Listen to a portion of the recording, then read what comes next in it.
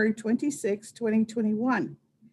We are meeting virtually via Zoom to convene the committee's first public oversight hearing of 2021. Today, we will be hearing from the Office of the City Administrator, the Department of Aging and Community Living, the public witnesses only, the Commission on Aging, and the Age-Friendly DC Task Force, and the Secretary of the District of Columbia, in that order. The purpose of today's hearing is to receive public government witness testimony regarding the performance of the agencies mentioned for FY20 and FY21 to date. I'm asking that our public witnesses keep their remarks to 3 minutes or less, and for the organizations, 5 minutes or less, to give courtesy to those who will be delivering testimony after you. I'd like to note that the entire written testimony will be a part of the record. As you know, we are fastly approaching the 1-year mark of the declaration of the public health emergency in our city. This past year has been one of the most difficult in our history. We have gone without so many of the traditions and events that contribute to the district's character and community. Our economy has been shaken, and many local businesses have closed their doors. Sadly, over 1,000 district residents have died from the virus. And I must mention, including our mayor's own family member, her dear sister. We have collectively struggled to do our best as citizens and as public servants. However, we can now see the light at the end of the tunnel, hopefully, despite several upsets, and more residents are being vaccinated, and that's a good thing. We are here to begin planning for the coming year, feeling uplifted to a great degree, and we will, by reviewing the agency's performances, we'll have a roadmap for going into our new future. I am proud to have had much of our public leaders and institutions undertaken the challenge of the moment. As an example, we have maintained delivery of senior meals and student meals. We have conducted check-ins and wellness calls for vulnerable residents. We have issued grants that give small businesses an option so that they can weather economic changes. We quickly expanded our unemployment programs. We expanded housing assistance with local and federal dollars. Our agencies have been entrusted with so many more responsibilities than we ever could have imagined prior to last March. We are here to understand what our government agencies have accomplished in this past year and to examine their performance. Along the way, we will identify areas of success and areas for improvement as we enter the home stretch of this long, difficult year, or 18 months it seems. We have the rare opportunity to evaluate how we are going back from months of the COVID to a more equitable District of Columbia where every resident can live up to their full potential and their government is there to work with and for them. At this time, I would like to recognize that I have been joined by a few colleagues, Councilmember Brooke Pinto from the Ward 2 community, and I'll ask them if she would like to make remarks. Do we have anyone else? Ram? All right, okay. Councilmember Pinto, we want to hear from you. Good morning. Thank you so much, Chairwoman Bonds, for holding this performance oversight hearing on agencies of DC that are responsible for the welfare of our seniors and older adults, as well as on important executive offices of the mayor. The Department of Aging and Community Living's duties to advocate, plan, implement, and monitor programs in health, education, and social services for the elderly is a sacred responsibility that promotes longevity, independence, dignity, and choice for our aging district residents. I look forward this morning to examining how the Department on Aging has served the district's senior population during this past very difficult year when our seniors faced and continue to face the double threat of COVID-19 health consequences and the parallel health burden of surviving extreme isolation to avoid the COVID-19 infection. I want to thank the 6 senior villages in DC for your hard work in assisting our seniors age in place and combat the devastating impacts of social isolation, 3 of which are in Ward 2, the Foggy Bottom Village, DuPont Circle Village, and the Georgetown Village. And I have really enjoyed our partnership and looking forward to continued service on behalf of our older residents moving forward. I'm also interested in learning how the Office of the City Administrator has served the residents of the district during this difficult year where the district faced devastating health, economic, and political threats never seen before in our lifetime. I'm looking forward to hearing this morning about the strategies and management philosophies that the City Administrator relied upon in this decision-making during this past year and moving forward as we return to a new normal and revitalization of the District of Columbia. I also want to thank our City Administrator, Kevin Donahue, for his tireless work and continued partnership. So thank you again, Chairwoman Bonds, for holding this important oversight hearing, and I'm looking forward to an informative and instructive morning. Thank you very much. And we will begin our oversight discussion with the City Administrator. And so, Mr. Donahue, if you would, I think I need to swear you in. If you would raise your right hand. All right. Do you swear and affirm your testimony and any statements that you make before us today to be truthful and complete? I do. Thank you very much. And you can begin in a very few minutes. I think it would be worthwhile for me to just quickly read the mission of your office, and you can add to it through your testimony. The mission of the Office of the City Administrator is to facilitate the effective and efficient implementation of the mayor's policies by providing leadership support and oversight of district government agencies. The city administrator is responsible for the day-to-day management of the DC government, setting operational goals and implementing legislative actions and policy decisions of the mayor and the council. The city administrator reports directly to the mayor and has direct oversight over all executive agencies. The city administrator prepares the district's annual operating budget and provides direction to all of the agencies to ensure that they are meeting the district residents' needs. The Office of the City Administrator is the main liaison for many of the district's independent agencies and the Metropolitan Washington Council of Governments. Additionally, the district's deputy mayors report to the city administrator. And we will now hear the testimony from our city administrator, Mr. Kevin Donahue. We can begin when you're ready. Thank you, Council Member. It's good to join you and others this morning. I'll begin my official testimony. Good morning, Chairperson Bonds and members of the Committee on Housing and Executive Administration. My name is Kevin Donahue, and I'm the City Administrator of the District of Columbia. Thank you for the opportunity to provide testimony on this performance hearing of the Office of the City Administrator during fiscal year 2020 and fiscal year 2021 to date. With me, I have members of my team who have also joined virtually. Assistant City Administrator Jay Melder, Ben Stutz, who serves as the OCA's Chief of Staff, Lindsay Maxwell, the Director of the Office of Labor Relations and Collective Bargaining, Jenny Reed, the Director of the OCA's Office of Budget and Performance Management, and our newest member, Linda Harley Harper, the Director of Gun Violence Prevention. They all play critical roles in the office, and they're all here to join me after the testimony, and they'll be available with me to talk about the office. This year's performance oversight hearing is unique given the COVID-19 public health emergency.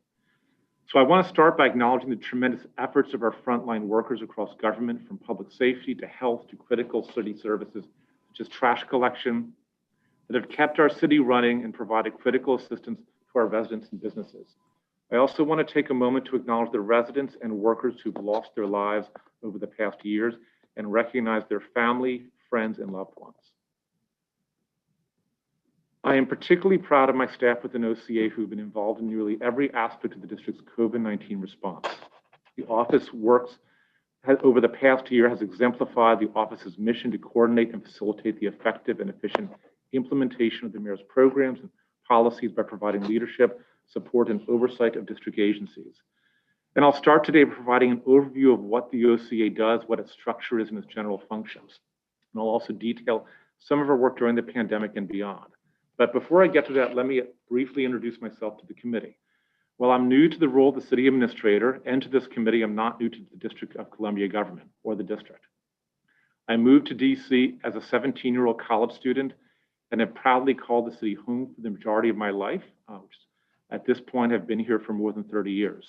My first job in DC government was nearly 20 years ago, when in late 2002, I began working at the DC Department of Transportation, which at that point was a very new agency, as an entry-level program analyst. To sit here before you as a city administrator is something that I never would have imagined when I first began my tenure in district government.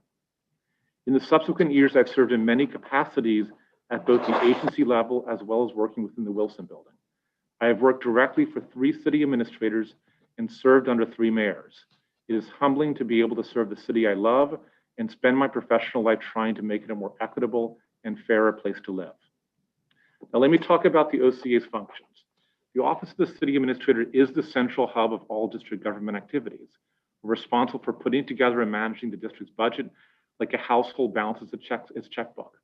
This means we monitor agency budgets throughout the year. We predict what costs the district will see in coming years, secure funds from the federal government, and evaluate whether programs are effectively using budgeted funds.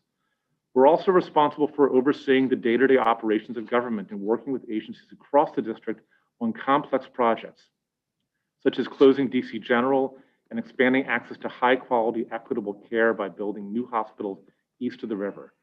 Our work helps to ensure that projects like these are completed on time, within budget, and as professionally as possible. We also negotiate working conditions and compensation terms with the unions in the district through OLRCB. In the coming fiscal year, 2 positions within the OCA will be critical to the way in which we provide services. The Chief Equity Office will lead the Office of Racial Equity, and the Director of Gun Violence Prevention will lead the Gun Violence Prevention Emergency Operations Center, both of which I'll talk a bit more later in my testimony. Another important function the office provides is building relationships between district government and our community. This includes residents, outside organizations, industry experts, and others who have thoughts about how we can better provide services or want to contribute to our work. This has been an especially important role of OCA in the actions we've taken to respond to the public health emergency. Now, let me talk about some of those COVID-19 responses.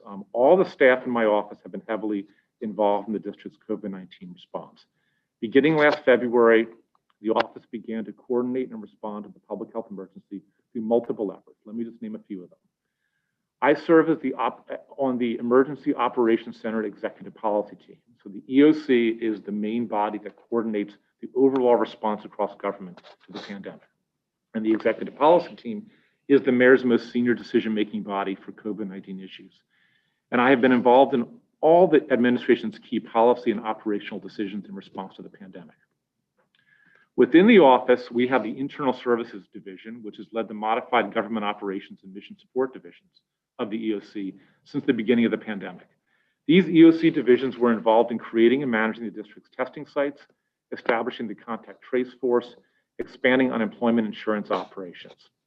This team also facilitated the coordinated closures and reopenings of government services and facilitated in facilities as the pandemic progressed. Internal Services also led the strategic stockpile of personal protective equipment, which has served DC's first responders, essential and emergency workers, local health providers, businesses, childcare centers, and schools.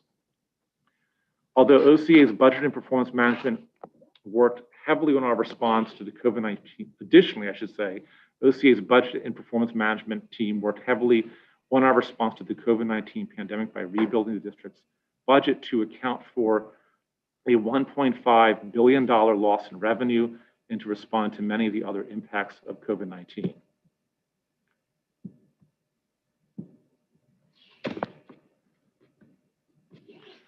This budget and performance team managed a rapid budget development formulation process to strategically allocate local and federal funds and created and managed a dashboard to support the financial and operational management of the district's COVID response. The dashboard helped inform the mayor and other stakeholders on key metrics related to the district's response to the pandemic, including meal distribution, the operating status of district buildings, unemployment benefits processing, district employee COVID testing and quarantine status, and PPE distribution.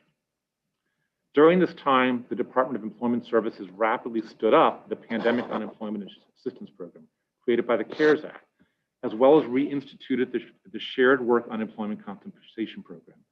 At the request of the mayor, the lab at DC, which is part of the OCA, applied its resident-centered design skills to develop user-friendly online application forms for both programs. Using a similar process, the lab developed the DEMPED Small Business Microgrants application form and 3 rental assistance applications used by the Department of Housing and Community Development. Our Office of Labor Relations and Collective Bargaining, also part of the OCA, spearheaded the district's labor engagement during the public health emergency, most notably coordinating with DCPS to engage the Washington Teachers Union regarding the transition to virtual learning, and more recently, the return to classrooms for students and teachers.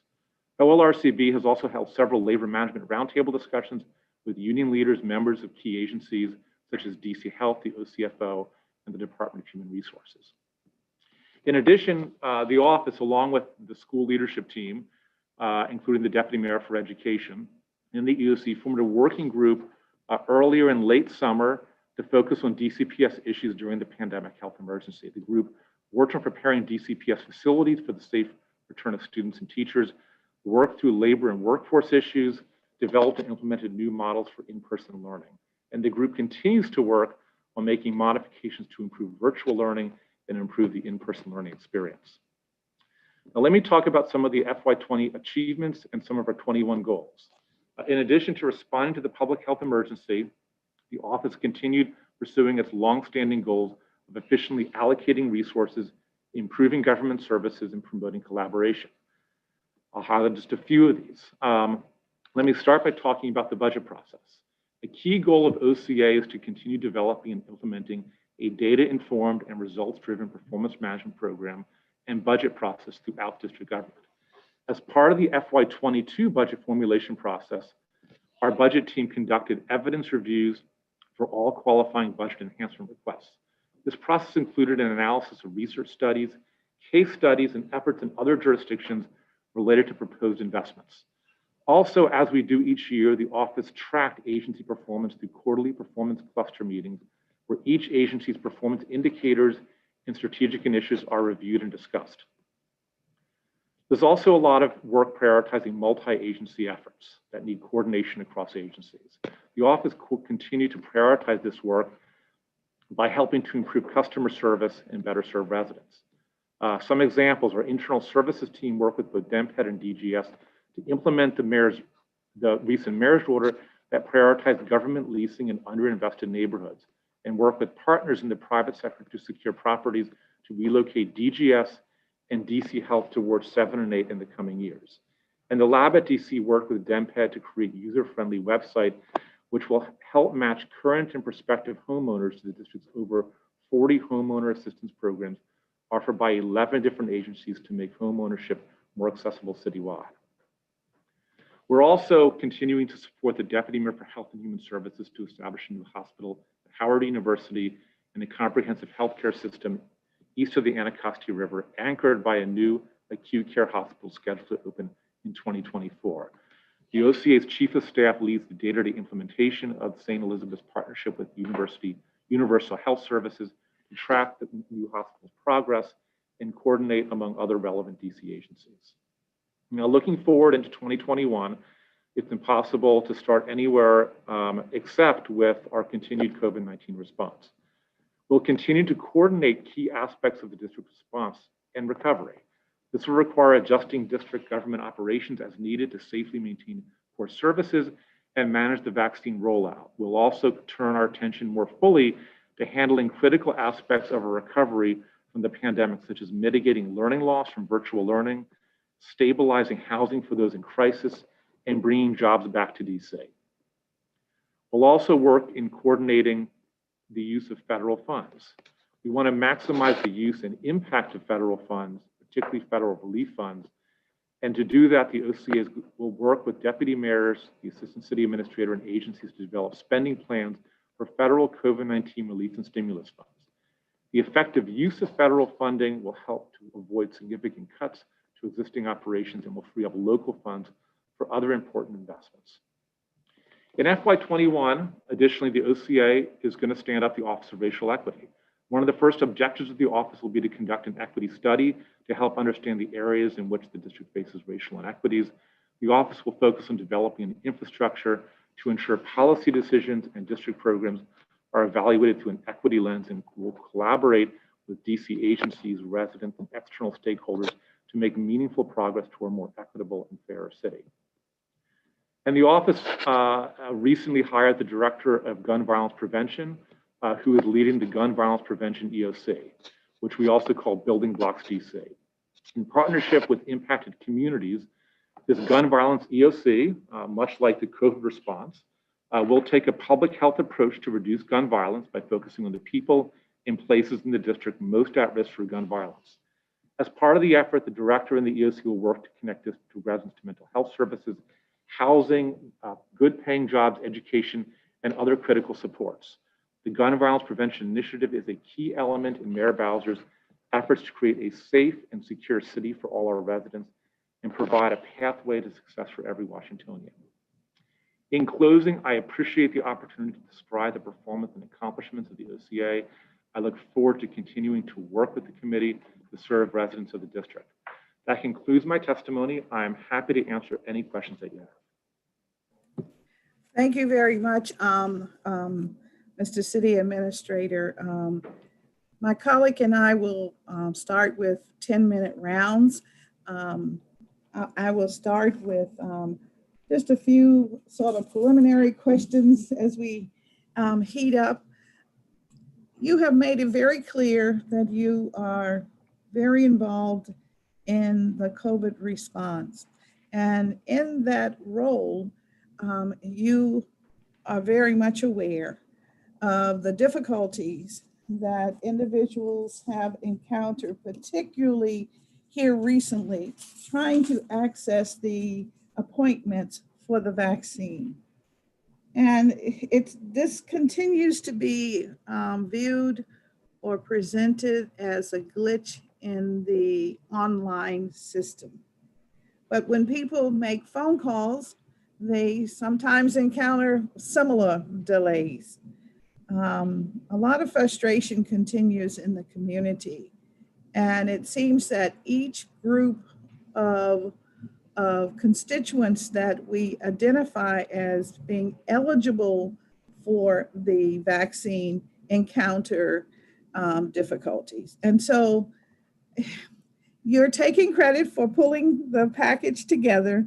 So I want to understand, what can we continue to expect as it relates to getting vaccine in the arms of the residents of the District of Columbia? Thank you for starting. It's a very timely start to the questioning. Let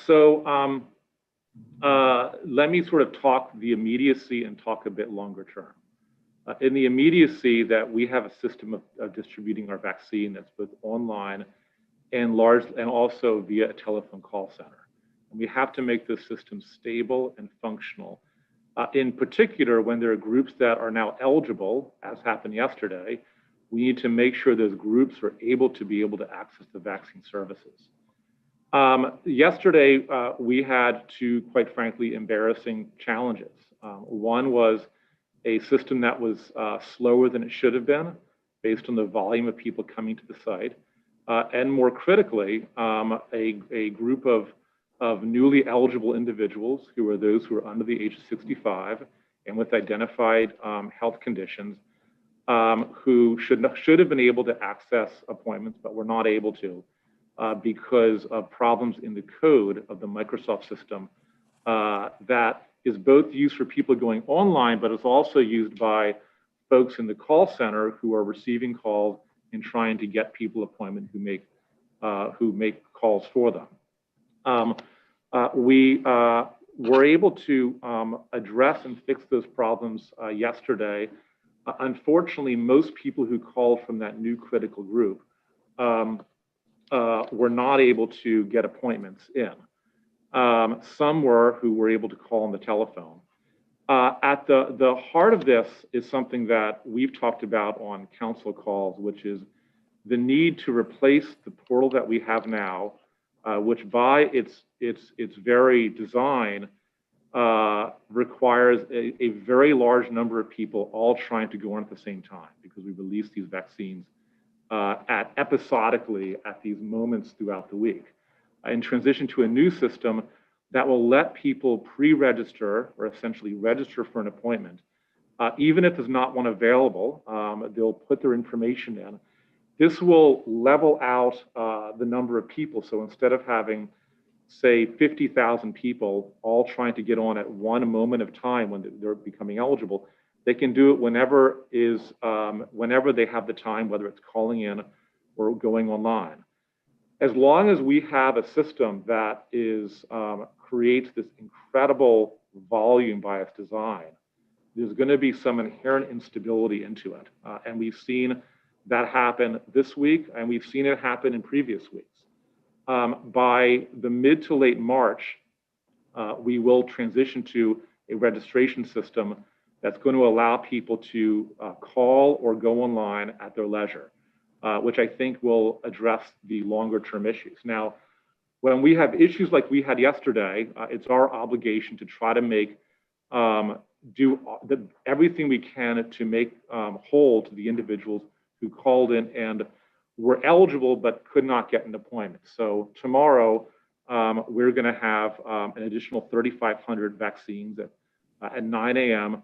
that will be available for individuals in those priority zip codes who are under 65 with identified medical conditions. In other words, the group that was most harmed by the problems yesterday, and make it available to them again.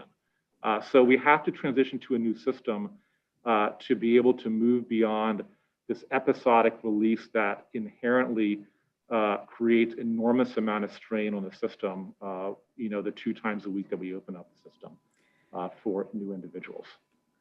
Well, thank you for that response, but to be very honest, we continue to have these kinds of glitches, and I'm not sure that the public has a stomach for understanding that the computer system doesn't work and we need to replace it. And at the same time, we hear from the federal leadership that we should be vaccinated as quickly as possible in order to save lives. And so I really want to challenge your office to do something differently so that our community will again have faith that we are working for them and with them. And I have to be very strong on this point, because every day, most of the day, the constituent complaints are regarding this system not working and them feeling left out. And that's on top of those who just believe that it's not a good thing anyway. They don't understand the real need for taking the vaccine. And if we're going to return to so-called normal conditions, we really have to have a solution, and we have to have it fast. I'm just wondering, is there some way to beef up the telephone system? And is there a way to take the information from the individuals and then get back to them with an actual appointment? I mean, can we be that efficient? And is this something that the lab developed as far as the protocol that we're using? I know that you depend on this, this center, government piece readily. What is going on, really? I appreciate your comment, but what's really going on? And how do we get to the root of fixing it? That, I guess, is my ask. after we had the problems yesterday, so first of all, residents who call in have every right to be frustrated at the government, and it is and was an embarrassing experience that people are rightfully should be frustrated by. We have beefed up the telephone entry system by taking part of the vaccine batch that we have each week and making them only accessible by individuals who call through the telephone. That helps level out and even out the load between the people going online and people calling on the telephone. We also have brought in Octo to be able to work with DC Health to make sure the very best people in DC government and the very best contractors that we have on contract are working to stabilize the system and evaluating it before and after each time that there is a new release. And ultimately, we also, as a city, have to get to having more vaccines. So part of the tension and the anxiety is that there's still a relatively small number of vaccines for a large number of individuals who still want to get it. So we have to advocate and get more vaccine.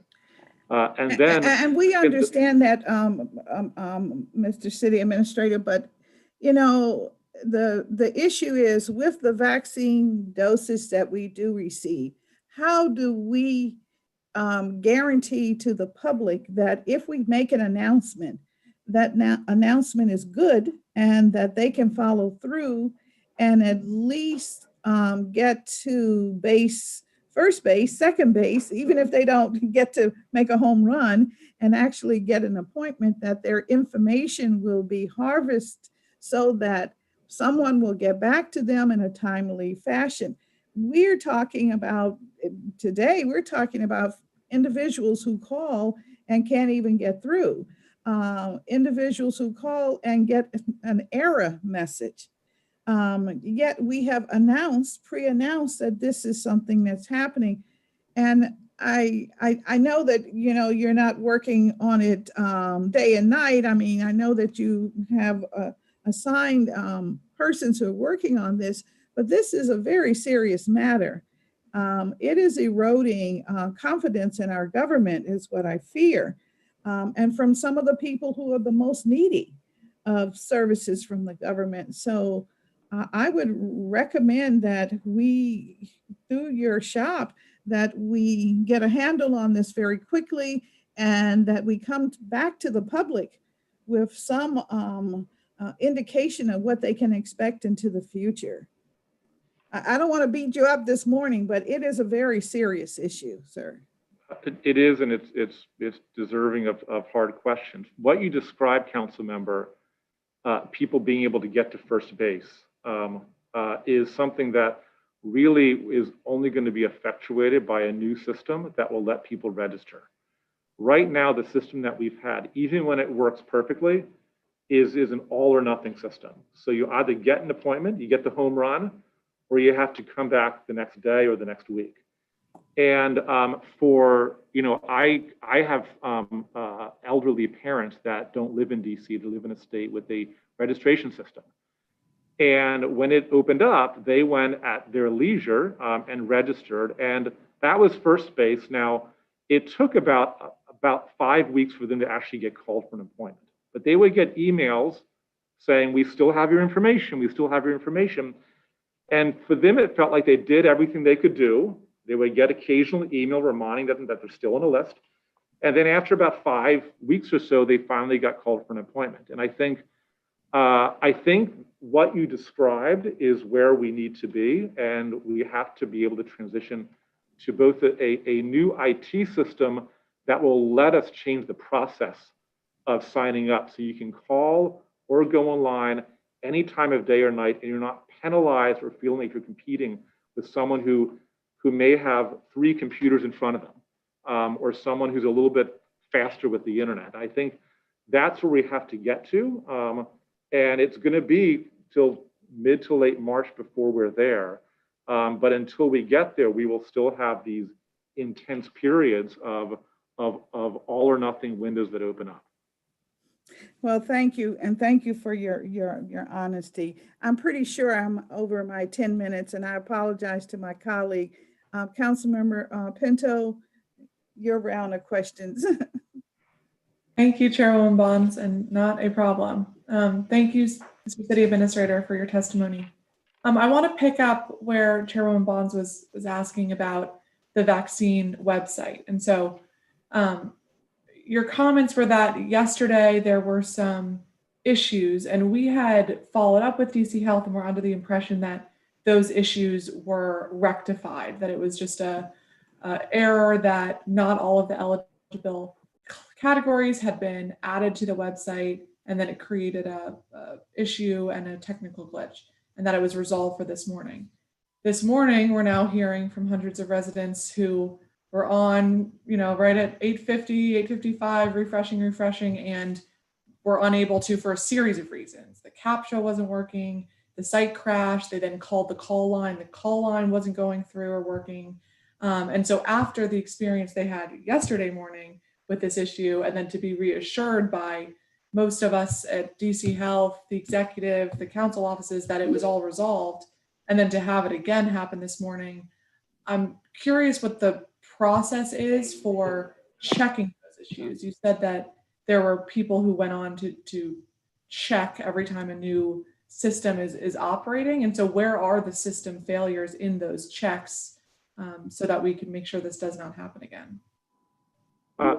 So let me untangle then and describe sort of what exactly happened yesterday and some of the things. So the context of this is that with the new group that's eligible, so those under 65 who have identified medical conditions, there are, according to DC Health, between about 150 and 170,000 new individuals who qualify for that. So it is, I think, the largest group that is suddenly eligible. So that's sort of context one. The other context is that today and yesterday, there was about 6,000 vaccines to be distributed and tens of thousands of individuals who were ready to come on at the system the moment it came on. So those are two just contextual pieces. So what happens each week is when the vaccine portal closes, DC Health by Monday, typically it's around Monday, they'll have a discussion with the executive policy team that's led by the mayor around what adjustments they want to make, not to the IT system, but in terms of who should be eligible based on their health guidance. And so that decision happens at the recommendation of DC Health. And then after that policy decision, there's an IT team made up of both Octo, DC Health, and Microsoft in this case, that develops what the code should be for the system. That is finalized on Tuesday, and then on Wednesday, there are tests that are run on the system to make sure that code translated into a system functioning as intended. Then Thursday morning, typically, the first batch is then unwound. So there's this between Monday policy, Tuesday code writing, Wednesday testing. What happened yesterday is that a policy was made at DC Health on Monday, which is to allow for this large new group to open up. And the code that was written didn't reflect that policy. And the tests that were done were not adequately checked by the individuals involved to make sure that we were checking to see if the code reflected the policy. So when the system went online on Thursday, there was both public statements and on the website that if you fit this new category, you would be eligible. But if you went online to click that you were under 65 but had an identified medical condition, the system would tell you that you weren't eligible. And it's because that policy was not translated into code. Part of this, and I'm being very honest about this, which is that some of the individuals that were working have been working 7 days a week for 10 months in very, very strained, stressful conditions. And so this policy change, which should have been written down in writing to confirm that everyone knew what the code should be, didn't get written down like it typically would in a standard software development process. And And as a result, we had a portal open up yesterday that did not reflect the policy that was outlined. So we've changed the process yesterday after we identified the root cause, which was that the policy didn't translate into code, and to require standard procedures for validating the policy translating into code. That just didn't happen leading up to Thursday. And then I should say, because like today, we made those changes to code, but there's 70,000 people that are now eligible. We had 30 or 40,000 that were online the moment the clock hit 9 a.m., sometimes clicking repeatedly to try to get on.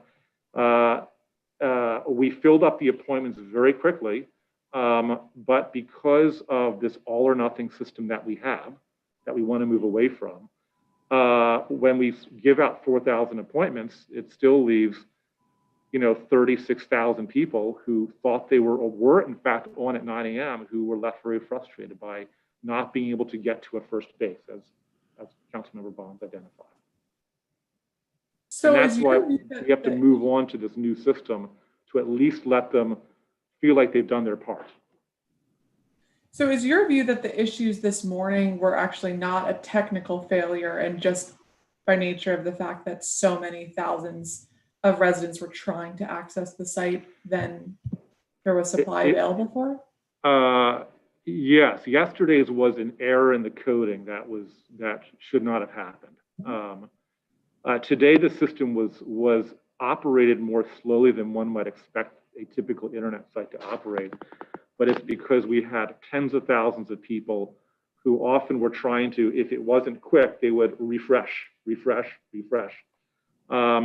Yesterday, to give you some context, we had hundreds of thousands of attempts to get onto the site.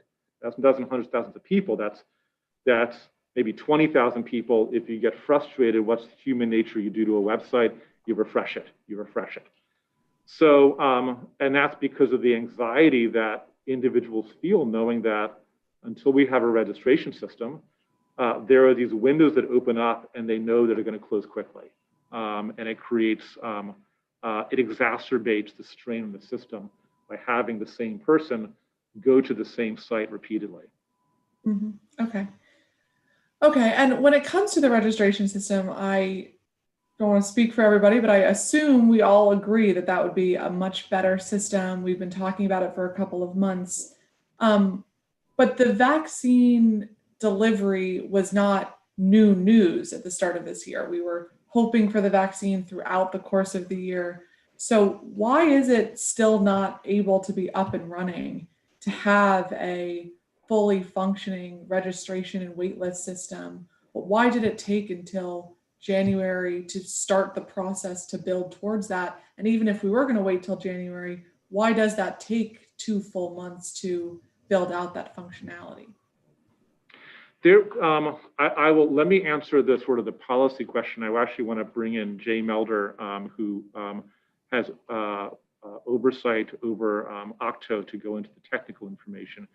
So we made a policy choice, and there are trade-offs. I mean, it's clear now the value of a registration system, but before we went into it, there were trade-offs between having a portal that gave absolute clarity as to where you stood, which is that we wanted to make sure that every vaccine that we were given was put in someone's arm the following week.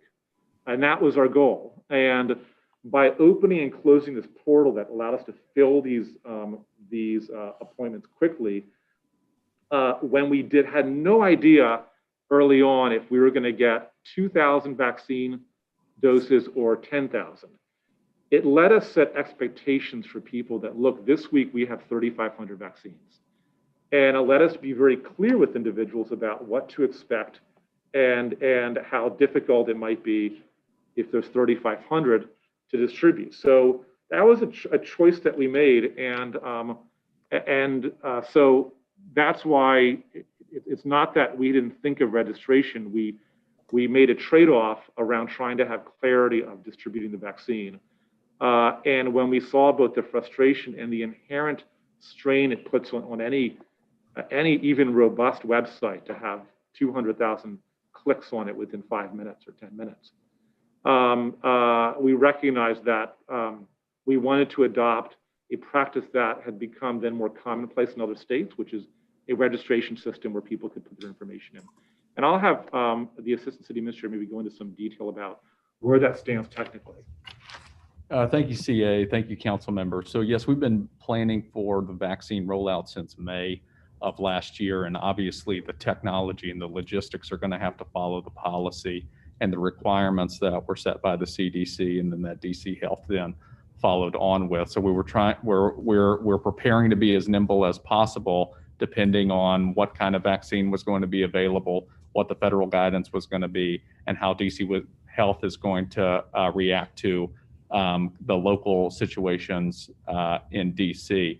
So what we have now is a system that we utilized for our testing program with Microsoft. We also have a relationship with a Center for our Contact Trace Force and tracing program. Both of those IT firms are working with us right now on our registration system. Both have registration systems that they're working on for other jurisdictions. So this is something of a bit, we're working to get a bit of a proven product done. But of course, we want to roll out the new pre-registration system and make sure that it's effective and does what it needs to do. And often when you roll out big IT problems, there are some navigation and user experience things to work out. So we want to make sure that all of that is done as much as we can on the front end, so that when that pre-registration is rolled out, it works the way that we intended to.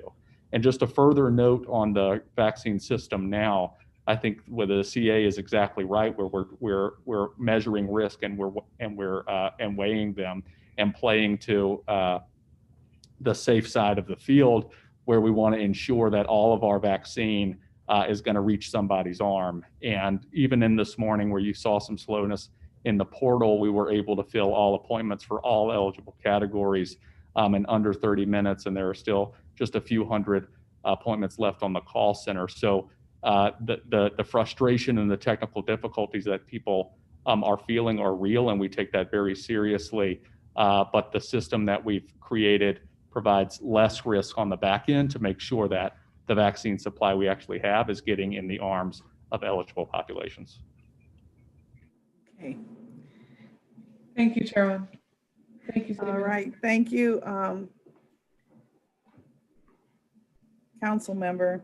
I think I've lost my connection. Let's see. Okay. All right. Mr. City Administrator, can we continue and talk a little bit about this? And maybe Mr. Meldner is probably the better one. I want to know a little bit about this system, this pre-registration system. Has work begun on putting in this new system? Mr. Meldner? Yes, ma'am. The work has begun on the system. All right. And what's your estimate of how long will it take? Right now, we're working on a glide path to middle of March. So we're thinking about the week of March 15th is when for the one product Accenture that we might be able to roll out. And we're also working on a similar glide path with a Microsoft product. So whichever one we can deliver quicker and the one that meets our user testing is the one that we'll ultimately go with and roll out to the public. Thank you very much. Would you please make sure that I'm asking for a weekly update as to progress being made.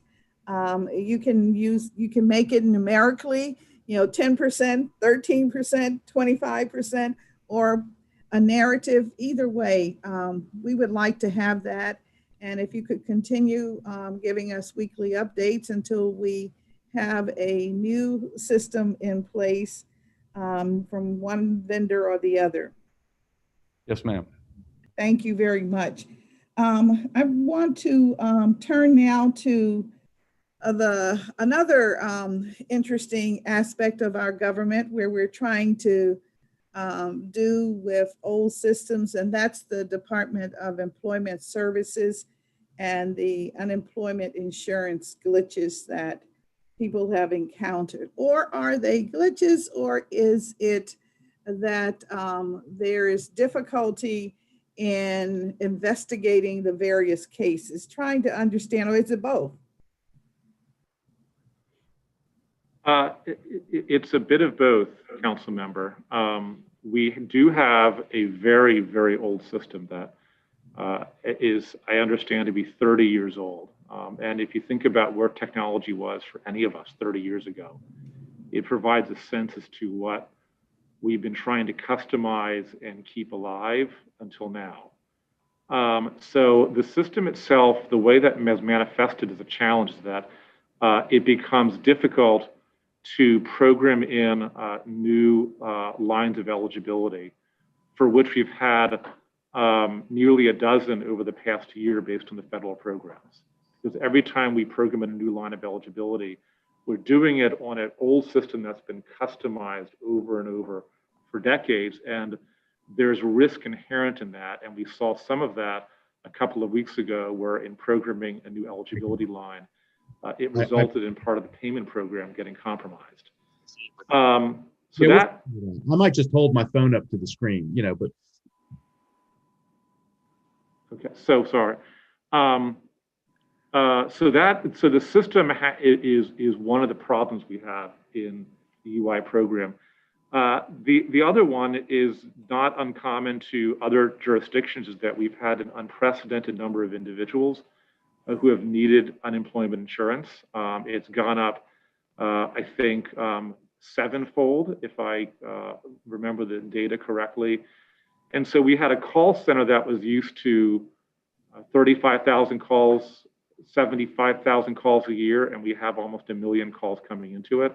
And that required expansion, and in a system that requires verification of eligibility that we had to rapidly staff up to. And the result of the sudden increase in demand and the lag in keeping up with our capacity meant that individuals who applied for and were eligible for unemployment insurance typically would start to get those benefits within 2 weeks. We're now seeing those benefits coming really in 3 and 4 weeks of a delay, which is very problematic when for an individual who has lost a source of income. Well, and I understand the situation, but I guess I also wonder, since we know that we've been in this pandemic now a year, and there are people who perhaps they've been waiting 6-7 months for a single payment for something.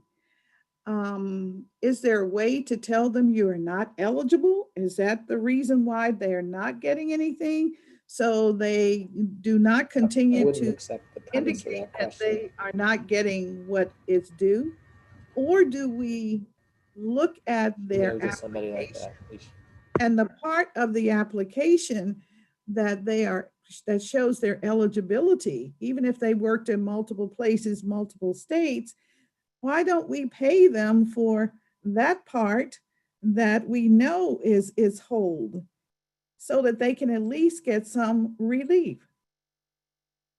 Is that possible? So when I ask about individuals who I hear are waiting months to be able to get a check, certainly the response that I've gotten from DOES is those are typically individuals who are either not eligible or who are appealing a ruling of some kind that has extended out the process beyond what is typical. The typical process is still for less than half the individuals still receive benefits in 2 weeks. It typically goes to 3 or 4 weeks. We have invested recently over $10 million in additional funds to be able to allow DOES to hire 100 new adjusters, adjudicators, and 100 new call center call takers.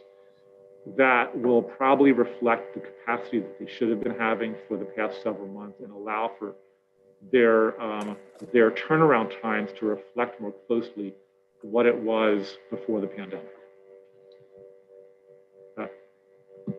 Okay, well, I, I wish so much that we could resolve these claims faster. You're indicating it's through the adjudication process. But in the meantime, is there a way maybe that we can give these individuals some sort of loan so that they at least have some wherewithal to take care of themselves? I know that we will have additional monies to help with rent if that is a need that they may have, but I'm thinking more about, food and just knowing that you've got a little something in your pocket other than $1.80, or knowing that at least you're going to be made whole or you have the opportunity. Can we enter into a loan program with the individual so that they can actually have something? I think it's about 3,000 individuals. That's what I'm concerned with. Let me share the idea with the Director of Employment Services. When you talk about that, I think about two things. One is that we need to improve getting them their first check so that they would not have a need for some kind of advance loan. For someone who is not eligible and receives a loan, there may become a challenge of repayment. But I also think you're also addressing a very important point, which is we need to be able to find more ways to provide financial stability to individuals and families who are in need. That really often goes beyond what they would be entitled to with unemployment, which is limited in size and eventually ends. And I do believe if we're able to get the federal stimulus funding that is currently in the Congress, it potentially will be of such a size that will allow for us to have a transformative impact on the recovery of families from the economic implications of the pandemic. Yes. Mr. City Administrator, I guess to the way I look at it, if you're an individual you're not eligible and you have no employment or income, then it seems to me you're eligible for the many entitlements that we have in the city, SNAP, TANF, et cetera. And I'm just wondering, are we talk, you mentioned, well, you want to make sure that we can do a loan. Maybe it isn't a loan. Maybe it's a special kind of grant, or maybe it's just getting individuals enrolled in these programs expeditiously so that they can move forward with their life. I think today everyone understands that there is very little stigma with being on an entitlement by a government. I mean, we are subsidizing, we subsidize Microsoft for that matter, our government, Apple. And so living in subsidized housing, getting the SNAP, getting TANF, I mean, it's almost a way of life, and it will continue to be a big part of our life as we're trying to bring back our national economy and our local economy. So I just think if you could work with DOES and others, of course, with the mayor to see if that kind of policy can be put in place as quickly as possible. I mean, we have the systems. Most likely the individuals are eligible. I'm happy to continue this conversation, and also, I'm hearing the idea for the first time. I wanted to give you my honest initial response, but I think the work of teasing out what can come of it will come when I sit down with the director and work through what's possible from a policy and operational standpoint. All right, thank you. And I know I'm out of time again. I don't see the clock, but Councilmember Pinto for a second round. Thank you, Chairwoman Bond. So as we prepare to reopen further, how are you thinking about the metrics being utilized to make those determinations on relaxing standards? What can we expect as we head into the next month or two? So we have always had DC Health lead. So we first looked to DC Health for guidance and recommendations, and they base their guidance, as you know, on both the CDC guidelines as well as their own scientific advisory board that informs and stress tests different ideas they have for when it's appropriate to have additional phases of reopening. Certainly from what they have talked about to me, to you and the public as well, is we've been in a period of sustained decline in community spread. Many of our metrics that were red on our coronavirus.dc.gov website are now yellow. And so we want, as the vaccines roll out, we want to monitor that process and really not make any adjustments till we've had the chance to see if that sustained spread continues, probably until about mid-March is the time frame that DC Health has talked about. What they are looking for, as well as whether the mutations that have come up in both domestically and internationally cause an additional wave of increase in the city. And they will have a good sense of that, they believe, by the mid to late March. At which point some of the what they've talked about is there will be some opportunities, particularly for lower risk activities, that typically government has a bit of control over, like the issuing of permits for field usage, will become more likely to allow us to turn those on. And if that reduction is sustained beyond March into April, then we'll be able to look at some of the more higher risk activities at being safe and appropriate to be able to make adjustments to those. What we don't know is, as Dr. Fauci says, the virus is often in the driver's seat. And so what we have to do is monitor whether the mutations have a harmful effect on the positive impact that the vaccine is having right now. Okay, and which category of those activities would you place restaurants in?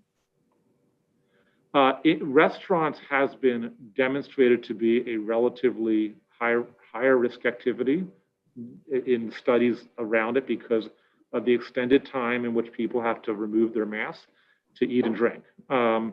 So restaurants and indoor dining in particular would be on not the low-hanging fruit, but the higher risk activities that DC Health has told us that they would want to see a longer time of sustaining the reductions than, say, permitting field usage or increasing some more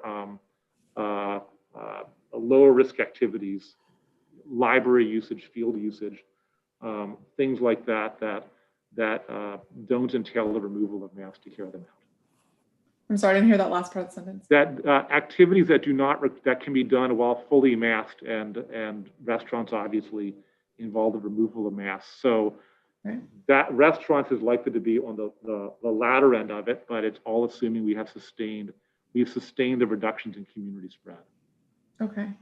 And how are the prospects looking for additional financial aid to our restaurants and other small businesses, particularly that can't operate by nature of our regulations and restrictions? They're looking better. So as you know, the mayor directed the city to allocate $100 million at the end of last calendar year to be able to keep some of the hardest hit industries alive, to get to a point where we have lower spread and can open them up more. What would happen next really would rely upon federal resources. We have a pretty constrained budget locally. So the House has a fifth stimulus bill that would make the city whole, as well as provided additional state and local aid.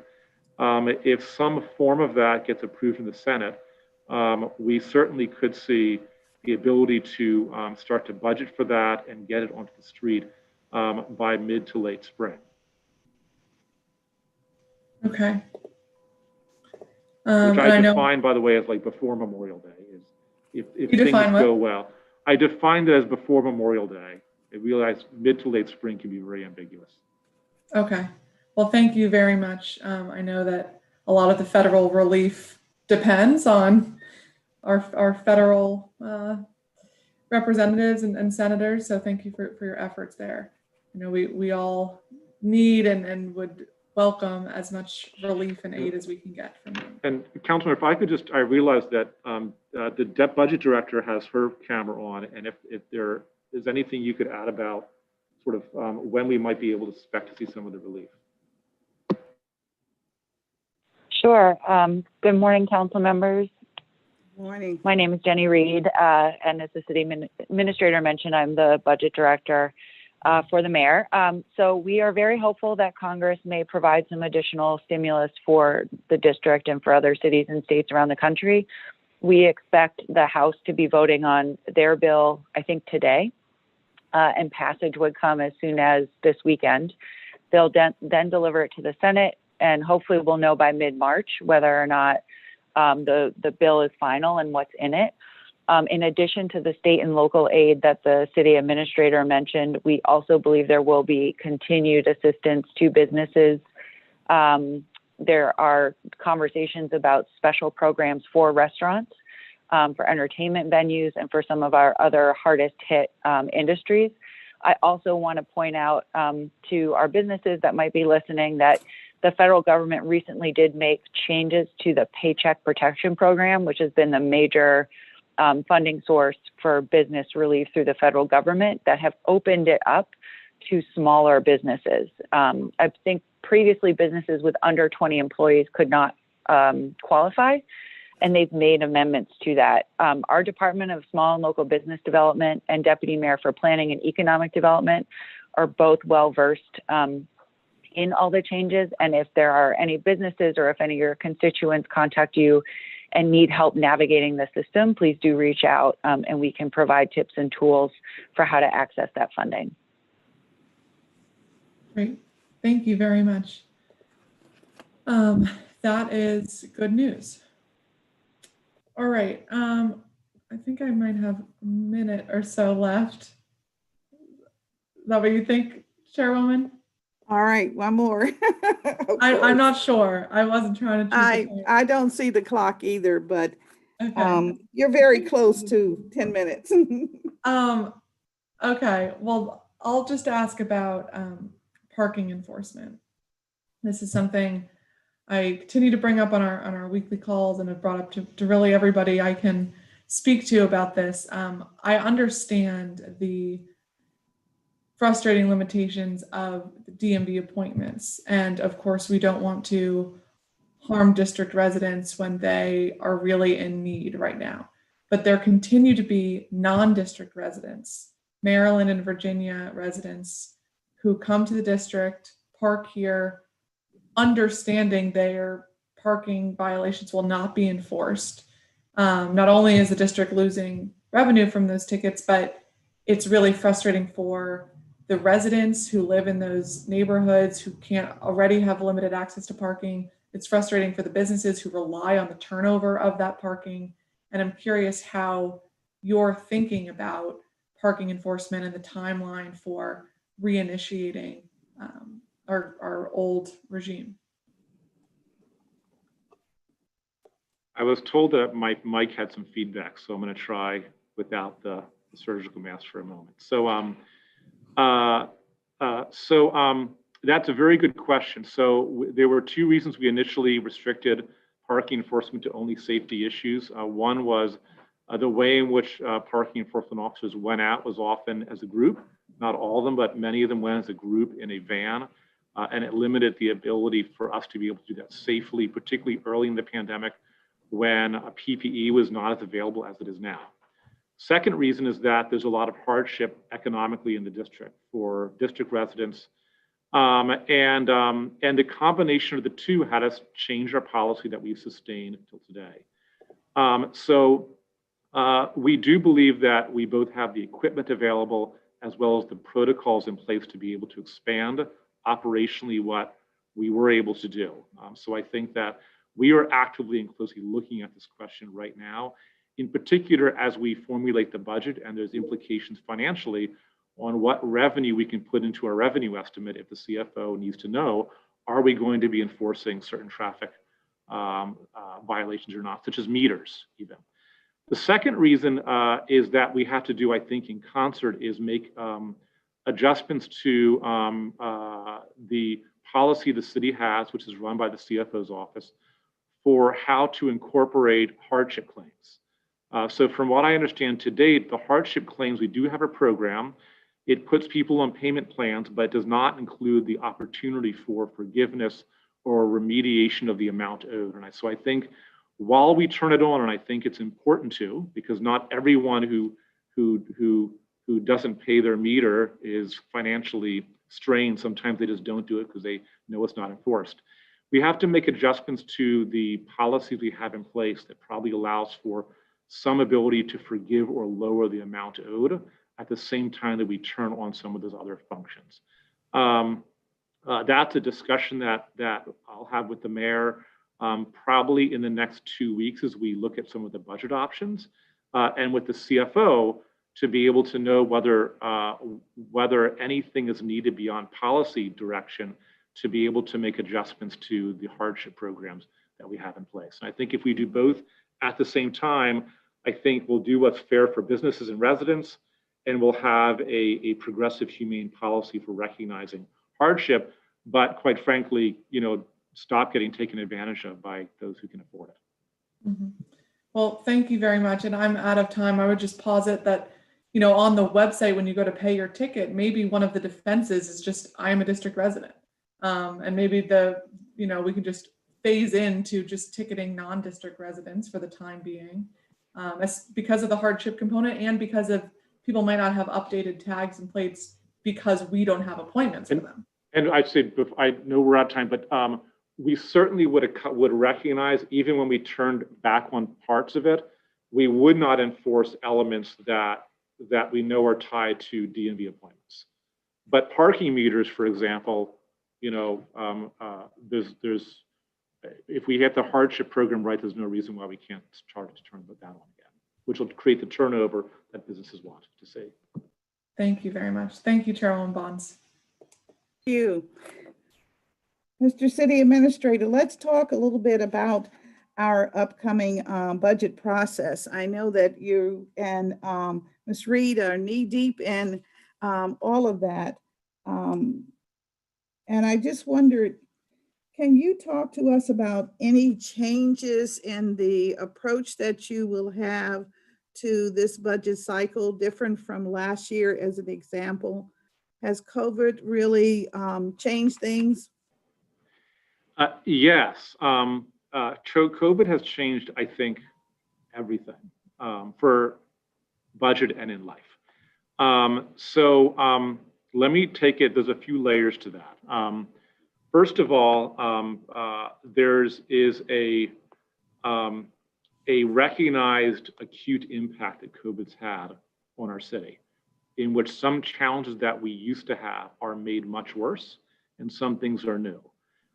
So one change that we made is the mayor identified early on areas of great need that, to the extent that we had funds to make new investments, we really wanted to concentrate both the money and also the creativity and innovation of the ideas. And those are around bringing jobs back, housing stability, affordable housing, gun violence, which is very much the increase, I think, is a byproduct of the pandemic, mitigating the impact of learning loss that virtual learning has created, and of course, last but not least, recovering from a health standpoint from the pandemic.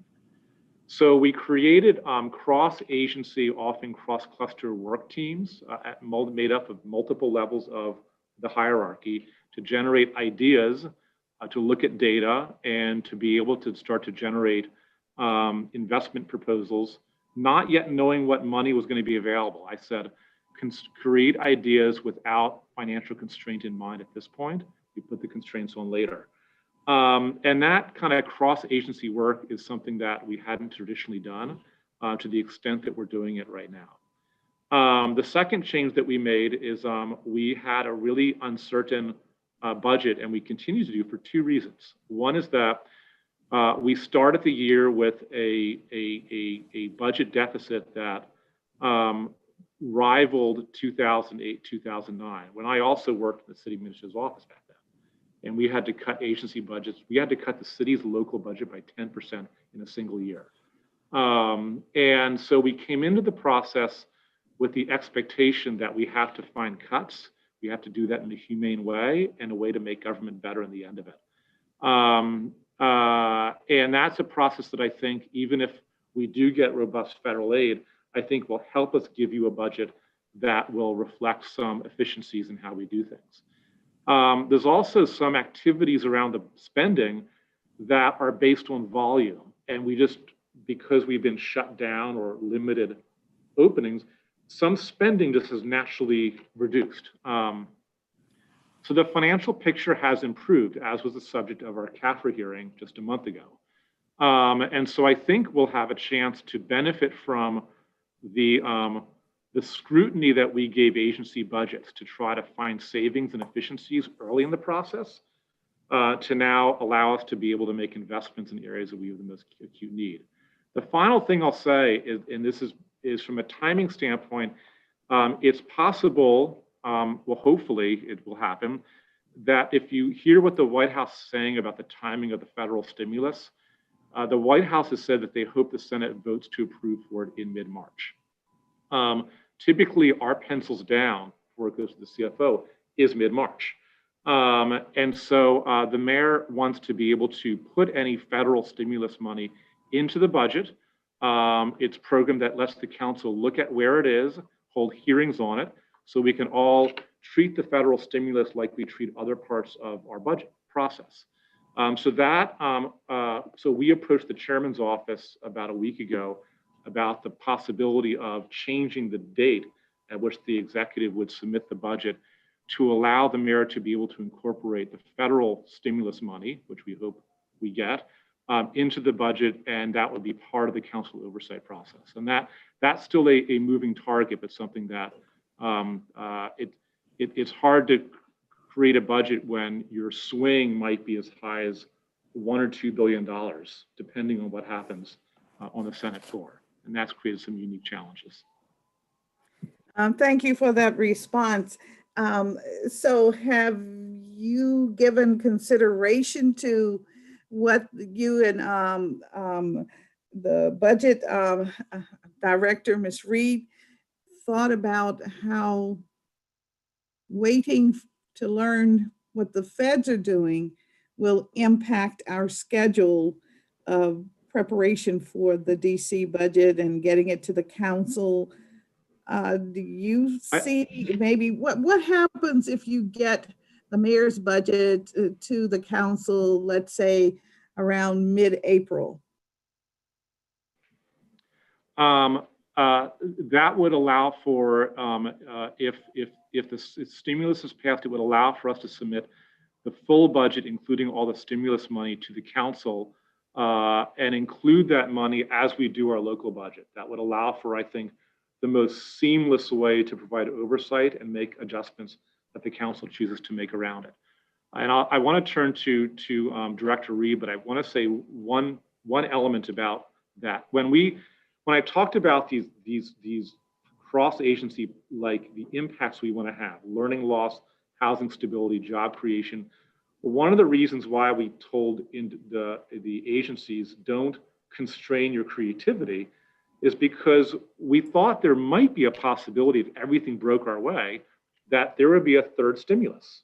There would be another package for us to be able to do that with. So if we get no federal stimulus money, our investment priorities will still be what I talked about. But the level of investment and the ideas will be constrained by what is available only through our local budget. If we do get federal stimulus money, those will still be the same areas of focus, but we can have a much more transformative impact on what we can do, particularly on things like job creation and housing stability, where by definition we're talking about very large investments needed to have the public feel an impact. But let me have Director Reed talk about some of the mechanics of what mid-April would allow for us to do from a budget standpoint. Thank you, City Administrator. So we are supportive of a delivery date to the council around the third week in April. I believe that the chairman introduced as part of his amendments to emergency legislation on Tuesday, a date of April 22nd. What that date allows us to do is submit to the council a realistic plan for how the stimulus dollars could be used. And a couple things that, while we are working on already, unpacking everything that's in the House version, looking at all sorts of different ways the funds could be allocated, there are some critical pieces that we will not know until the Senate passes that could have a really big impact on the best way to utilize those dollars. And two quick examples I'll give. One is the amount of time they allow us to spend the funds, and then whether or not they are restricted or unrestricted. And so right now, to give you an example, all of the funding in our coronavirus relief fund must be spent by the end of this calendar year. Actually, not a lot of time. And so that will have us think a little bit differently about how we get the money out the door versus if it's able to be spent over a 2-year time frame. The other big impact that we're looking out for is whether or not there are restrictions under the coronavirus relief fund. While the uses are fairly broad, they are restricted to the impacts of COVID-19, as well as like direct COVID-19 expenses. And there's lots of rules of regulation. So we have to see what they put on so we know how to best deliver a package to you all that we can work on. And then I think the other thing too is that we'll be looking at, really trying to give you all a separate package that we can hopefully work together to fast track so that we can get a lot of the stimulus money out the door very quickly into the residents and the businesses who need it the most.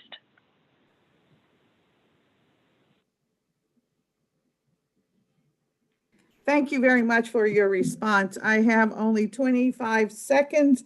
I won't try to chew those up at this time. I'll ask my colleague if she has any follow-up questions, and then I'll come back and make a few remarks. Councilmember Pinto. Thank you very much. All right, so, excuse me, Mr. City Administrator, can you elaborate for me the kind of distinction between your office and the office of the Deputy Mayor for Operations and Infrastructure, and how you divvy up your responsibilities and which agencies you oversee? Yes. So, and I can talk with firsthand experience as I was a deputy mayor before I assumed this role. So, DC has DC has a lot of agencies, which is both which I'm not casting judgment on. It's just an observation when you look at other cities or states. I think the mayoral reporting ones alone exceed 50. If you add in the independent, it's higher.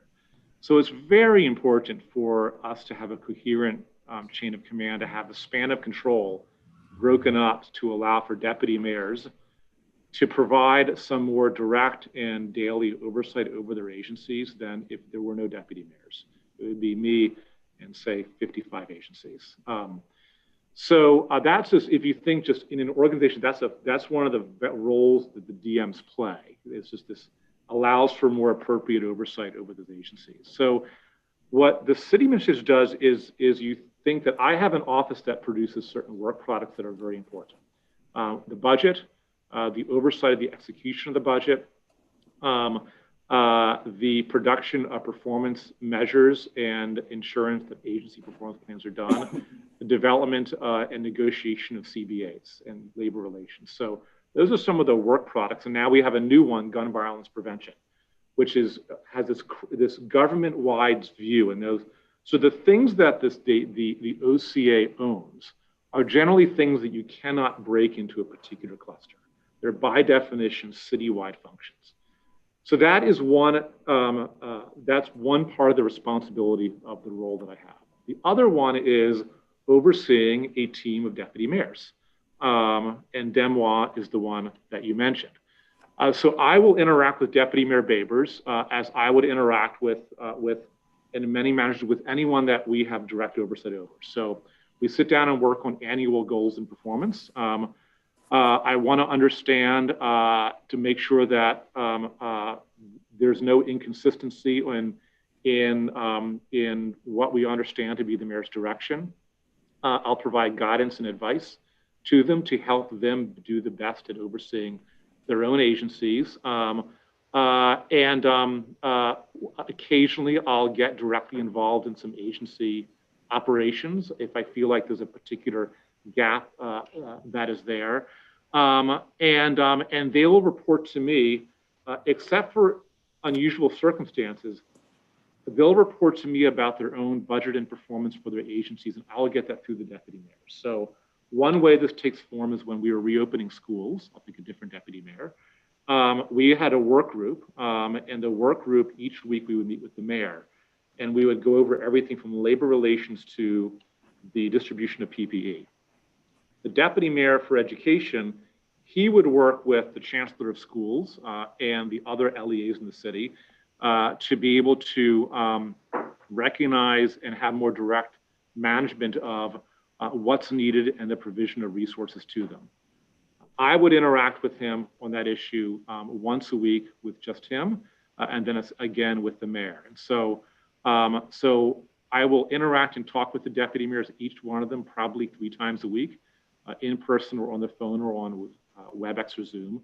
But that's kind of the role and the placement of the DMEs within the organization.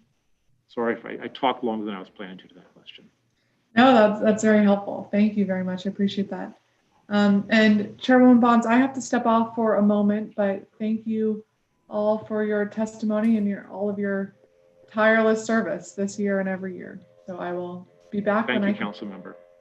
Thank you. Thank you very much, Councilwoman.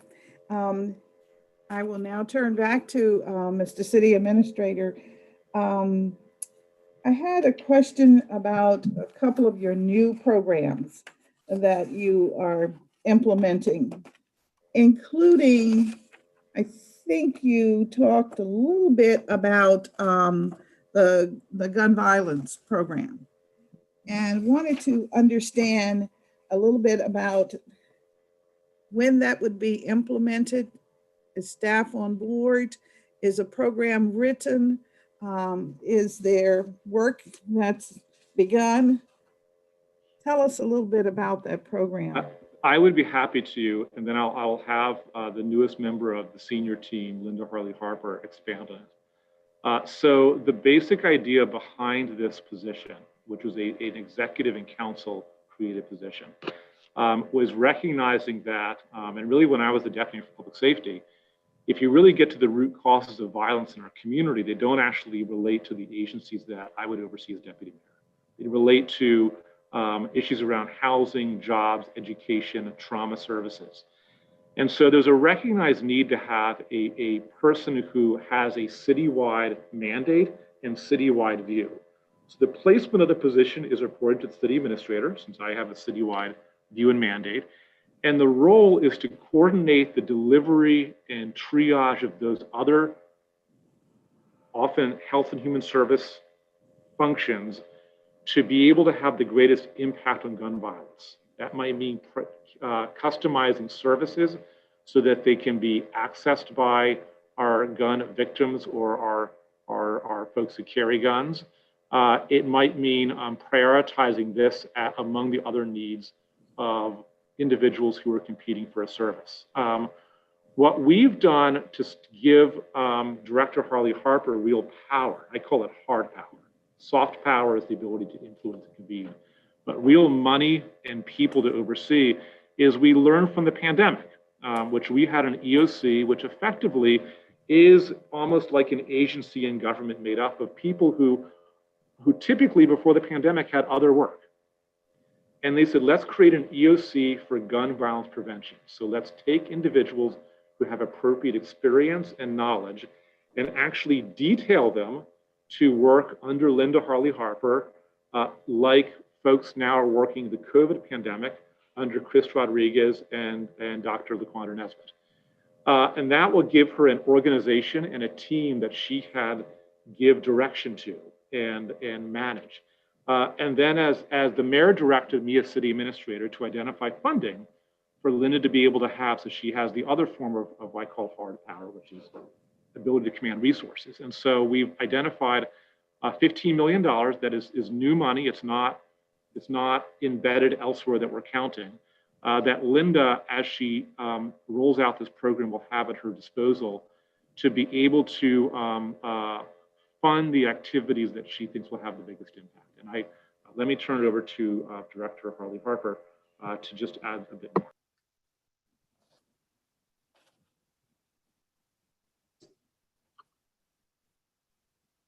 Good morning. Can you hear me okay? Yes, we can. Thank you for joining us.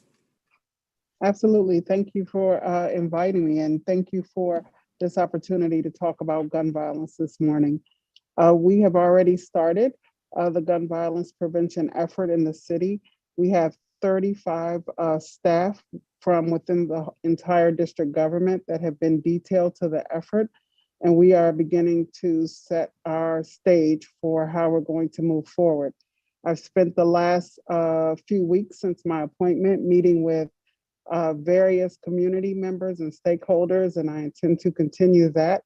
It's clearly a topic and an issue that the district residents are very concerned about throughout. I've received so many emails and inquiries about it. And I am so encouraged with all of the support and resources that have been committed to this effort by Mayor Bowser and the city administrator. Okay, well, I appreciate that update. You say you've been meeting with stakeholders and residents, and as you move forward, can you give us sort of a preliminary sense of how you will do your job, how you will help us prevent gun violence? Absolutely. So we have a three-pronged approach that we're going to take with what the office is going to do. We're going to have a person-based approach, a people-based approach, and we're going to have the process and the infrastructure in order to carry out our goals. We intend to work with the individual communities to assess the need and to meet their needs, and to work in partnership around what the communities desire in their communities to help to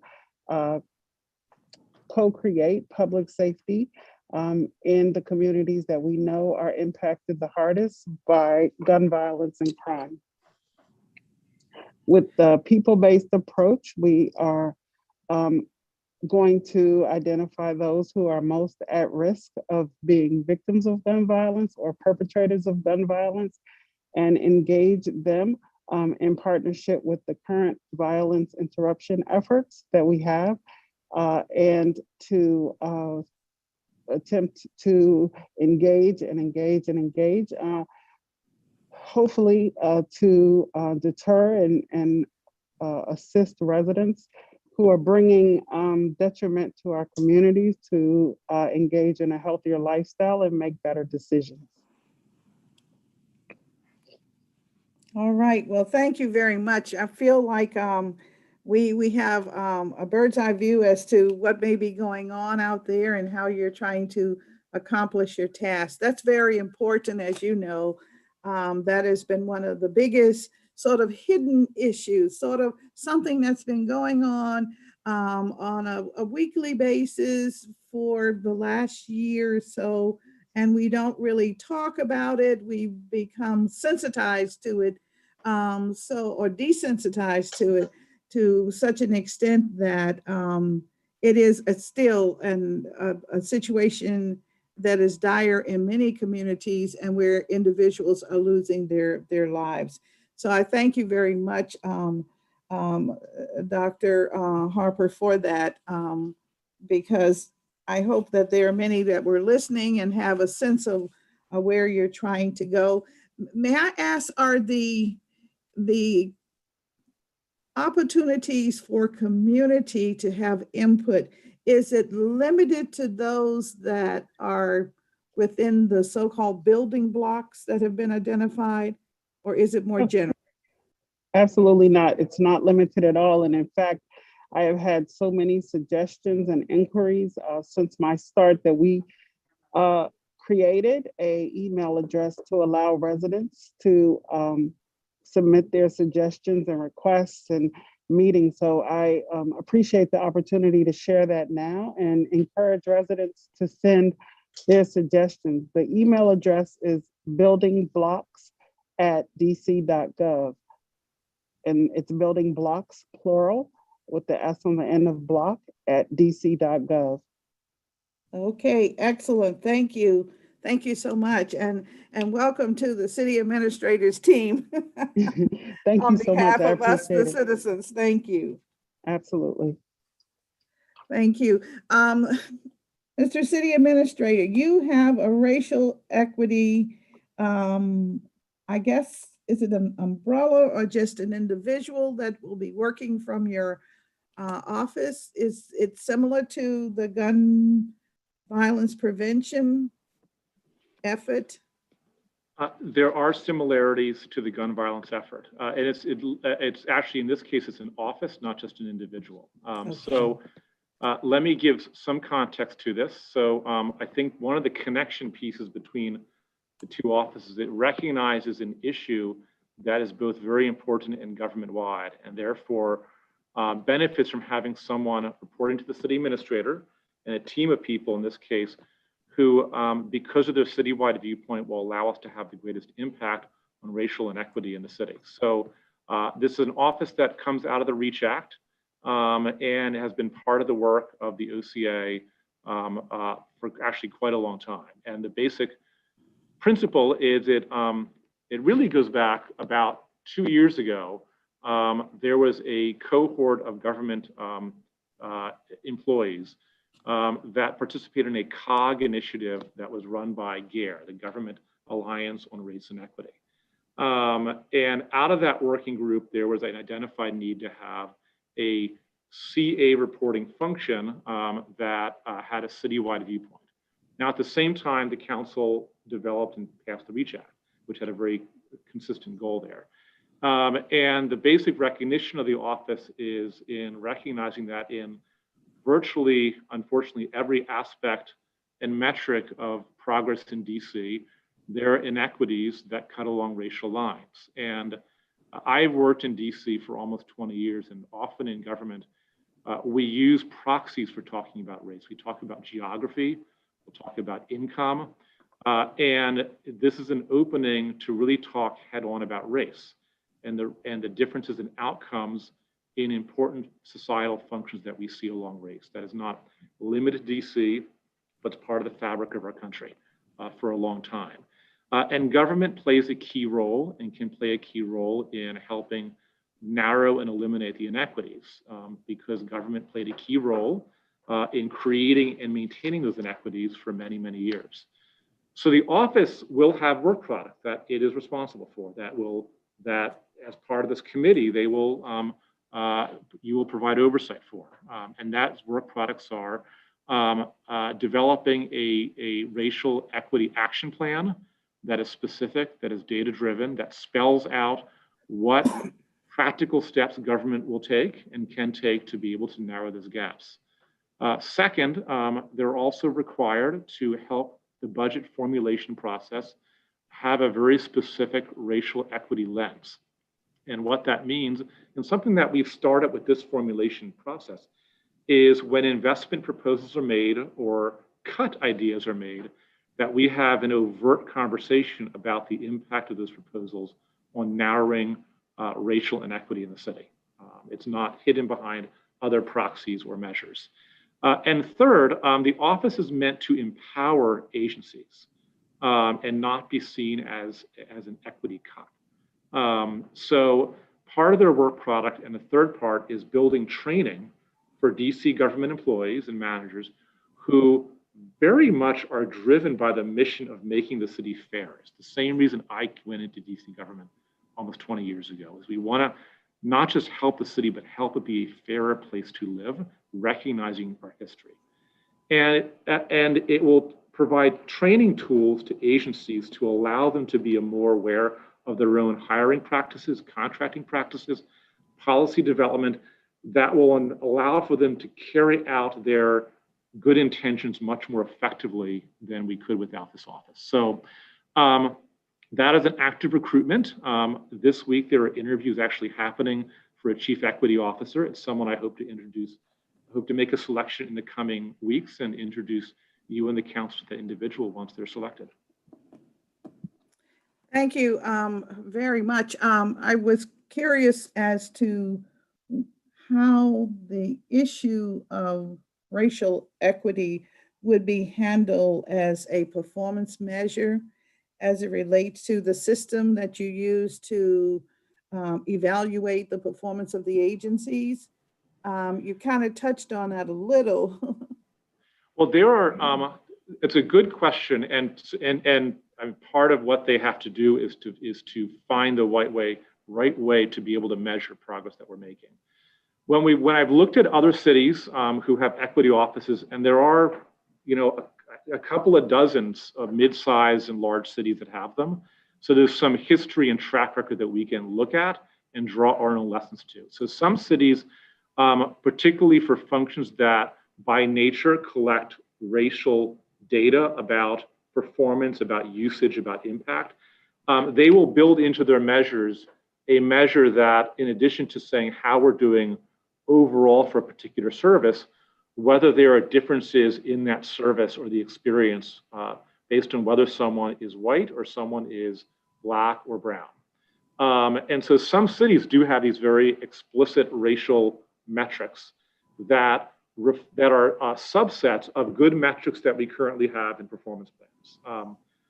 Another approach that cities have that we were looking at is doing deeper evaluations of programs. So you can look at whether a program's having an unequal impact, or there's an inequity in how it's received by our residents. It doesn't mean you know why it's happening. So the other approach that is metric driven is more than an evaluation. And it's looking at program design to be able to see if there are racial differences in the impact that we're seeing, what are the reasons for that, and what interventions that we can have that be very data-based in what it looks at.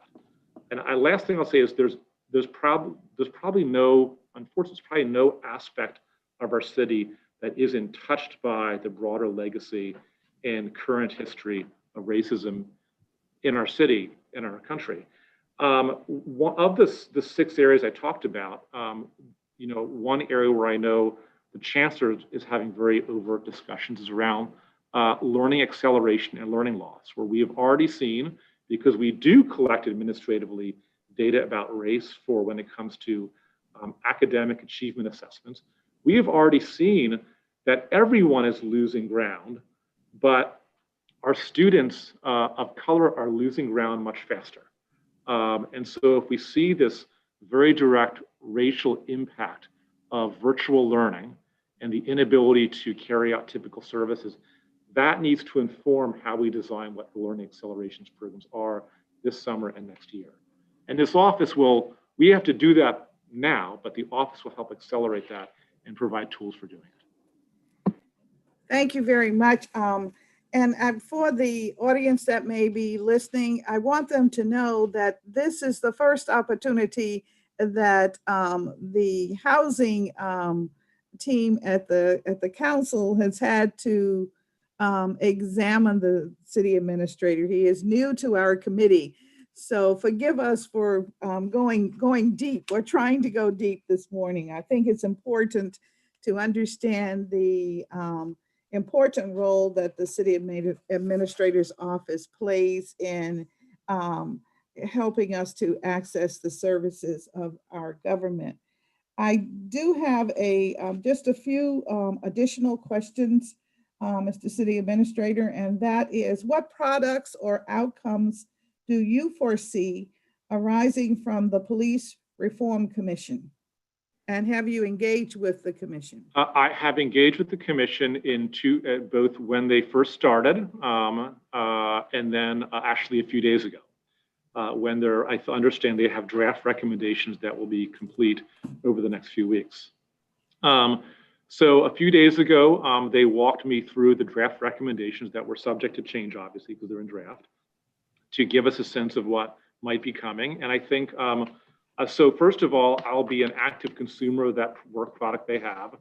The mayor and my office has directed agencies to be collaborative with the commission, regardless of whether or not those agencies would feel a certain way about the direction the commission was going, and they have been.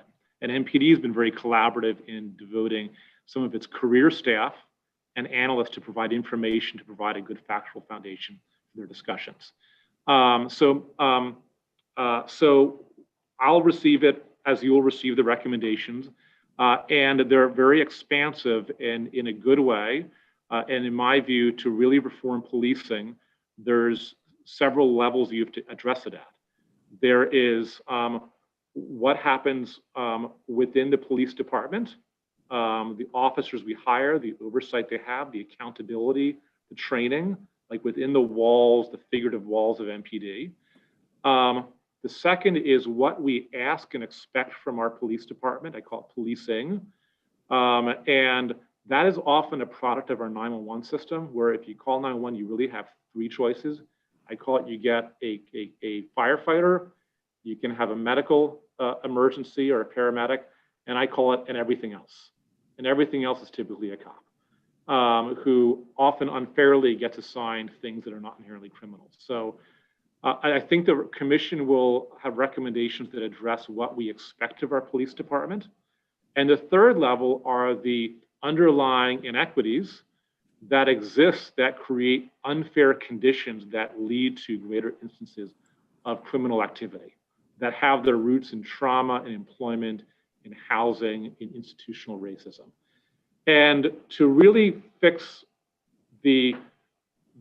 what people see on, say, a body camera video, you have a multi-year program that addresses what happens inside MPD, the expectations of policing, and broader societal functions that have an influence on that function. And I think from when I walked me through the recommendations that were in draft, it seemed to hit on all three levels, which I think is an appropriately ambitious aim. It'll be multi-year, and I look forward to working with the council and advocates for discussing them and implementing them. Thank you very much. As one of the two council members, along with Council Member Gray, who created this entity, I'm really excited to see what their preliminary findings are. So thank you very much. I wanted to make sure that the public understands that that process is still ongoing, and that in fact there will be a set of recommendations issued soon. Just one question, one additional one. The lab that you use, can you talk a little bit about that, put on the record the role it plays and how it is utilized in order to formulate interim or suggestive policy that for the mayor and you to chew on and make final decisions? I'd be happy to, and then I'll have Director Reed go into more detail. So the lab at DC was created as a partnership between a philanthropic grant and then city funding. And the purpose of it is to be able to build inside of DC government the capacity to rigorously evaluate programs, both in their design before we decide to do it and in their impact. And what I mean by that is that we will often, as a city, and we're not unique to this, is that we will have rigorous discussion, we'll look at data and make the best decision about what we think will have the greatest impact on the issue that's important to us. And sometimes we don't look back with enough rigor to be able to know whether those good intentions translated into good outcomes. We will always measure it with data, but sometimes looking at performance metrics doesn't tell you the whole story. You have to be able to do what is often done for programs that receive federal grants, which is do an assessment and a more rigorous evaluation. I went through this on two pretty prominent assessments when I was the deputy mayor for public safety and justice. One is when the city rolled out its body camera program, we actually gave it randomly to half the city's officers. The others for 6 months did not have body cameras. And everyone was randomly selected. And so we had the chance over 6 months to look at whether or not what impact body cameras had on the behavior of officers in certain settings. That's something we could not have done had we not designed it to be randomized and had this notion of a treatment group and a control group to compare the two before giving body cameras to all the officers. We then, about a year later, did something similar for our nurse triage unit at the 911 center. So this is when individuals who call with lower acuity medical need, they can get referred to a nurse who will set up an appointment with often a primary care physician. And it was a really innovative idea to have someone who really needs to see a primary care physician, not be in ER, and get contact with one. But we didn't know if it was going to, one, reduce the load on our ambulances, or two, give those individuals better medical outcomes unless we track them through the system.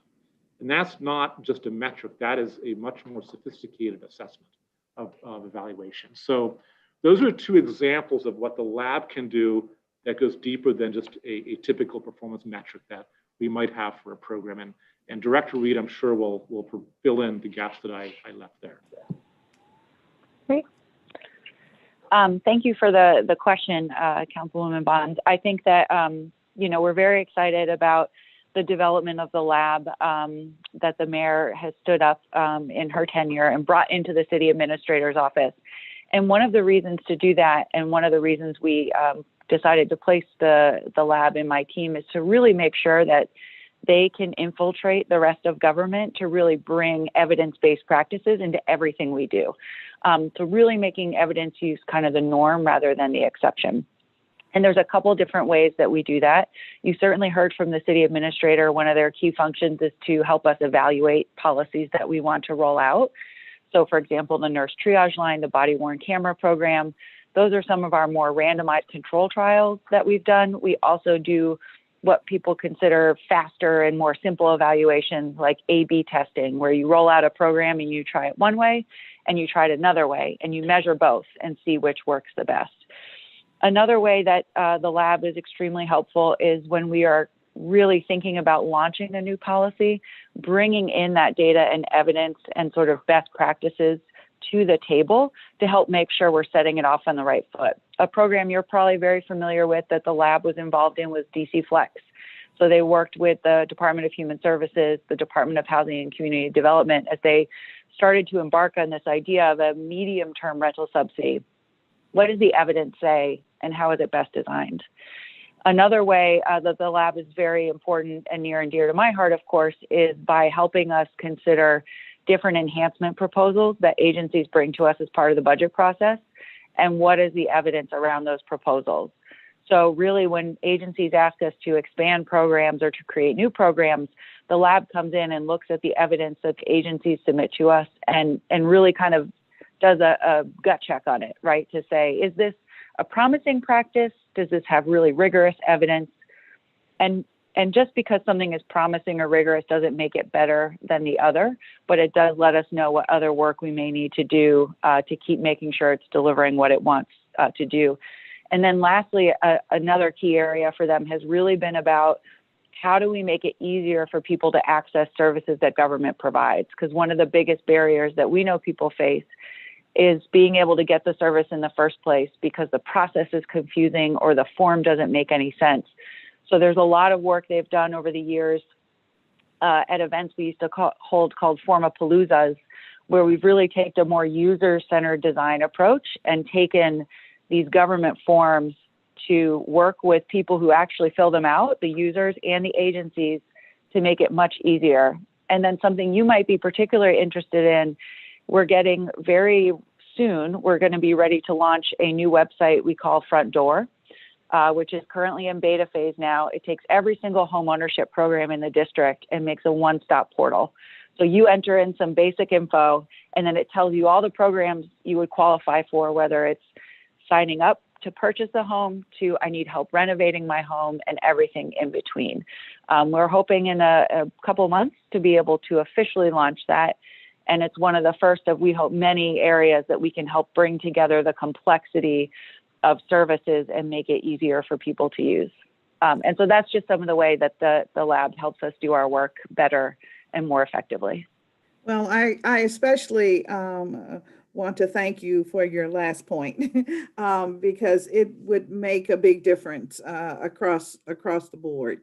One of the biggest complaints we have are people not knowing exactly where to go and how to navigate the system. And so that sounds wonderful. I could ask a couple of questions about the lab and whether or not the lab had or did weigh in on our situation with DOES and its computer system, or has had any input in how we are changing the computer system for the vaccine, knowing that we'll be dispersing vaccine probably into the fall. And so there's still time to grow and modify. Just wondered if there is any thought given to weighing in there. So I'll turn to the Assistant City Administrator in a minute to talk about the vaccine portal. The lab has done some work with DOES, mainly on when some of the new federal programs came online, like the pandemic unemployment insurance that just hadn't been created before. The lab helped work with DOES to develop the application, the form that people filled out, and really tried to work to make it streamlined so that it was easier to understand. They are not directly involved in the website, and maybe this is something the Assistant City Administrator can go into a little bit more, but I also know that OCTO also has like a user-centered design thinking and people kind of devoted to this to think about for all district websites, how can this work better? And I should mention, we collaborate very closely with OCTO on the Front Door project. They're not currently involved in the vaccine site itself, but I'll turn it over to the Assistant City Administrator to talk about how they're thinking about that user design. Council member, that's a really great insight. OCTO has, put together what we call our digital services team, and is a team that works across government to kind of understand the user experience with our online portals and works to improve them. Certainly that's been their role with the vaccine portal and with coronavirus.dc.gov and with all of the websites for our response thus far. I think you're also very keen on what the challenges are going to be with vaccine programming once we do have the supplies we need, which is how do we reach people in communities who have access issues to that vaccine or has some hesitancy there. So I think that's a role where we'll be looking and already have working with social scientists and data scientists from across government to kind of understand what kind of effectiveness in programming and outreach we need to be able to connect people with the right appointments or go to them directly with vaccines. So whether we're utilizing the lab and the scientists we have there or the social scientists we have at DC Health and other places, those are definitely going to be the approach we take to connect the vaccine with those residents once we get to that space. Thank you. I'm just wondering if the lab would consider looking at the future of housing, affordable housing, ownership housing, rental housing in communities with amenities and services that could improve the quality of life for neighborhoods.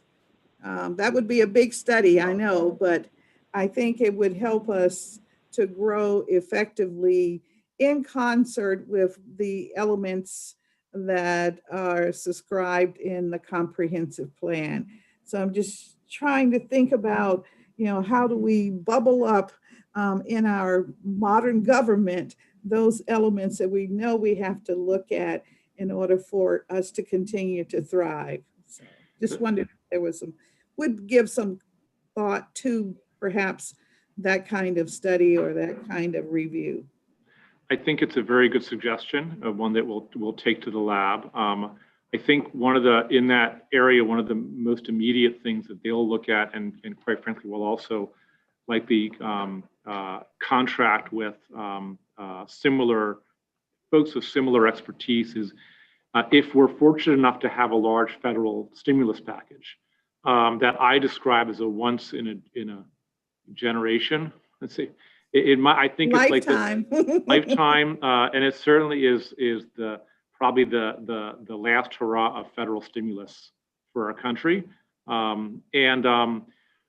It's important that if part of the focal point is going to be affordable housing, housing stability, job creation, these really profound impacts of the pandemic, it's really important that what we design for the use of that funding has some grounding and evidence that it works, not just in an interesting sounding idea. So we have already begun working with Deputy Mayor Falchicchio's office, anticipating the possibility of a large federal stimulus in making sure we have that rigorous approach of evidence and evaluation to designing what we would do with what we hope for is a fair stimulus package for the city.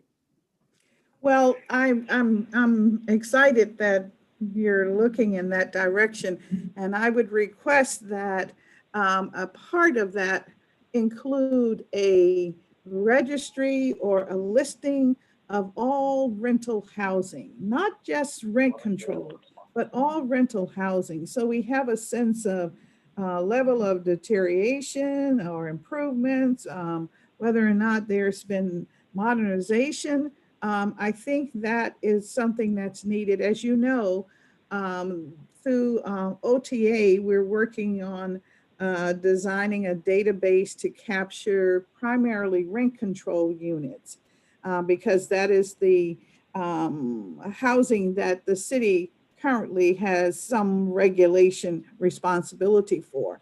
But we really need to know about all of our units and what have you. And I'm particularly concerned because you probably read in the media the other day how a project was developed over on Talbot Street Southeast in Ward 8 off of Morris Road, and how the units, and it's only been in existence, I think, about 5 years, and the units, the walls of the units are separating from the floor or the foundation. And it's a big problem. People are living there. And it just seems to me that we need to know more about how the resources in this community are being utilized.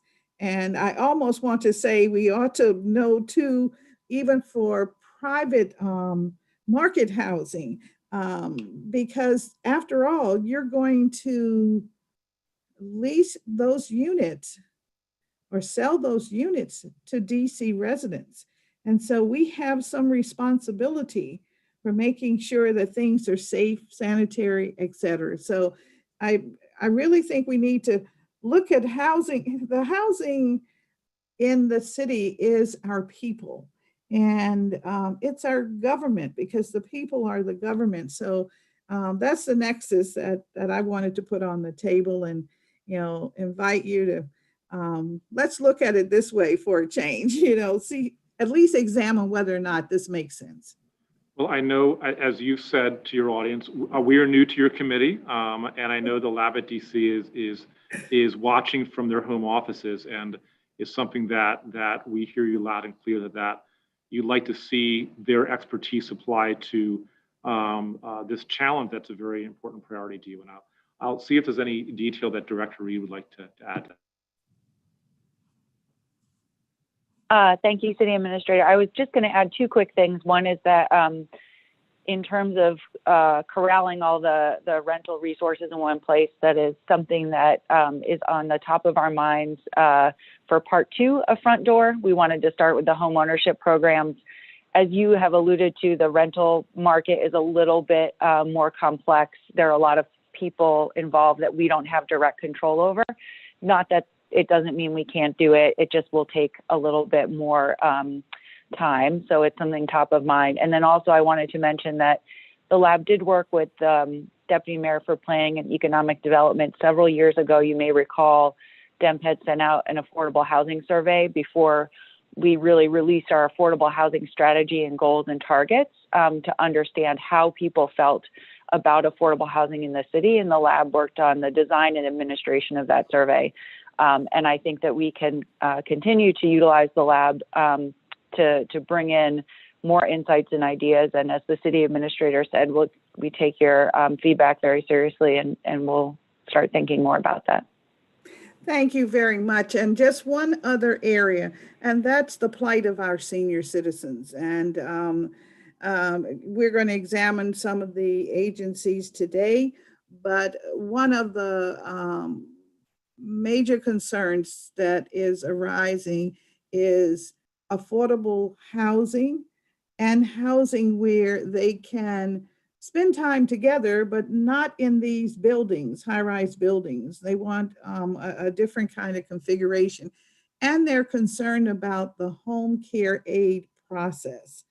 And that touches on health immediately, whether or not those aides are actually required to get the vaccine, and whether or not they're I guess the programs they are working for are actually making sure that they get the vaccine. I mean, all of those issues are beginning to bubble up, and I am concerned that we could have a real issue on our hands if we don't include that in some of the goals that we are developing for this year. So just wanted to put that on the record. And I know I've exhausted you all today on purpose. That's okay. Thank you for the question, Council Member. We will connect with Director Newland as well as Deputy Mayor Turnage and Dr. Nesbitt to understand the home health aid concern that you raised. And then do you mind just repeating the housing question you mentioned at first for seniors? I didn't quite get that. The issue with housing for seniors is many they legitimately want to stay in their neighborhood. And in some instances, they are not necessarily saying, I want to stay in my big house by myself, but we're saying that they want to they want us to help them create smaller units of housing. And there are some proposals that are floating around amongst the villages as an example as to what we might look at. And they're very concerned about having the affordability to go into a unit such as the Sunrise. They can't go into the Sunrise because $7,800 a month. It exceeds their ability. But if there was something that could be modified that they could afford, we have a number of seniors who would take advantage of that. They do not want to go to Maryland to the properties out in the suburbs. They want to stay in the city. And so I'm just curious as to when will we begin to think about how do we accommodate that population, which is growing, which is really growing, as you well know. We all will get there if we're lucky. I'm already there. You'll get there one day.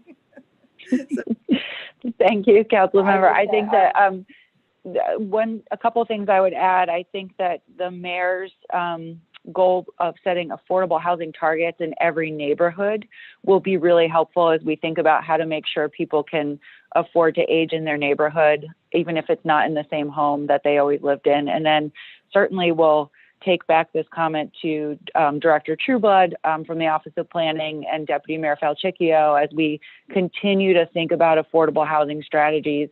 How can we think about the needs of our seniors, which has always been top of mind for Mayor Bowser, and I know for you as well.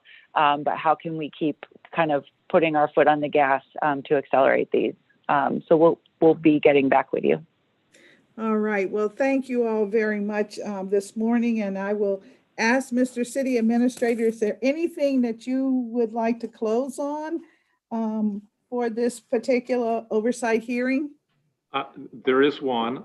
It's that when I stand before you or sit before you, Council Member, I benefit from a lot of work products developed by hardworking members of my team who don't have a chance to appear on camera before you. And I know they're listening. I do want to thank them for all the work they did. Well, thank you very much, and thanks to your team. And so that concludes our first examination this morning. Yes, it's still morning. Thank you very much.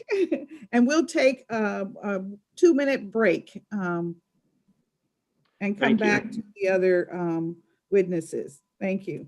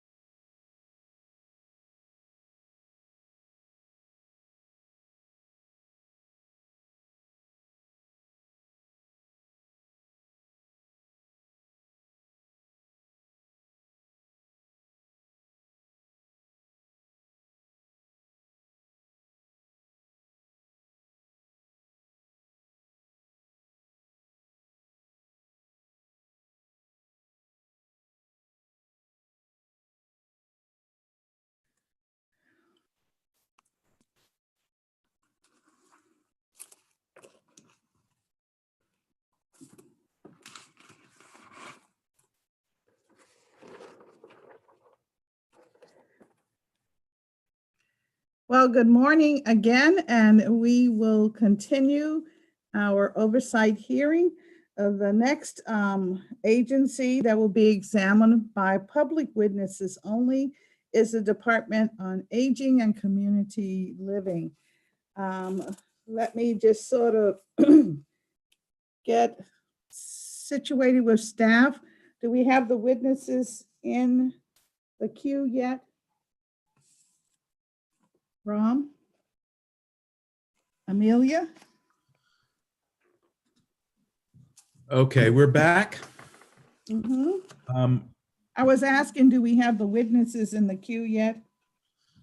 Believe they are, yes, they are ready.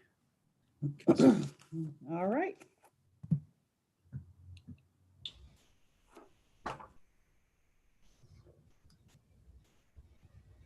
So will you read the names of the witnesses? I do not have a list. I'm going to turn to Amelia We for. have Denise Snyder. She's on the panel. Yep. And then Melissa Johnson, Sally White, George Kerr, Virgil Young, and Heather Foote. I think the poor quality with the transmission. Could you repeat that again? I think some of it we heard and. So we should have, can you hear me okay? Yes, your voice comes and goes. Okay. we should have Denise Snyder on the panel. She's the executive director from Foggy Bottom Village. Melissa Johnson, policy analyst from DC Hunger Solutions. Sally White, the executive director from Iona. George Kerr, who's the coordinator for DC Senior Advisory Coalition. Virgil Young, executive counsel at AARPDC. And the last one is Heather Foote, public witness. All right, I hope that recording is a little better.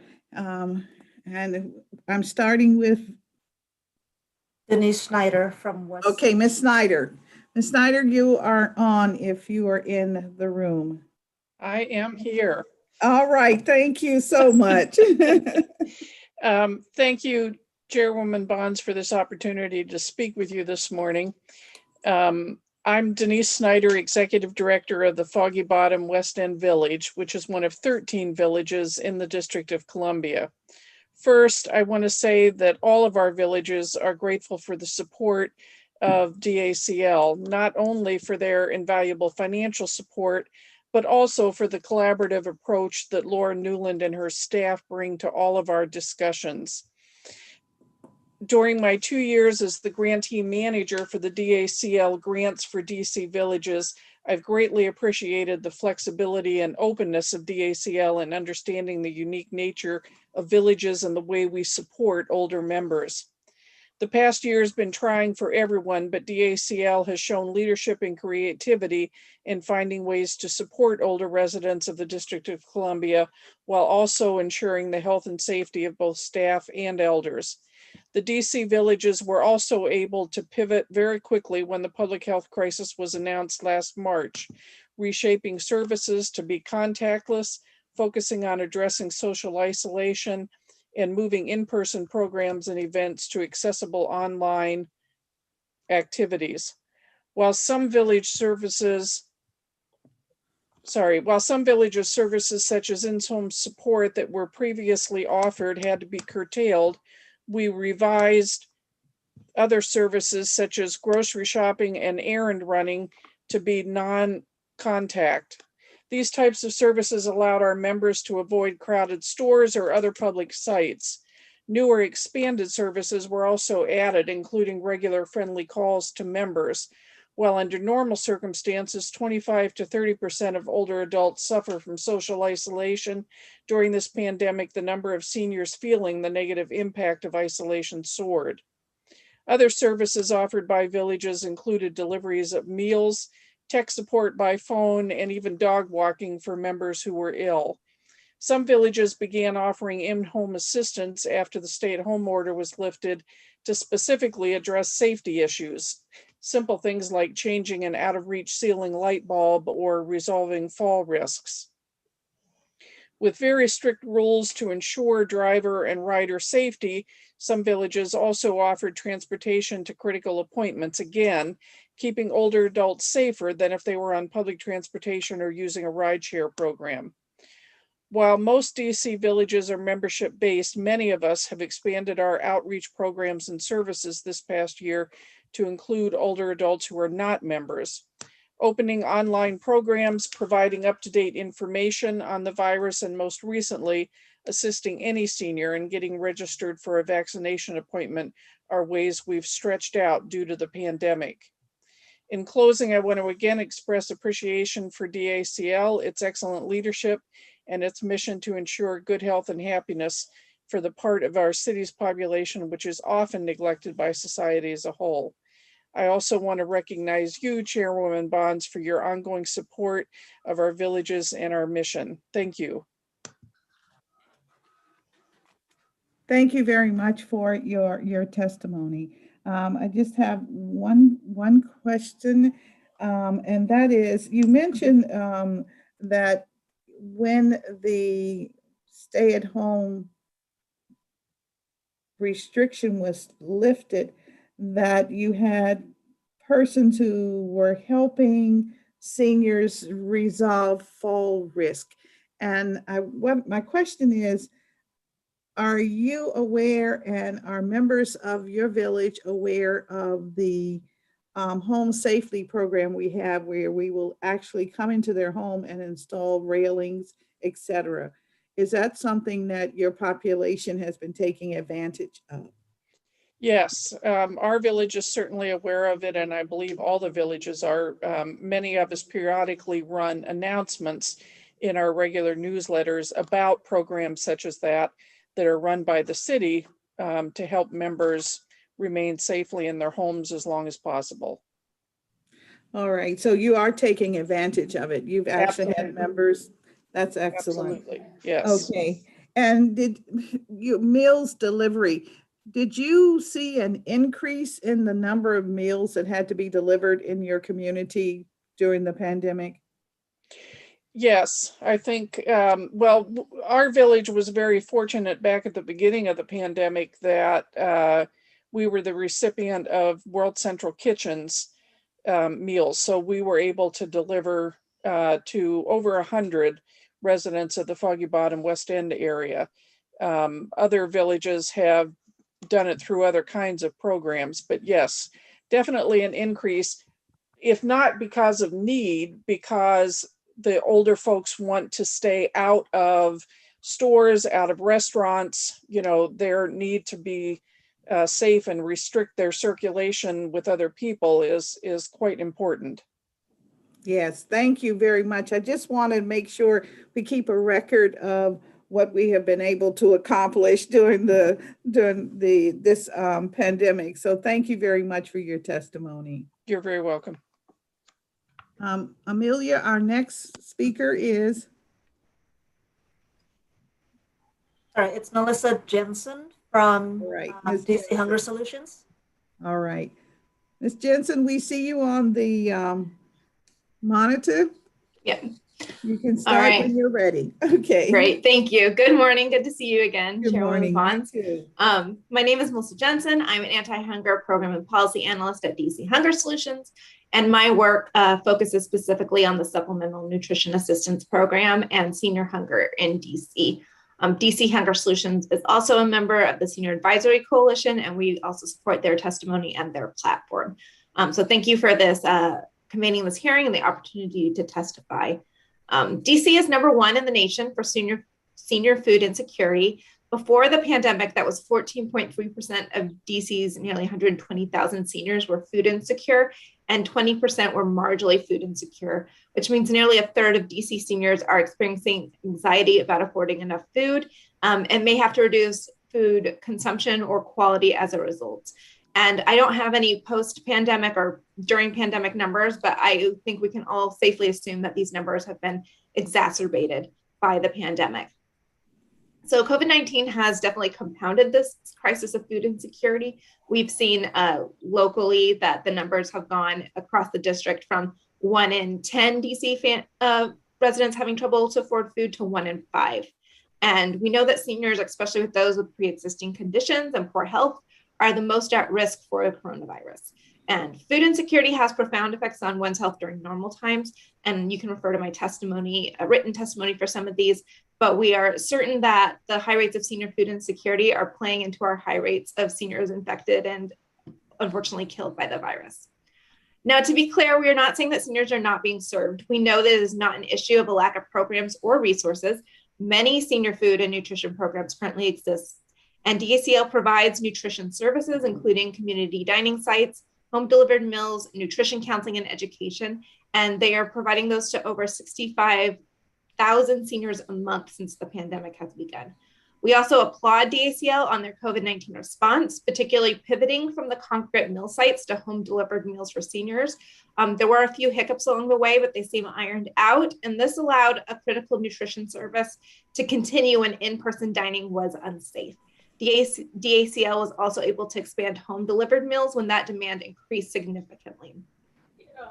In the past year, DACL has also enhanced efforts to refer seniors to programs outside of their own purview. In the past 6 months at DC Hunger Solutions, we began working with DACL nutritionists to screen and refer seniors to SNAP. This is particularly important since only 46% of DC seniors who are eligible currently receive SNAP benefits. So now DACL nutritionists ask clients if they are receiving SNAP, and if so, screen them with the DC Hunger Solutions SNAP calculator. And any seniors who need application assistance are then referred to DC Hunger Solutions for help. In addition, DACL is working with DC Health to refer eligible seniors to Produce Plus and Grocery Plus. Employees also refer to the food resources in seniors wards found on coronavirus.dc.gov, including grocery sites, and families with children to DCPS for school meals.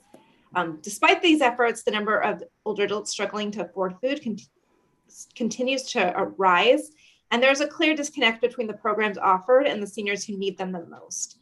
And the pandemic has made food access even more untenable for older adults. And so it has also shown a spotlight on difficulties the agency is facing, including more grocery options are needed, including pickup sites and transportation. Every time I've spoken with seniors about food resources since last March, they ask about how they can get groceries. This is a huge concern. Grocery shopping is dangerous in a lot of ways, and many seniors are not mobile or they lack safe transportation. Also, the pivot from congregate meal sites to home delivered meals was crucial in the early part of the pandemic, but for various reasons, this is preferable for some seniors. They don't want to go back to the congregate meal sites, and we worry if this can't continue post-pandemic, they will lose that valuable source of nutrition.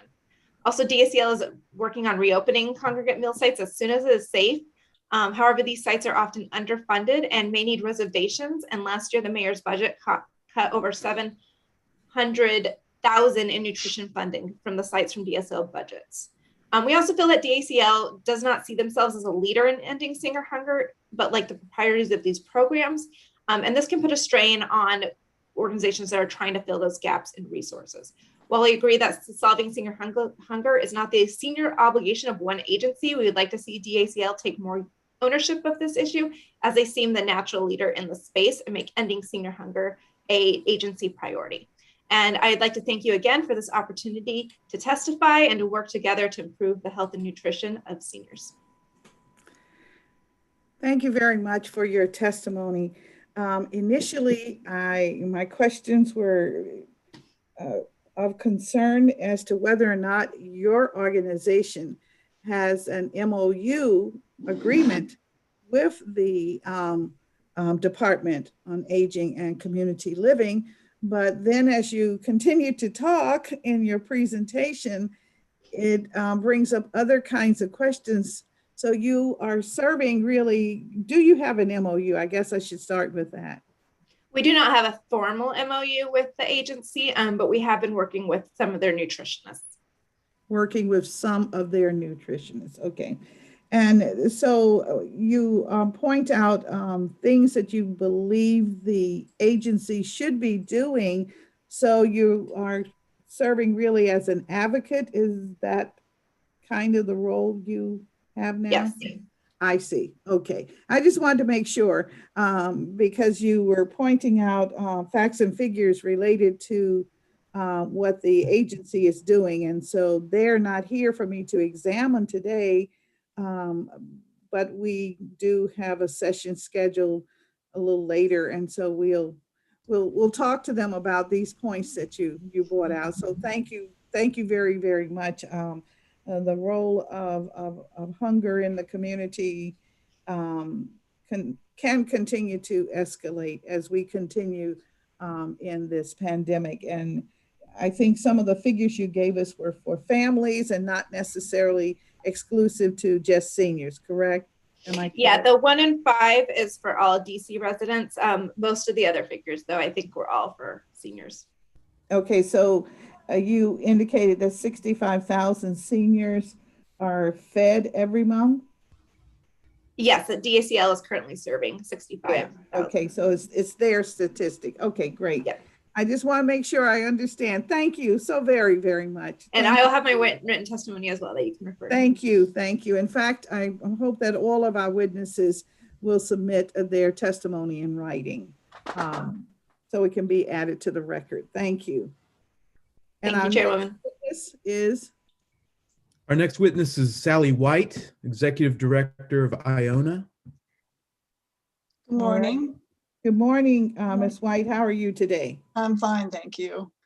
Thank you. Good morning, Councilmember Bonds and members of the committee. My name is Sally White, and I am Executive Director of Iona Senior Services.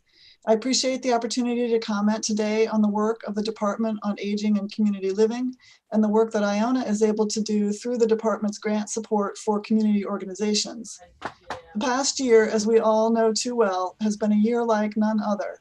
When I testified before you last February, I could not have imagined what was ahead. But here we are, almost a year since we first closed our doors on in-person programs. I'm so proud of all we have accomplished with the support of the Department on Aging and Community Living, but anxious about the days, months, and years ahead. When all of the community dining sites in the district were forced to shut down last March, and getting to the grocery store became a truly dangerous task for many seniors, DACL responded swiftly by developing a system to provide frozen meals each week to any older DC resident in need. This was a tremendous undertaking which the Department on Aging completed successfully with a great deal of help from their lead agency partners. At Iona, we now have approximately 400 home meal clients, more than double the number pre-pandemic. And because the need in the community is so great, and to supplement what DACL was able to provide, Iona reached out to the community for support to launch a new Food Pantry Plus program, which has completed 1,010 deliveries of additional groceries, toiletries, and household supplies to 268 homebound isolated older adults in all 8 wards of the district who have no other way to get the extra food and other items they desperately need. Social work case management and counseling support continues strong through the pandemic for over 400 vulnerable adults at Iona via phone, Zoom, and limited home visits. Our team ensures delivery of life-sustaining services. This includes making sure that bills are paid, medications are procured, meals are delivered, telemedicine appointments succeed, and applications for Medicaid, SNAP, and other public benefits are completed and approved. As you can imagine, the pandemic has made the delivery of many of these services more complicated and time-consuming. Not being able to do home visits or needed visits to DC government agencies to process an application or solve a problem can mean many extra hours of work on the phone and the computer trying to get issues resolved. Iona's 13 support groups, serving over 160 family caregivers, older adults in life transitions, LGBTQ older adults, individuals with low vision, early stage dementia, and more, now meet by phone and Zoom. Many have increased how often they meet, lessening the isolation, sharing strategies for coping at home, and lowering the anxiety that members feel. We have also transformed our DACL Around Town DC program of classes and cultural events for older adults, which was designed to serve people in person in many different locations throughout wards 2 and 3, now to an online world. Older DC residents from all wards of the district can now access everything from fitness classes, ukulele classes, and cooking demonstrations online for free. 746 older residents have registered to participate in classes just since we set up a new registration system in late December. Since the pandemic started last March, we've provided 1,208 virtual sessions with increased participation every month. We are also providing virtual and limited in-person support to older adults with dementia and/or physical challenges through our 2 adult day health centers, our Wellness and Arts Center in Tenleytown and our brand new Washington Home Center in Congress Heights. To relieve desperate family caregivers, we are serving up to 10 participants per space per day in person, and we support many more people through a robust schedule of activities via phone and Zoom. A small grant paid for tablets, training, and some internet connections for 40 older adults from the adult day health programs who didn't have access to technology at home. It's very exciting to see them be able to see each other and the staff face-to-face on Zoom. In addition to all of the above, in an effort to be sure that no older adults on our rosters go without social interaction, DACL created a new service called Individual Socialization. We conducted phone assessments of every client we serve through DACL grants and have a schedule of ongoing socialization calls by our staff in place. It has taken a tremendous effort to add this new service on top of all the work staff were already doing to be sure our clients and participants get the support they need through the pandemic. We urge DACL to take senior network providers' capacity into account, as every program or change they make without an increase in resources places a tremendous strain on the network. We are very grateful for Director Newland's efforts to keep our grant budgets whole, and know she and her team are working very hard to do the same for FY22 in the midst of tremendous uncertainty and pressures to save dollars anywhere and everywhere possible. One program that continues to have an uncertain funding future is Iona's Money Management Program. You may recall that this program provides critical financial abuse prevention and recovery for very vulnerable adults with cognitive challenges. One of the first signs of cognitive decline is the inability to manage personal finances. The Money Management Social Work team supports vulnerable older adults' decision-making and assists with navigating their financial responsibilities. They act as a safeguard by reviewing accounts, addressing neglected bills, and helping clients avoid utility shutoffs, possible evictions, and abuse. For people with cognitive impairment that renders them completely unable to manage their finances and who don't have a trustworthy family member or friend, Iona becomes the representative payee, receiving the person's monthly Social Security benefit, paying all their bills on their behalf, and creating weekly budgets. The program also provides education on critical topics like telephone, Social Security, or holiday scams. The funding for the program, $215,000, was included in the DACL budget as one-time funding by the Council in FY21, as was the case for a number of prior years. We urge the Council to do the same again if necessary to preserve this critical program. Many challenges older DC residents are facing now will not dissipate when the pandemic lessens its grip. In fact, many may become greater than ever, especially if barriers to access or attitudinal barriers continue to prevent older individuals of color from getting the vaccine.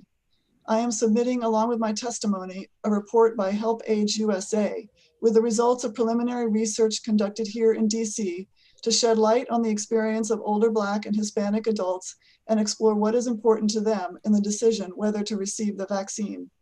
As stated by Help Age, ultimately, we want to make sure that these older adults have what they need to make an informed decision for themselves. In addition to challenges in getting the vaccine, we do not yet know the cumulative impact of cognitive and physical decline exacerbated by the isolation, anxiety about re-entering the world, coping with continued COVID-19 risks, and the deaths of family and friends with no chance to come together to grieve. We know senior hunger will not let up once COVID-19 is past us, and we know that we need DACL to take the lead in ending senior hunger in the district, looking at the unique needs of seniors and designing creative programs to meet those needs. Thank you very much for the opportunity to testify before you today, and thank you for your determination to make the District of Columbia a better place to grow older. And I'm sorry. Thank you very much. Thank you very much, Ms. White, for that testimony. I am very interested in how we can continue to navigate the waters for those that have cognitive decline, especially. And so the Alzheimer's program that you were involved in, how is that going? Are you finding that you still have robust participation, or did the pandemic affect participation? Well, for the adult day health programs, for the program at Tenley, which was an already established program, we're at our maximum of 10 people a day in person. We have 10 Monday, Wednesday, Friday, and a different 10 Tuesday, Thursday, and lots of creative programming to link people from home. The caregivers really needed the relief.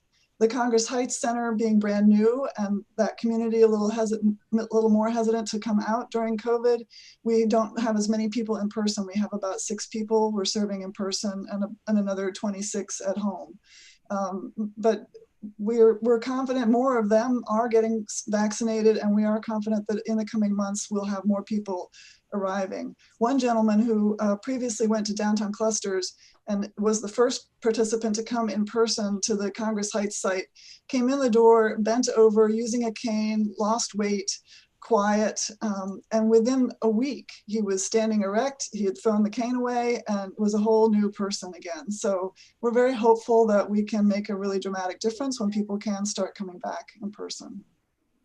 Well, thank you very much for putting that on the record. I wasn't aware that you had such miraculous turnaround, but that's wonderful. Thank you very much for that. You're welcome.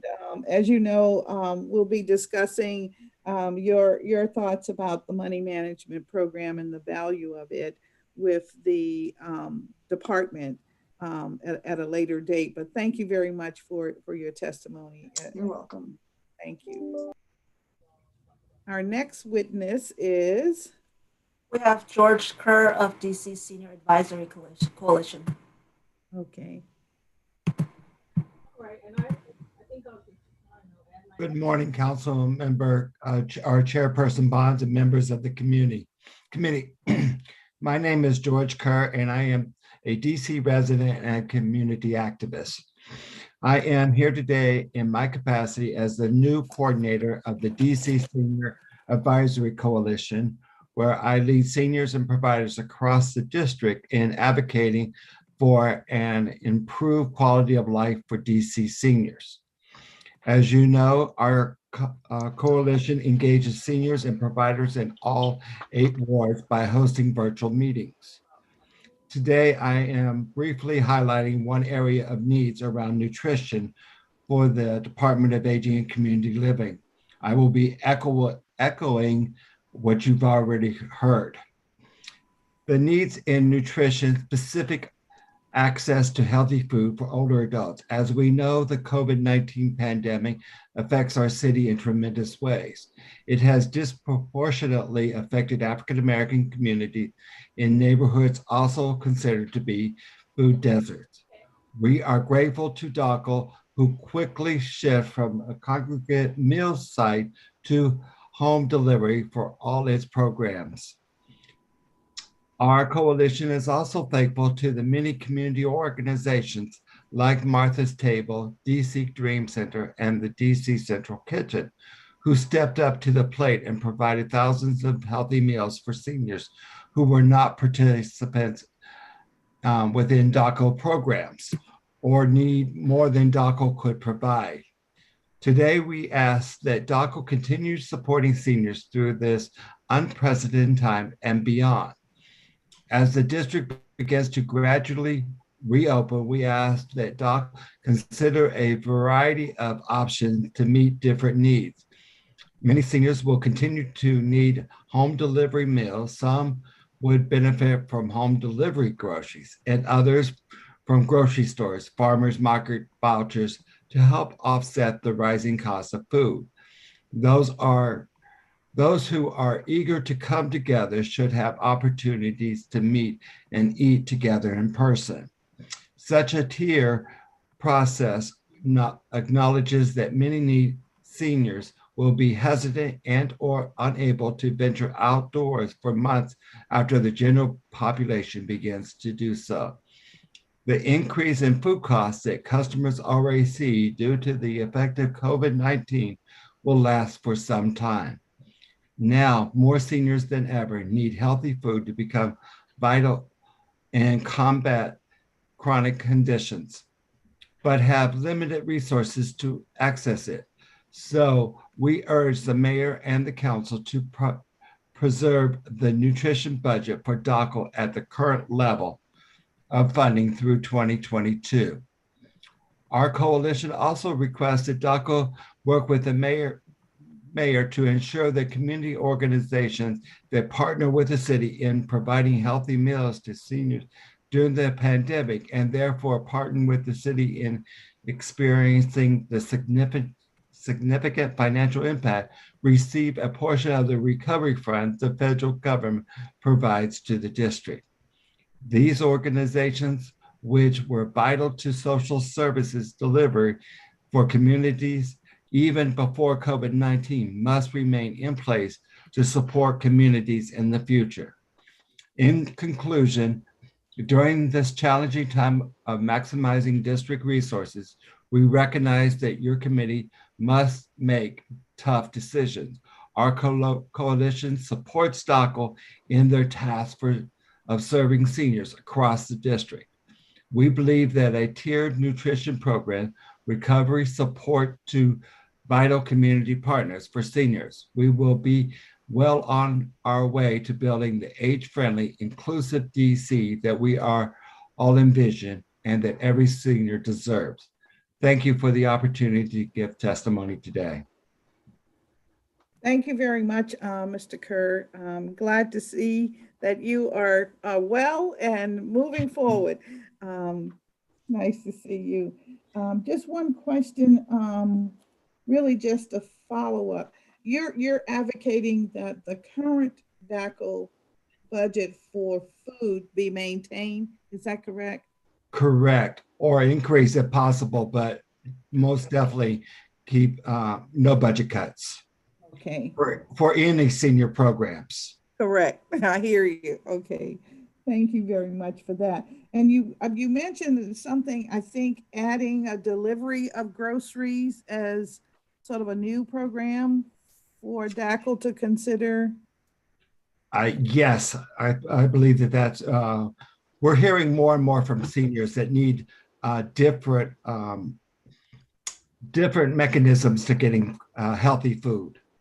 Okay, okay. Want to make sure I understand that. All right. Well, I thank you very much, and I'm not going to keep you. I know I've had many of you waiting for some time. My real apologies to that. So thank you very much. Thank you for the opportunity. And I think our next witness is Mr. Virgil Young. Yes. Mr. ARP. Young. It's Morning. Good morning. Good morning. How are you, sir? Fine, thank you. And yourself? Good, good. Okay. We're ready when you are. Okay. Good morning, Chairperson Bonds and member of the Committee on Housing and Neighborhood Revitalization. AARP appreciates the opportunity to offer this testimony on the proposed budget for the Department of Aging and Community Living. My name is Virgil Jones Young, Jr. I am a native Washingtonian and AARP Executive Council member and the AARP DC Ward 4 Liaison Volunteer presenting testimony today on behalf of AARP. Additionally, I'm a military veteran and a member of the NAACP. At AARP, our overall message is as follows. Historically, AARP has often advocated for expanded collection and sharing of data to help strategically serve the district's 50+ population, to include the Senior Strategic Plan, a senior census-like needs assessment, direct outreach, and 3, a long-term care strategic plan. The COVID-19 pandemic has now provided an opportunity to take immediate inventory of the needs of the 50 and older residents here in the District of Columbia. This means, 1, we must rigorously evaluate the digital divide, not just in terms of broadband adoption, but disparities in terms of software education and training. 2, we need to accurately measure the demand for programs to keep seniors both in their homes and, as you stated, Chairperson Bonds, as well as in the units of housing. We also need to develop a rigorous and transparent strategic plan for funding services. The COVID-19 pandemic has had a disproportionate impact on our seniors. Here's some data sets. DC residents age 50 and older represent approximately 29% of positive COVID-19 cases, but more importantly, represent a staggering 94% of the lives lost to COVID-19 here in the District of Columbia. DC senior population is significant, and as we all have stated earlier, it continues to grow. According to the US Census Bureau, over 12.4% of the district's population is age 65 and older. 16.5% of the district residents are 60 and older, and the district's older population is expected to grow to 17.4% by 2030. With an overwhelming majority of population wishing to stay in their communities as they age during public emergencies. DCAL had to shift from in-person programming and services to a virtual and delivery model. For example, DCAL increased over 6,500 meals from the previous years when it was only 2,400. Due to the increased demand for delivery meals, AARP asked the council to replace district funding to reinvest in the following. Nutrition services, we need to allocate greater funding for home delivered meals as well as congregate meals. For FY21, DC only maintained funding for nutrition services. This investment will help meet the needs of a growing population of older district residents and will help adjust for changes to demand as a result of public health emergencies, PHE. AARP understands the district is committed to making sure any resident who needs a meal will get one. Overall, we hear that DC seniors have been able to access remote programming. Many senior programs have moved online. There is still a question of access to services. There is a potential for increased senior isolation due to the digital divide. Thus, we renew our call for the 10-year Senior Strategic Plan Amendment Act of 2018 to help better plan for upcoming emergencies. The district should take this opportunities to fund the 10-year Strategic Plan Amendment Act of 2018. DCAL has yet to fully implement the strategic plan amendment, and we need to fully fund that strategic plan for FY20. Further, AARP Council, we recommend that they pass a budget that supports the long-term and emergency planning. Although DACL has adapted well to change, our AARP members are still reporting that DACL needs to have more information sharing, specifically virtual offerings, programs to help seniors stay in their homes and housing units, and programmatic changes such as reopening. AARP will be following up with written testimony, and thank you, Chairperson Bonds, for the opportunity to e-testify. Thank you very much for your testimony, and thank you for the organization. We are very dependent on it in the community. One of the bright spots in reaching out to our seniors. You mentioned the need for, I think, a home delivery of meals. Am I correct in that? Yes, you are correct. Yes, you are correct. All right, okay. And so has AARP surveyed the senior population to get an indication as to what the extent of the need might be? Yes, AARP certainly has done that, but we want to take it above and beyond the traditional type of survey. Again, we want to get more of a census-like survey where we actually get direct outreach to the people in the community. So we want to go above and beyond what we've already done. We want to get deeper into the community to get more rigorous data. All right. And I understand that you're a big supporter of the 10-year strategic plan, and so am I. So what I'm trying to understand is, as we think about the upcoming budget, I wondered if there were additional data that your organization might, provide to DACL, so that we would be better informed as to the extent of the need for home delivery. So if you have that data, if you would share it, we would appreciate it. Yeah, Chairperson Bonds, that was an excellent question, and we will be providing a more rigorous explanation in our written testimony. All righty. And we will make sure that we include the specific requests that you have.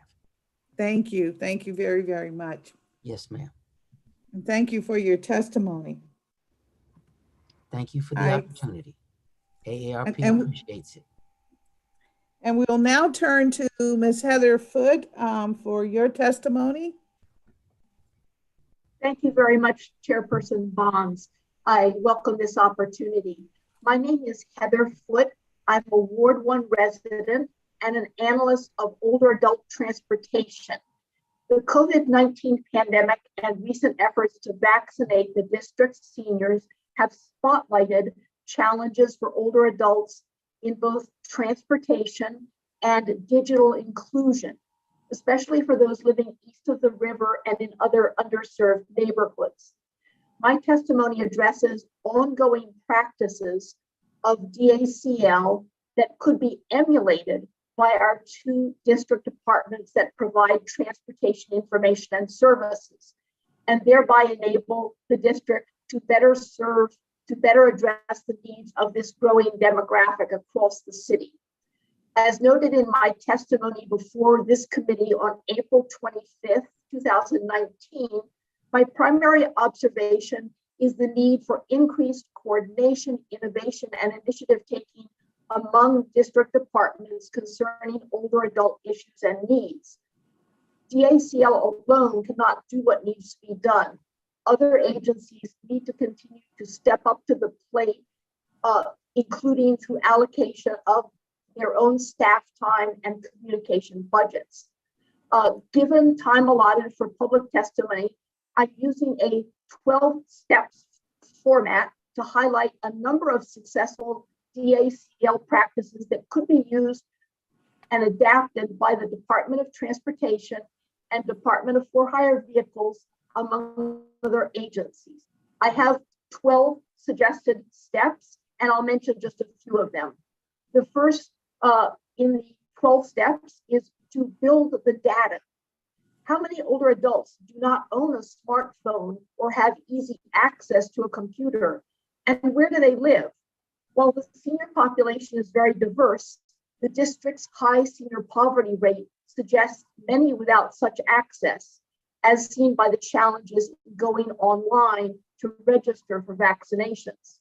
The second step, follow the data. EDOT, Department of For-Hire Vehicles, and Department of Parks and Rec are among the district departments that need to intensify their use of the lenses of demographic growth and equity to understand the reach of their own current programs among the older adult population and to plan for the future. The third step, recognize and address gaps in data and knowledge.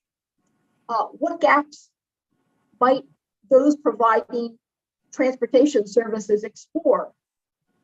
As laudable a goal as mode shift is and will remain, DDOT needs reality-based data on how many district seniors now ride bicycles and are likely to into their 70s and beyond.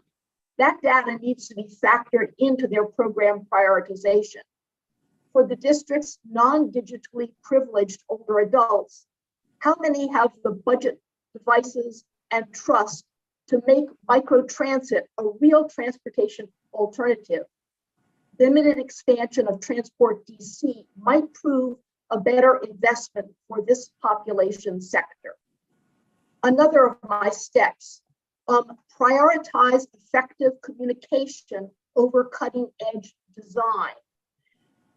Design is lovely, but if it takes up too much space, it can make it impossible to make the font size large enough or include other features that make a piece reader friendly for older adults. And the final step of the 12 that I'm going to mention is show up and listen. DACL director and staff have been excellent in going out to wellness centers, and they do that now virtually. It's critically important that seniors gain respect for agencies by seeing that agency representatives are coming to them. So many district departments have demonstrated throughout the pandemic tremendous flexibility and ingenuity in addressing pandemic realities and needs. And these are recognized, although not detailed in my statement. This testimony is not an appeal for DACL to do more with less. Rather, it seeks to underscore how DACL practices can assist other departments, especially the Department of Transportation and Department of For-Hire Vehicles, to better serve the district's older adults in their respective missions. Thank you. Thank you very much for that testimony, Ms. Foote. As you know, we will have an opportunity to hear from the Age-Friendly Task Force in a few minutes. And I am very sure, since that program coordinates with all of the executive agencies, including DDOT and For Hire office, we'll be curious to see what they have to say about that. So I thank you so very much for that presentation. And that's how I look at it. I'll make sure that we query DACL in a couple of weeks about how they are utilizing some of the steps that you have proposed here. Thank you very much. They're undertaking many steps, and what I'd like to see is for other agencies to emulate, to copy what DACL is doing. All right. Let me ask you then, have you shared this approach with the Age-Friendly office? In quite a number of the issues over that last several years, yes, and I'm an active participant in the Age-Friendly DC Transportation Committee. But of course, it's not age-friendly, but it's the department directors who set priorities and allocate budgets and decide, for example, how much budget is going to go into print copies. That's something that Director Newland has been very good at, because she understands that seniors sometimes can't access electronics, and so paper is helpful. All right. Well, I hear you, but it's my understanding that Age-Friendly can impact each of the agencies, and so I'll be curious to see what is said about how that impact is moving forward. And I'll go back to the city administrator to check on whether or not we are having real impact in that arena. Thank you. Thank you very much.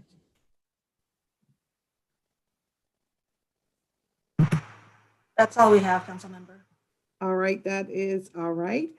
Okay, we will take 2 minutes to transition to our next agency. And I believe it is in fact, we will be able to do two, the Commission on Aging and the Age-Friendly DC Task Force. Just 2 minutes, give us a chance to change up systems here. Thank you.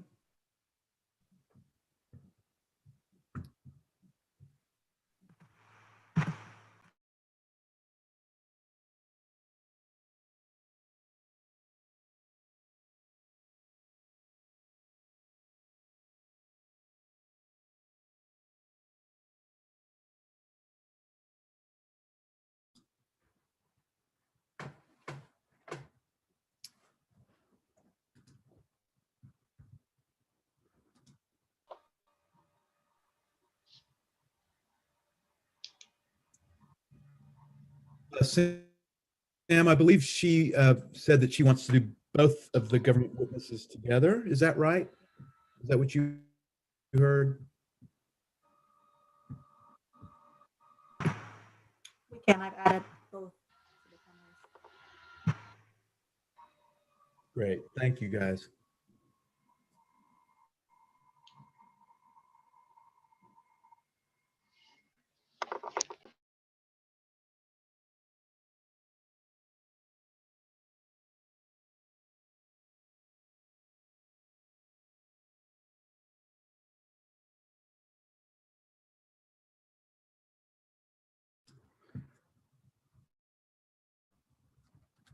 I'm glad that the recording is paused, but we're continuing to stream on LiveTube, right? I mean, on YouTube during the breaks. Is that correct?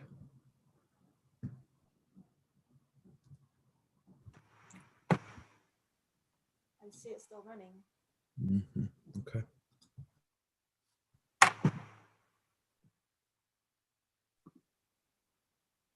Sorry, Ram, I don't know if my other computer's audio is working, but that is correct to answer your question. Thank you, Sam.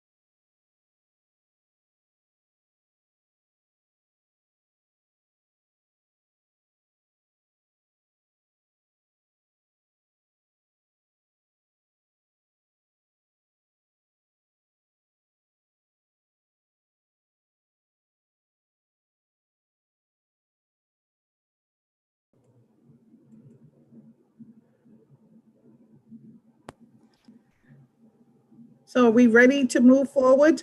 We are. I've added Mr. Bobo and also All right. together. Good morning. Good morning. We can begin when you're ready. Yes, ma'am.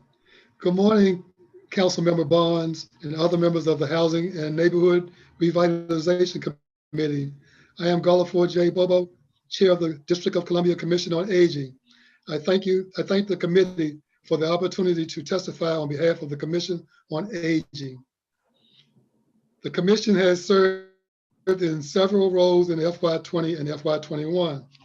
The roles of the commission have ranged from advising the mayor, the director of the Department of Aging and Community Living, the council of the District of Columbia, and the public to directly providing assistance to seniors. The commission has worked with the staff of the Mayor Bowser and the city council members to keep seniors up to date on efforts to address the pandemic. Work with city departments, including the Department of Aging and Community Living, the Department of Health, the Department of Recreation, Health and Human Services, and the Office of the People's Council to provide information and resources. Work with Age Friendly DC to recruit seniors to fill a need for healthcare aides with seniors searching for employment. Work with nonprofit organizations to distribute food to seniors. Work with seniors to register and to get to COVID-19 distribution sites. Work with Department of Aging and Community Living agencies, wellness centers, and senior villages to get information and resources to seniors. The commission's effectiveness comes from being able to relay what they and other seniors in the communities are experiencing to the appropriate agencies. I would like to add, the goals of the commission for FY 2021 are to continue to advocate for the establishment of senior villages in all 8 wards, to continue to advocate for senior training and employment opportunities, to advocate for a continuation of Safe at Home program, to advocate for an increase in senior housing, to advocate for more multi-generational housing, to advocate for permanent and appropriate shelters for homeless elderly residents, to work closer with the Adult Protective Services in addressing issues that commissioners are observing, to promote for sufficient funding to train and retain qualified healthcare aides, and to promote more options for senior homeowners to pay property taxes. The commission has had a loss of several of its members. The commission is seeking members of the community to serve as commissioners. Wards 3 and 6 do not have representatives at this time. That is my testimony, Chairman Barnes. Thank you for allowing me to testify. And thank you, Mr. Bobo. I think if you would raise your right hand, we can swear you in that you are attesting to the testimony you just gave us. I don't see you, but are you by phone or? Chairman Bobo, you're muted, by the way. Okay. Oh, okay, so he is here. All right. I see you now. All right. If you raise your right hand, and would you affirm, swear that the testimony you just gave is in fact truthful before this committee today? I do. All right, thank you. You kind of got away from me. I was looking for my paperwork. And, sorry. You move forward. That's okay. That shows a lot of energy. Thank you very much for that testimony. Some of the points that you made, I just wanted to examine a little further. As it relates to Safe at Home, you are advocating that that program continue at the current level, or are you? Actually, I don't see a problem with an increase. The more seniors, just like with the COVID vaccine, seniors were reluctant to apply for it at first because they always felt that there was an angle to it. But as more seniors get it, more seniors are really being interested in obtaining those services. Okay, well, let me just share with you one of the issues that we ran across in my office through our constituent services process. Were a couple of times seniors needing repair of their front door or the railing of their porch. And of course, those are outside of the home activities. Would you be an advocate in support of looking at the entire home? That is, the physical structure, the back, let's say the back porch railing, the front porch railing, the front and back doors. Do you think it's appropriate that we should consider those items in the contracts? Chairman, I think that's twofold. The first is that the railings and things of that nature, unless it's changed recently, I think that was included when they consider the house for railings and safety. They consider the person has to leave in and out of the house. So I think the railings is a part of it. The ones that I'm familiar with that have gotten those services have gotten those railings. The doors and all, I think it depends on the cost. I think the way the system was set up, from what my understanding, is that certain elements that deal with safety were being addressed by DACL and the Safe at Home program. The actual repair of the home in other manners was being done by the Department of Housing and Communities Development that has a program especially for that type of issues. Yes, and the roofs and things like that. You're exactly right. I just wanted to get your feedback as it related to outside railings. So thank you very much for that. You mentioned senior shelters. Tell me what you have in mind regarding that. I think the new shelter that they are building at 800, or where 800 was, I believe that's the address, 809, whatever it is. But the new shelter that they're building has a side set aside, or part of the building set aside for seniors, so that they won't be under the potential of abuse by other members of the shelter. So there needs to be a separate entity in the system. Okay, I was trying to discover whether or not you were advocating that we needed a system of senior shelters, standalones, like we have the ward family shelters. I mean, do you see that kind of need? That would be the same type of entity where they would be standalone. I believe in the one that they're building over at 809 or whatever it is. I believe that one has a separate compartments, totally eliminate restricting just seniors. And I think that's what's needed throughout the city. You're right. Okay, so when you say 809, 801, you are speaking of Martin Luther King Avenue? Yes, ma'am. Okay, that's what I thought. I just want to make sure. Okay. You also mentioned qualified healthcare aides. What's going on with the healthcare aid program from your perspective? We have two issues. One is that we don't have potentially enough healthcare aides, number one. And the second thing is that the healthcare industry seems to, from the responses that I've gotten, that they have a large turnover in healthcare aides. So it's making the number that's available to our seniors limited. Okay. I know I've heard various comments over the years, some including language barriers, or they will not take my instruction the way I said it. And I've had to, one senior was explaining to me her recipe and how the health aide would not fix the oatmeal the way she wanted it. And I was like, okay. I mean, I know that these things happen in any housing situation, but I I just wanted to make sure that I was clear on what you were concerned with. Well, that is also an issue that I've heard of, especially when I visited the Asian community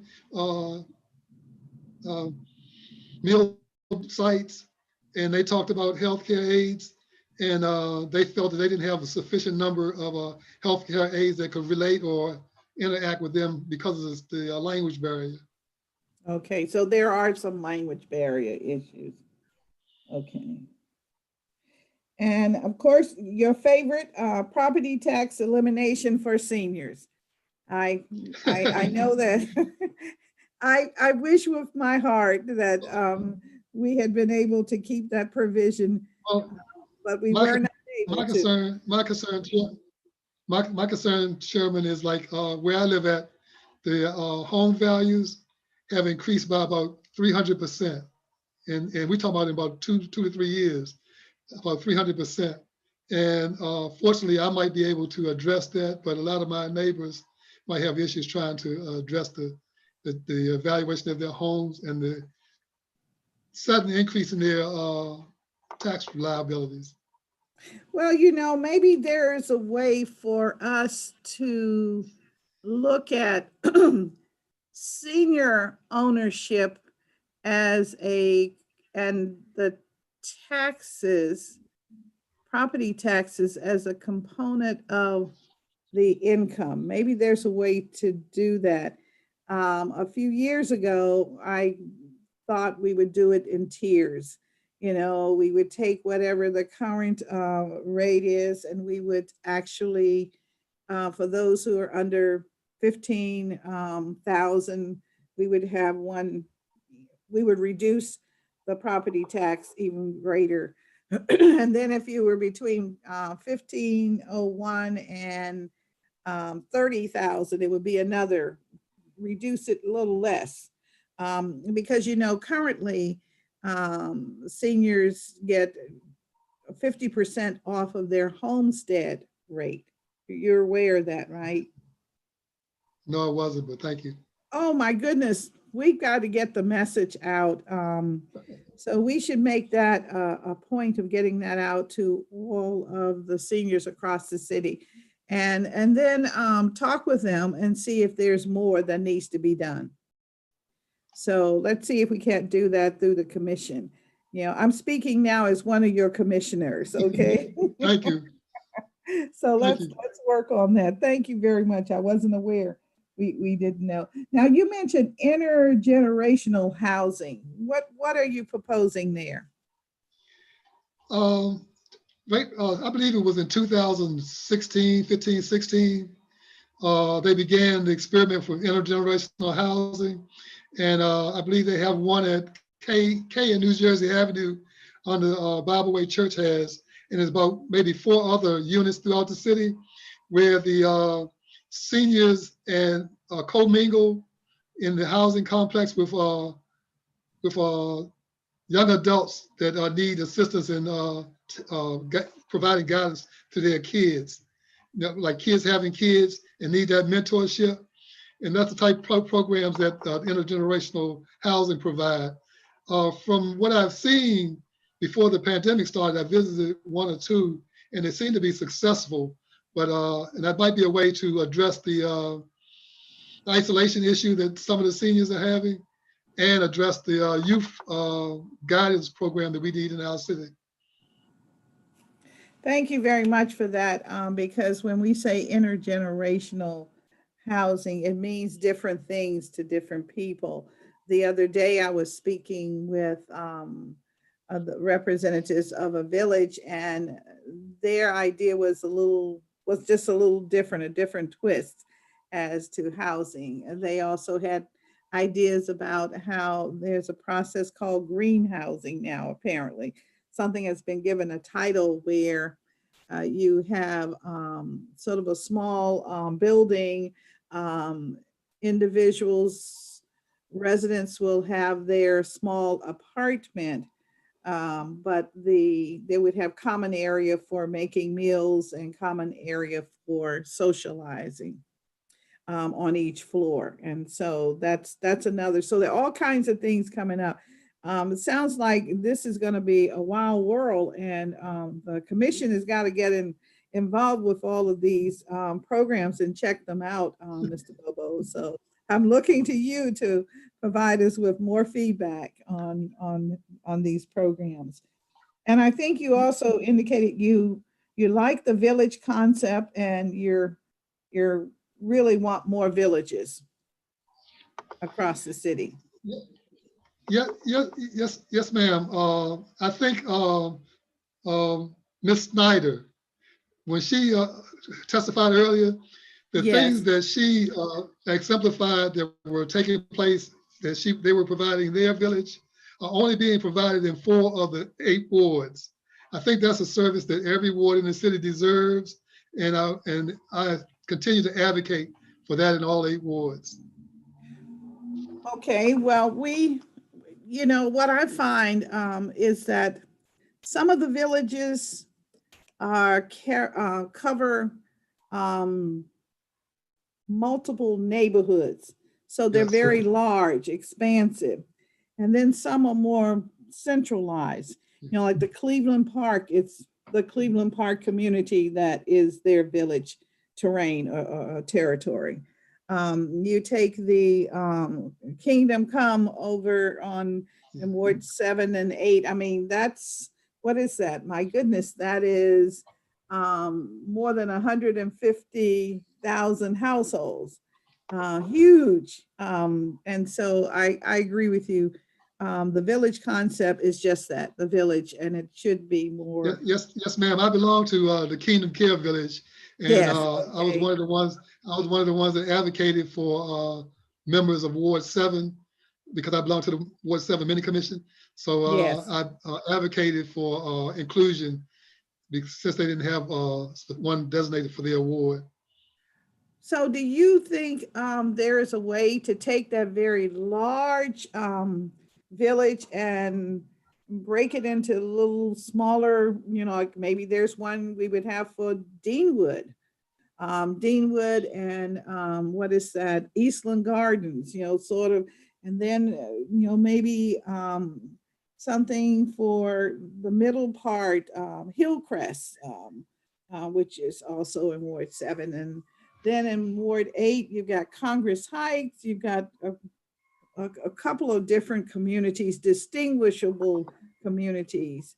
But you know what it requires to do this, and because you helped organize the one you're in now, it requires more than just us saying, oh, we're going to have a village. It requires getting people together and dedication to making the models work. I appreciate your statement, Councilmember Bonds. I was a member of the village that they tried to form before Kingdom Care Village.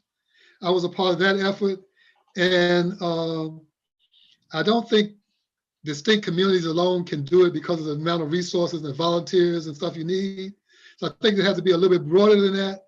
The issue that we ran into was that a lot of the members of that initial village wanted to keep it distinguished to their areas. They wanted to say, hey, the village should be designated to my community, my specific community, instead of to the total concept of everybody who needs these services could get access to them. Was that because people can relate better to their immediate surroundings, but you didn't have enough volunteers to keep it going for, so that you could break it up into smaller villages? Is that kind of what was going on? Yes, to a degree, yes. Mm-hmm. Okay, well, it sounds like we have to work on that model. Right, before they created the Kingdom Care Village, we had several members of my mini commission and others that belonged to the Capitol Hill Village. So we were reaching out to whoever could provide us with the services that we needed and the programs we needed. Well, that's an idea. Maybe we need to convene the villages and talk about how, and if it's possible, to share voluntary resources. Because there may be some parts of the city that have an overabundance of volunteers. Individuals have said, I will come in and help a senior change their cabinets in their kitchen or put their foodware up.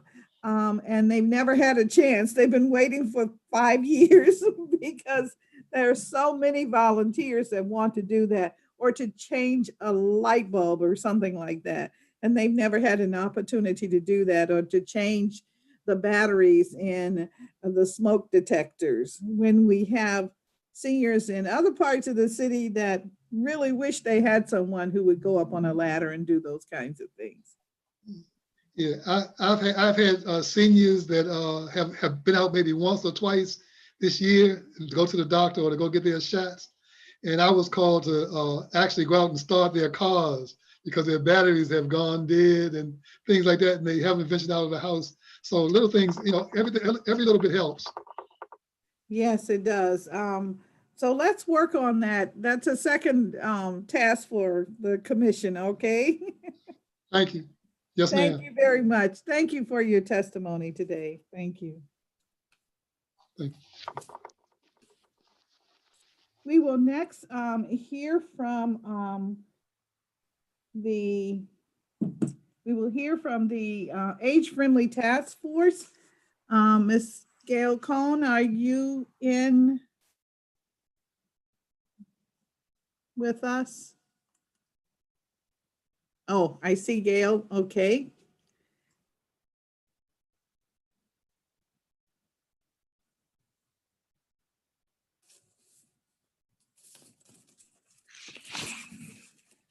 Good afternoon, Ms. Cohen. How are you doing?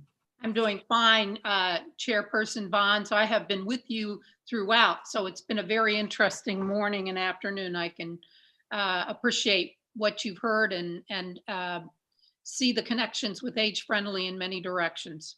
Oh yes, everyone is has good, strong opinions. So this is all very good. I thank you for joining us this morning, afternoon, because we're into afternoon now. And I would like to swear you in. So if you would raise your right hand. All right, do you swear, affirm that the testimony that you give to us today is truthful and complete? I do. Thank you very much. And we can begin when you're ready. Thank you for the invitation to testify on behalf of Mayor Muriel Bowser in today's hearing to discuss activities and accomplishments of the Age-Friendly DC Task Force in fiscal year 2020 and fiscal year 2021 to date.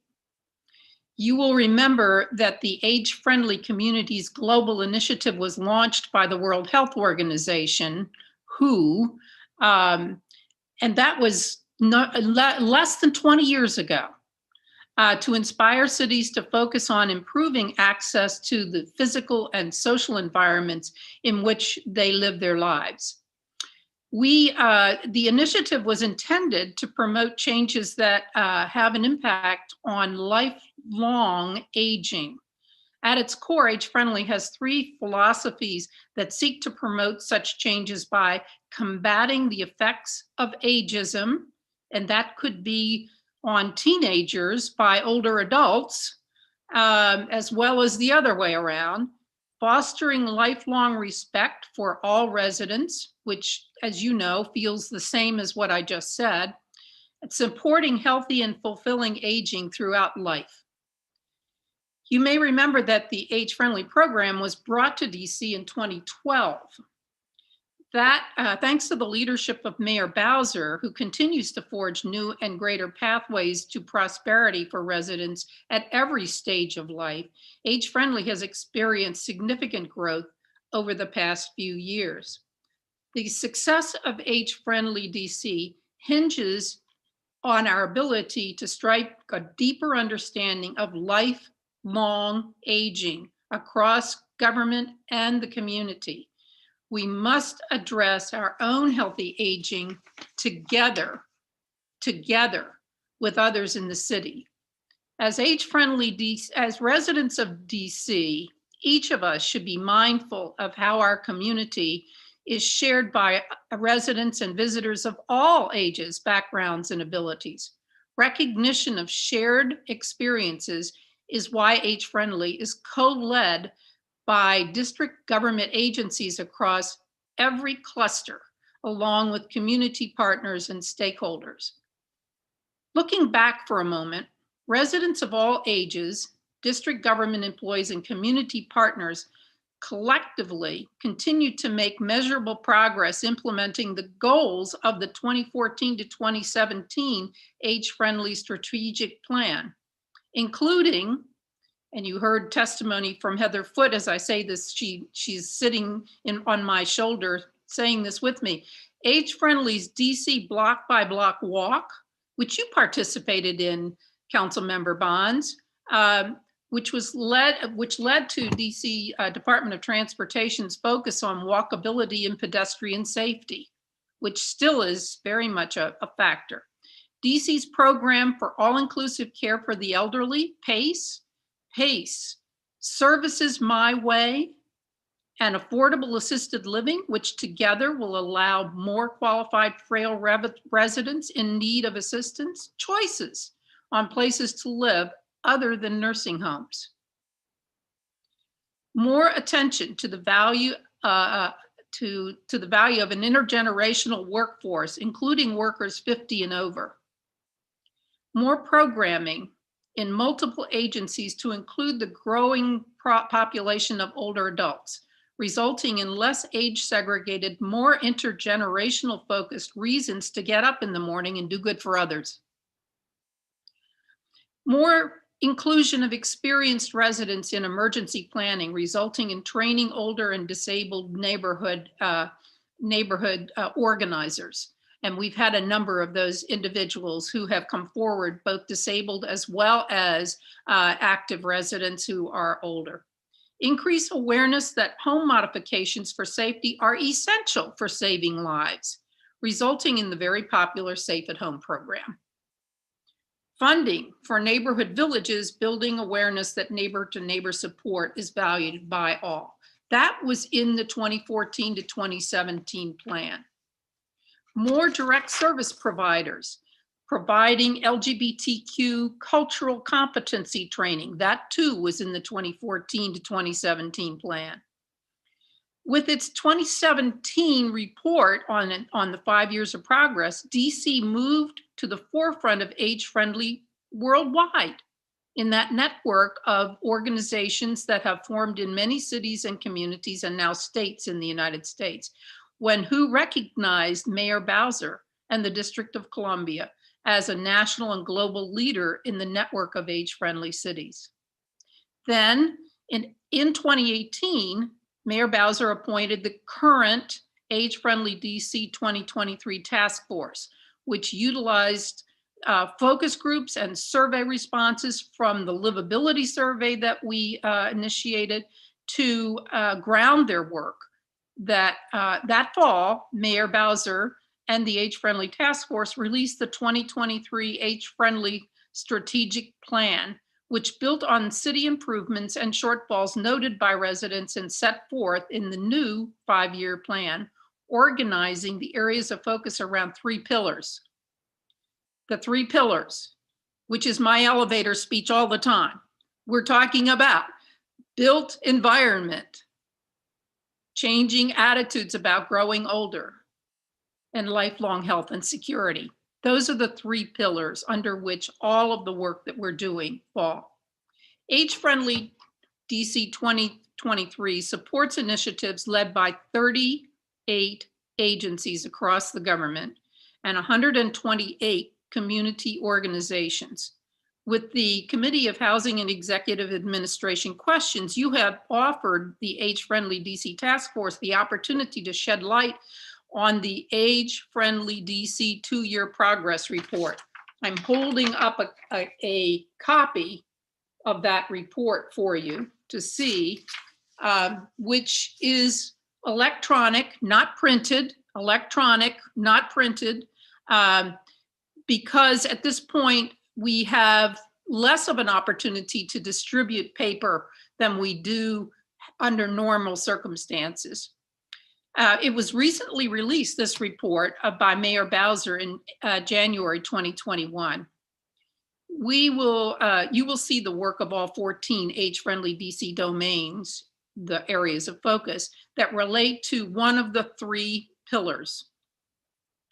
Under the tab acronyms in that report, I said that wrong, acronyms in that report, you will see the names and contact information for all of the DC agencies and community organizations who are working on age-friendly DC goals and strategies with the overall aim to make the district an even easier city in which to live, work, and play.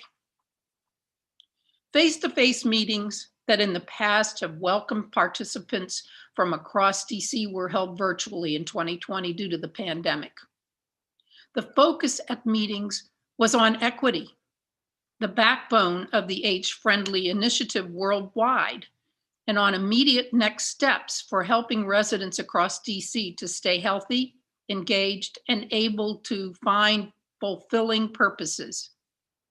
Thanks to our many partner organizations, virtual meetings drew more participants from areas of the city because travel to meetings was not an obstacle. Moving forward, virtual options for attending meetings will always be offered, must always be offered. I want to spend a few minutes of the time I have here today highlighting a few of age-friendly DC areas that have really shown bright over the last year. They are access to technology, food, employment, and safety. We've heard a lot about food today. We've heard a lot about technology today. We've heard a little bit about employment today. We have heard a little bit about safety. Let's just start with technology. The public health emergency has helped us to focus on the importance of technological competency for all ages. Increasing awareness of where to obtain training, equipment, and connectivity has always been a part of the age-friendly 2023 strategic plan and the plan that preceded this one. But the public health emergency brought this goal to the forefront in our minds. As we grow older from childhood to our growing populations of centenarians, we have to keep up. We have to keep up.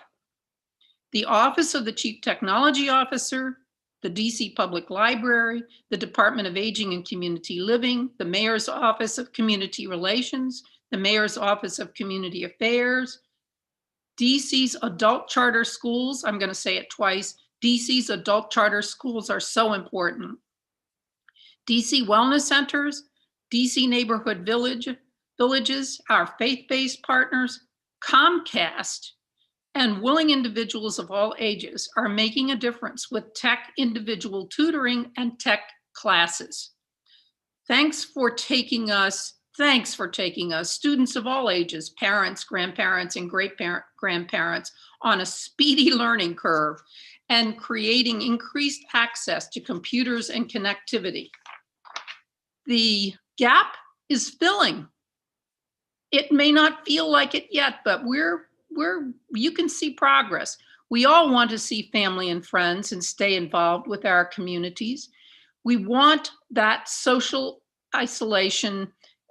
We know that social isolation is a greater risk than ever as we keep ourselves apart for health.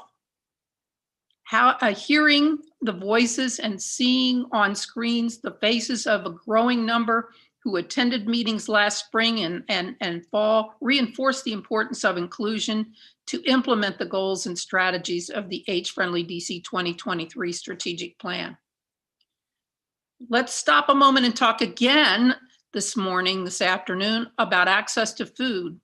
I would like to extend appreciation to DC Health, the Department of Aging and Community Living, the Department of For-Hire Vehicles, Capital Area Food Bank, DC Hunger Solutions, DC Greens, the DC Food Policy Council, and many, many, many community partners for increasing access to food and meal sources. Access to nutrition resources has been more important than ever over this past year. Now let's turn to employment, particularly in the long-term care workforce. Age Friendly is proud, DC is proud of the work in increasing employment opportunities for all adults, including active residents 50 and over, through lifelong education offered by the Department of Employment Services, DC charter schools, there it is again, and private school partners, particularly for part-time, in-home, and institutional long-term care of older adults. Nobody knows older adults better than people who are older themselves. We know the easiest way for qualifying adults to obtain a computer and connectivity is to sign up for adult classes offered by charter schools. May I please underscore that? Please, it does not matter the age of the student. Charter schools have an obligation to establish connectivity for their students, including a computer and connectivity with the internet.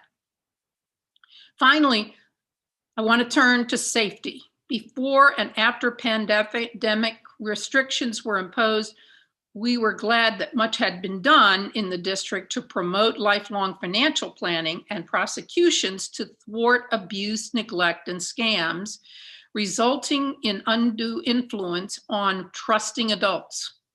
Age Friendly DC will continue to keep this in the forefront of our work.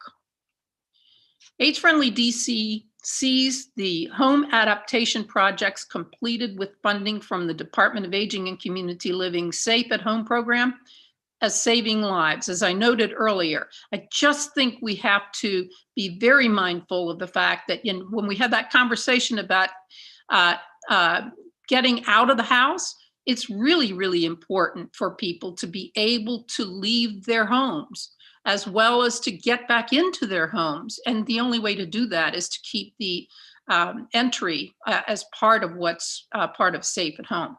In closing, thank you for your support of the 2023 Age Friendly DC Task Force. As always, we strive to show evidence of progress with participating DC agency key performance indicators. City administrator was talking about this morning, key performance indicators by agencies, and by shining light on the age-friendly work of DC universities, health systems, businesses, faith-based organizations, wellness centers, and neighborhood villages. We will ensure that the communication channels with your staff remain open and productive. We hope you will attend one or more of the Age Friendly DC Task Force domain meetings in May and April, intended to prepare progress reports for the next Age Friendly DC Task Force meeting, May 18th from 1 to 3. We look forward to working with you in the future. I'm happy to answer any questions you may have.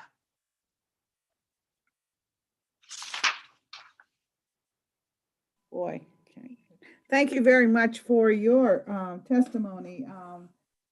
It's a tribute to the outstanding work that you've been doing over the years and how you're trying to move us forward. Understanding that, as I always say, if you live long enough, you will have this pleasure. And so that's right. That's right. Golfer Bobo is still on with us, and he can certainly nod his head up and down in regards to that. Oh my goodness. You mentioned an area which I was just thinking about. You, on page 3 of your testimony, as you were going through the strategic plan, you said more inclusion of experienced residents in emergency planning, resulting in training older and disabled neighborhood as organizers. I wonder if you have also given thought to how our older adults, I'll take Ms. Foot's perspective, our older adults can assist in this project that DCRA has, the neighborhood inspectors.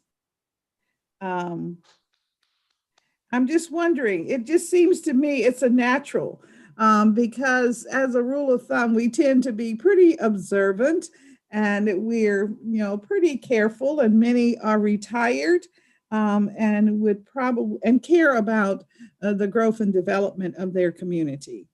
So Understanding the requirements of the Fair Housing Act, understanding the requirements could set in motion a training activity that could be shared by the inspectors who, it's just a very nice idea. It's a very good idea. It could be a first way of obtaining information that the inspectors can then go back and check. But my position is whenever you teach something, you learn it yourself, and the inspectors will have a much better understanding of the fair housing requirements if they themselves teach it to other people. well, yes, that, and also I think they'll have an understanding of how the community is affected when you have construction, and if it's shoddy, then, I mean, you're endangering individuals. And not to say that that is the case, but that is one of the things that they would be looking for. Likewise, they might have the occasion to address the ANC and ask about whether or not homes where we have elderly are taking advantage of the Safe at Home program. In other words, let's look at our communities as a place where all of us live, and how do we help each other to meet the standards that we need for safety and security.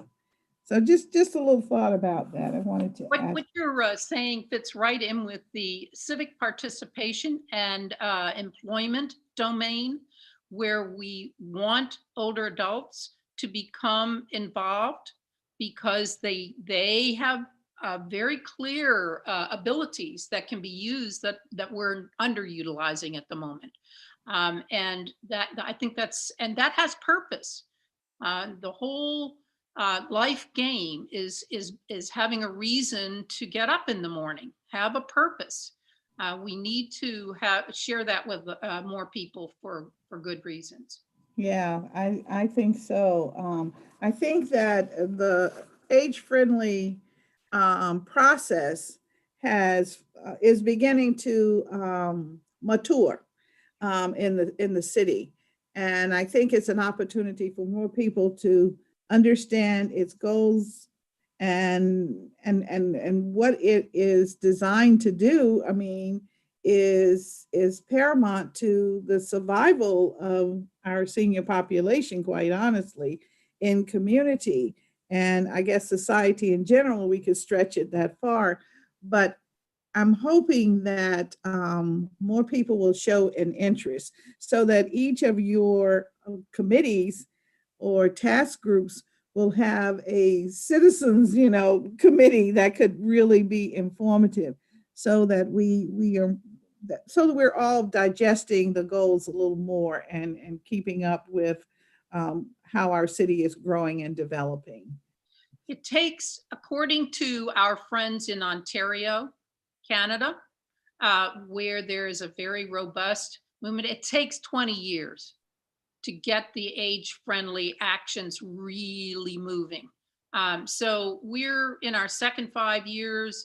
It's going to take longer, and they've certainly moved very effectively to get more engagement as a result of the time that's gone by and the awareness that has been created. It takes time. I agree, but I'm thinking also about some of the small issues that are raised in community. For instance, to make sure that every intersection has a designated crosswalk. There are places across the city in Ward 3 and in Ward 8 where that's missing. And nevertheless, you do have individuals who live in those communities and would like to be able to cross a street, a busy street. But if you have a cane or some other mobility issue, you might not get across without the car having to, to let you cross. I think that things as small as that, is there a way for the task groups to begin to identify something as small as an intersection? There's already a way, and this is back to your point about agency for people who live in the city, feeling empowered to do things. Because I'm going to go back 2 years. Someone was crossing Suitland Parkway and was killed. And the reason the person was crossing Suitland Parkway at that location was a well-trodden path. People used it regularly to go across the street. That kind of location needs to have a path across the street. And what we have, which is already in place and can allow people to report, is 311. Just a call and or a visit to that app can allow people to report the location of where something is needed. And there is a team at the Department of Transportation very interested in what we're talking about right now. So you are suggesting that if there are those kinds of intersections in particular in a community, and if citizens are listening today, that they can report that situation into 311. 311 the information will then go to DDOT, and then your task group that deals with transportation issues, pedestrian issues, will also know that there are these kinds of concerns, and they will be worked on with the understanding that Age Friendly will also know that work is being done. The Department of Transportation has been a really wonderful partner with Age Friendly DC, have worked really hard to get the kind of accessibility for walkability and for safety moving along. We really need to applaud their work so far, but also just keep things heading their way so that they're aware that there are additional issues. All right. Well, the big tough issue is what's going on with housing affordability for seniors. So I sat here as I was listening this morning and this afternoon to the conversation, and I wanted to just comment to you that in the first Age Friendly DC plan, we had noted that there was a problem with affordable assisted living. And now, because of the fact that the Department of Healthcare Finance recognized that the necessary funds to pay for this service needed to be increased, we have 2 buildings opening. One of them, Gulliver Bothwell knows about, it's at Livingston Place on Southern Avenue, which is opening next month. And another one, Kenilworth Place, which is also in Ward 8, that will be opening sometime next year. Those buildings would not have been constructed had the rate of reimbursement not been addressed. Not everyone wants to move to a residence for assistance with their personal care, but these are apartments. This is not rooms, this is apartments. So this ought to be of interest to many and affordable. But let's move on. There are people who are living in their own homes. Accessory dwelling units is a possibility. Having an accessory dwelling unit, either possible for a person, and because the law is there, the regulations are there, if we were to promote, it's possible for people who own property to build a unit in their property and either move there themselves or have someone else move there. Accessory dwelling units are a very useful way that people can have that choice. And then that leads into the home sharing concept that has been floating around in the council for people who have extra bedrooms and who could benefit from having someone else residing with them and making it possible for them to get rent and at the same time have the social and protection of having someone live with them. This has been a concept that we've been had in the age-friendly DC strategic plan for the first plan and then the second plan. So we're very much in favor of it. Montgomery County is now implementing this. Home sharing is something they're working toward. So there are other jurisdictions that are making this happen. It's all about choices. Gulliver Bobo noted earlier, and I think it's really important to understand and underscore the intergenerational approach. Genesis, the property he was talking about on Georgia Avenue, is a stunning opportunity for purpose. The people who live there who are older, it's affordable housing, and those individuals have a contractual obligation to provide services to the families who live, young families who live in the other units. They're all in the same building.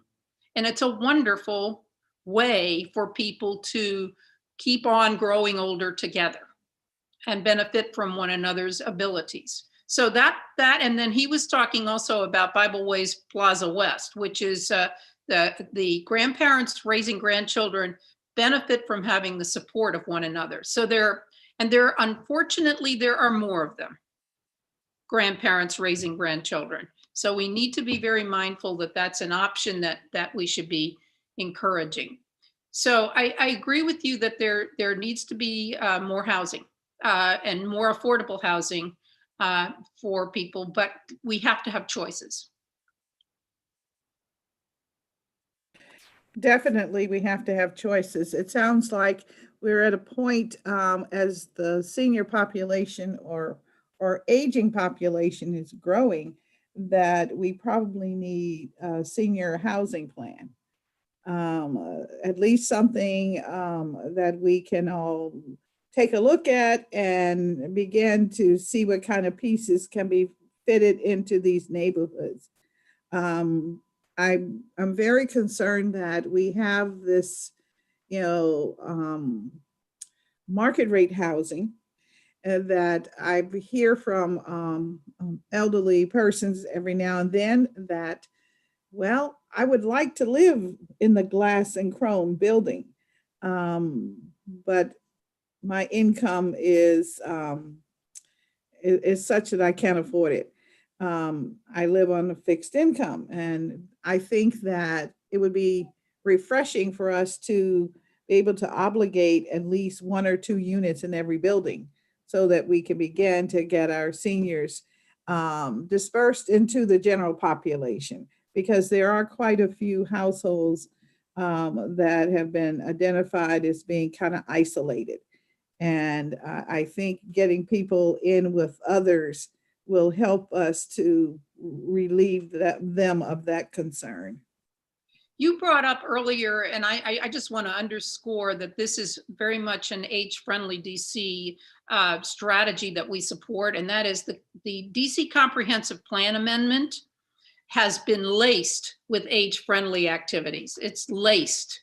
So it's very tightly integrated. And that particular plan calls for housing in every neighborhood to equalize the number of affordable units that are located throughout the city. The neighborhood I live in on Capitol Hill needs more units, affordable units. There are other places in the city that have their share. They don't need more, but there are also other locations throughout the city that need more affordable housing, and we need to implement that plan. Well, definitely. And I think that many across the city are very interested in seeing the implementation, but I'm not yet sure. And I think we do need a plan specific that will speak to persons of 60 and older. And what are what are the plans? What are the ideas that we have? What are the systems that we're willing to build so that we can be assured that that population can be, as you say, live all over the city at the price point that they can afford? I think you've stated the vision, and I also like. Let me just tell you that instead of using the word senior, if we start adopting the age range that we're talking about, we're going to do a much better job of being descriptive of what we're talking about, and it keeps us from doing us them. Those seniors becomes those 60 and over. And that includes a lot of people who are using and theming. We should stop othering. We should do that in terms of our persons of color in the community. We should stop othering people. They're part of our community. We're all together in this. We need to keep everybody thinking that way. So, Ms. Cohen, you are suggesting that we as a DC society need to understand that these old labels are discriminative. These old labels hold us back, not just the individuals we're trying to describe, but also our society in general. And that if we're going to move forward, we might as well step up to the new day and the new day. So my nomenclature should say not seniors, but persons that are 60 and older. Or 55 and older. Some programs. Okay, all right, got you. Some of them are 62 and over. Some of them are 65 and older, and we just have to use the age. Well, to that point, is there some way that Age Friendly could take on a friendly assignment, and that is to determine what do we mean when we say 60 and older? Is it 55? Is it 60? Is it 62? Is it 65? Maybe beginning to define those categories a little better, because I think every organization has a different terminology for senior, so to speak. You bring up an opportunity to laud the work of one of our partners, National Council on Aging. National Council on Aging has a website that enables people to see what programs they're qualified for. And it goes exactly where you're going with regard to age. And National Council on Aging has new leadership, and it's one of the things that I know that they're interested in getting the word out, that people can use that resource to figure out what they're qualified for. Well, we will put it in my newsletter, and we will promote that. So I thank you very much for your testimony today. Always. Happy to join you. Thank you. And so we will take a 2-minute break as we get ready for the Secretary of the District of Columbia.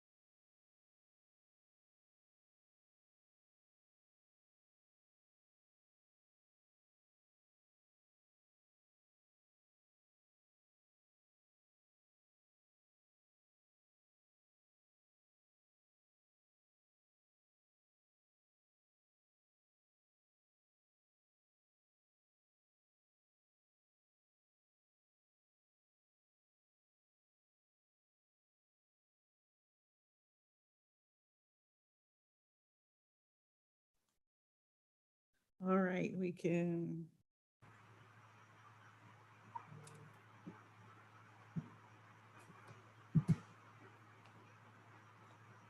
Are we Hello, ready, Councilmember? everyone. Yes, are we ready to begin? Yes. Okay, you'll start with the public witnesses first? Correct. All right. Okay, and you will tell me who is in the queue. Who do we have? We have Mr. Mark Echtenweiler, Commissioner for ANC 6C04. Neil Flanagan, who's an advocate for DC Archives. We have Kimberly Bender, Executive Director of Hurech House Museum. And then Mr. Bill Rice, Public Witness. All right, let's start with, I think it's with Mark, and then to Neil, and then to, I think that's the order in which you called. Okay, we're ready. We are ready when you are, sir. Good afternoon, Madam Chair. Do you need to swear me in? Are you a member of a government body? I am a member of a government body. I know you're a commissioner. I will swear you in, most definitely. Thank you very much. All right, if you raise your right hand. Okay, do you swear or affirm that the testimony that you give today is truthful and complete? I do. All right, thank you so much. All right, thank you, Madam Chair. I come before you this afternoon on behalf of ANC 6C to provide our official comments on the performance of the Office of the Secretary. As you know, the office's mission includes the prompt preparation and publication of the DC municipal regulations, known as DCMR. The DCMR governs almost every aspect of life in the district, from food safety to elevator inspections to the construction codes. And naturally, that's a moving target. The DCMR undergoes constant revision as numerous bodies, including the Zoning Commission and ABRA, regularly use the public rulemaking process to amend their respective rules. Once those bodies issue their orders, it is up to the Secretary to publish those orders and to promptly incorporate those changes into the official version of the DCMR on the Secretary's website. Timely updates to those regulations to reflect changes are crucial. They're crucial to other agencies, they're crucial to businesses. Residents rely on the published DCMR, and with a regular monthly docket of zoning cases and public space applications, we as an ANC likewise rely heavily and constantly on the Secretary's site in carrying out our responsibilities. It's my unhappy task to let you know that the Office of the Secretary has not kept up as it has needed to make timely updates to the DCMR. And just to be clear, we don't expect updates to be executed the day the register comes out. That would be unrealistic. But timely updates are important, and ideally, I suggest those should be done within 7 to 10 days after register publication. That has not been happening. In late January, a member of our ANC contacted the Office of the Secretary to ask why the DCMR had not been updated to include several zoning commission rulemakings, including one from 3 months earlier. As of February 18th, those updates have now been completed. But again, as of February 18th, there were still others that were unaddressed, including one going all the way back to September of last year. Now, OS staff have offered some explanations for this delay. And as you may have seen, and you certainly will hear from Secretary Bassett, ODAI, the Office of Documents, which handles this set of tasks, did have to contend with some extensive revisions last May to the construction codes. And they've also advised me that they had a staff member depart. And obviously we look at all of these factors against the larger backdrop of the challenges we all face in our work and personal lives during the pandemic. The difficulty here, I think, is the pandemic is not the cause. These problems go back for years. A member of the commission wrote to the Office of the Secretary in October 2018 about a rulemaking that had not been incorporated into DCMR after more than 9 weeks. Likewise, in September 2019, we emailed Secretary Bassett herself to complain that an important DDOT rulemaking on residential parking that was published 4 weeks earlier was still not reflected in the regulations. No one, neither the secretary nor anyone else in her office, ever replied to that message or to a follow-up email 1 week later. Those regulations were eventually updated in mid-October, so that's more than 8 weeks after registered publication. And only after we escalated our concerns to the DDOT director, the MOCRs, and the council. Now, let's be clear, we don't have visibility into what all may be going on within the office. It might be that OS requires additional staff beyond its current budgeted number of FTEs, perhaps not.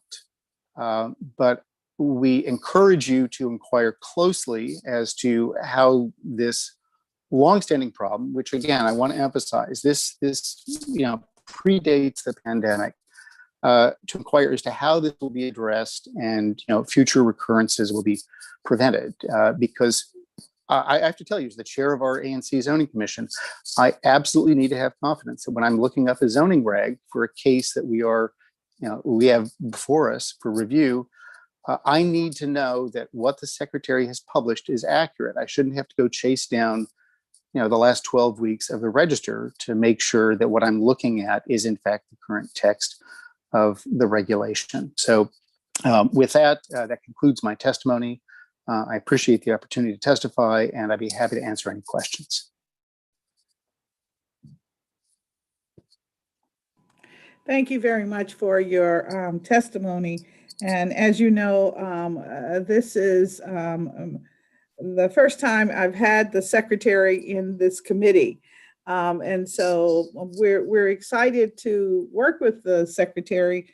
And as it would be said, what a way to start to talk about the regulations and how seemingly untimely some of the publication is presented to the public.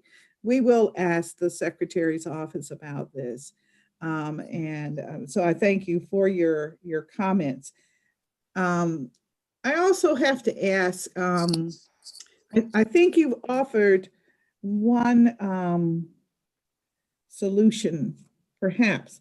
You said 7 to 10 days following the publication would be appropriate time for there to be, the regulations would be accessible by the public. Am I correct?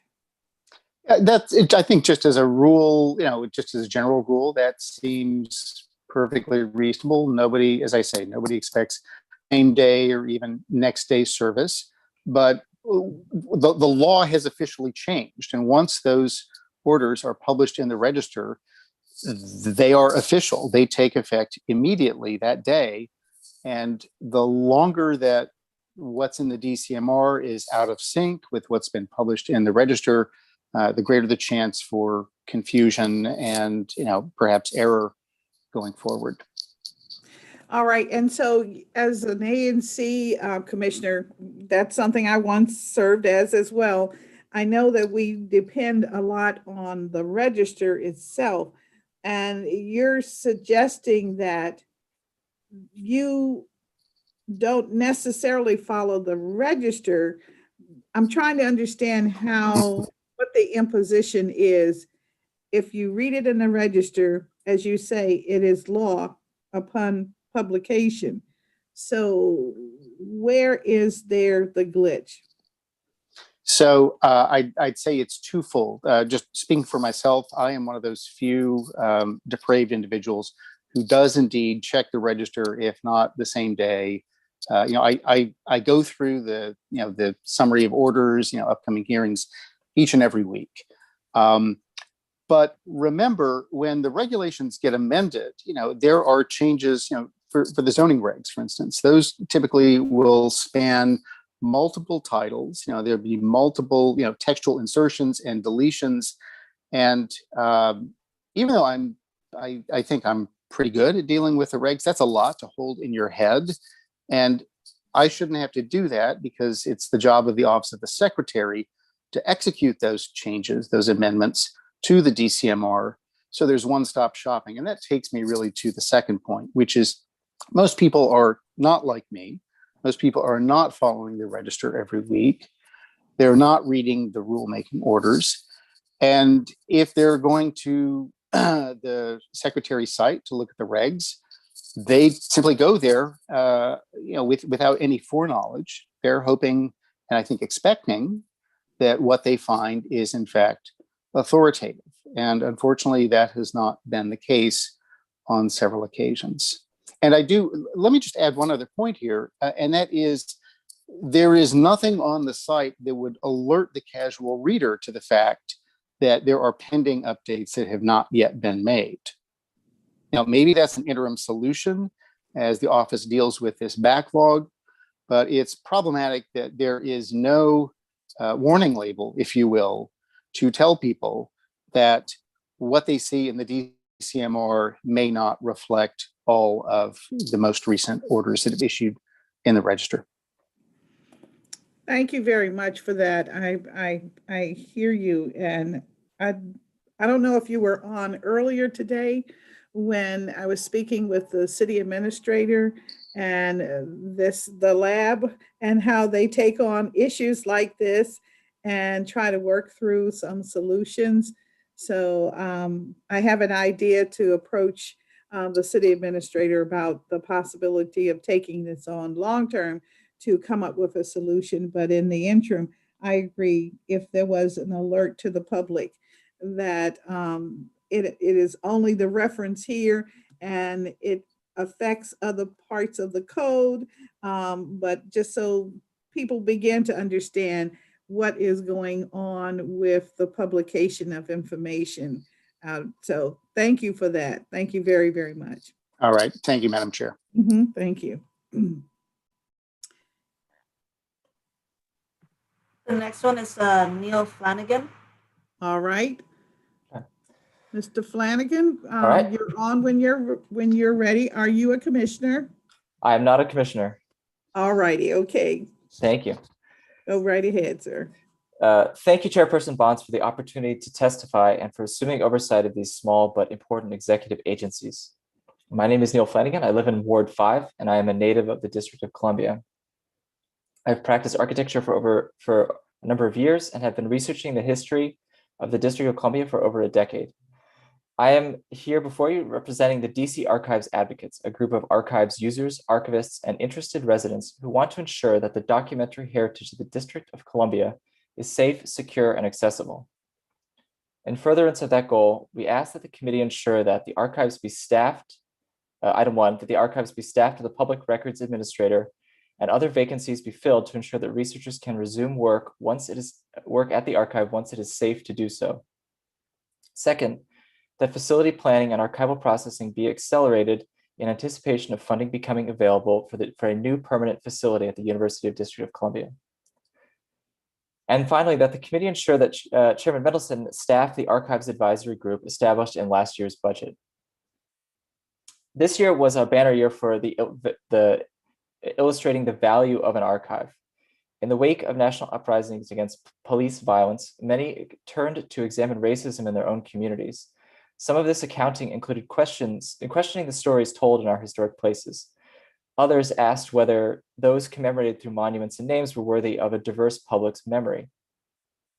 And finally, and I think most importantly, many asked who and what had been overlooked in the received versions of history. Where this accounting has been done effectively, it has been founded on the archive, whether based on primary sources taken directly from a records box or through publications by historians and genealogists. Documentary evidence such as kept at the DC Archives has been upstream of residents' activism and government's action. As an example, on Wednesday, our delegate to Congress, Eleanor Holmes Norton, asked the National Park Service to assess the impacts of renaming Melvin Hazen Park north of Cleveland Park in Ward 3. ANC 3F and local residents have pursued the renaming because Hazen was implicated in both the clearance of alley dwellings and the Reno community in Tenleytown, both overwhelmingly affecting African Americans who had no input of their fate under the pre-Home Rule government. The evidence that confirms and situates Hazen's role is in seemingly banal files kept at the DC archives that had been overlooked for years. Likewise, aspects of his career and relations with DC residents could be reconstructed from similar files at the DC archives. And bear in mind, the evidence that I'm talking about here is contained in about 5 files out of tens of thousands that are in this single record collection. I have no doubt that a fuller picture remains in boxes in the DC archives. And as you of course know, the DC Council passed 2 pieces of legislation in January to systematically review whom the district commemorates, and the mayor has begun to implement these laws. But among users of the DC archives, it is accepted that the work of these committees will suffer because so many resources at the DC archives remain stifled.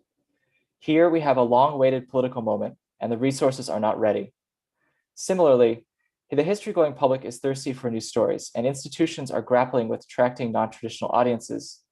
Further, these institutions have been financially struggling because they've been closed or only able to offer limited access during the pandemic. They're counting on having strong, relevant exhibits when it is safe to reopen. The ability of these institutions to update their exhibits depends on research that could be done in the DC archives. Because the replacement facility is not ready and staffing is strained, quite honestly, we don't know what we are missing. Even when curators know what they are missing, access issues related to the pandemic have caused problems. At least one cultural institution has been trying to access the archives for a cornerstone exhibit on DC history for its reopening and has been unable to secure artifacts as of Monday. It did not have to be so. The council began setting aside funding for a permanent replacement facility in FY 2015 and has increased funding for operations beginning in FY 2018, I believe, possibly earlier. DGS began to plan for a replacement facility at the same time, and after some pressure has begun to improve maintenance at the existing facility. The Office of the Secretary and the Office of Public Records increased staffing and processing. Finally, in last year's budget, the council created a volunteer archives advisory group with members appointed by the chairman to solicit advice from archivists and archive users. That panel has not been appointed, and the archive has experienced serious losses in staffing over the past year, including the public records administrator. The permanent facility remains unbuilt, and DGS has been remarkably opaque about the state of facilities planning, including not disclosing that they apparently conducted several fine-grained studies of the site on the University of District of Columbia. Why they would do that, I don't understand. It would dramatically build trust with archives users and archivists.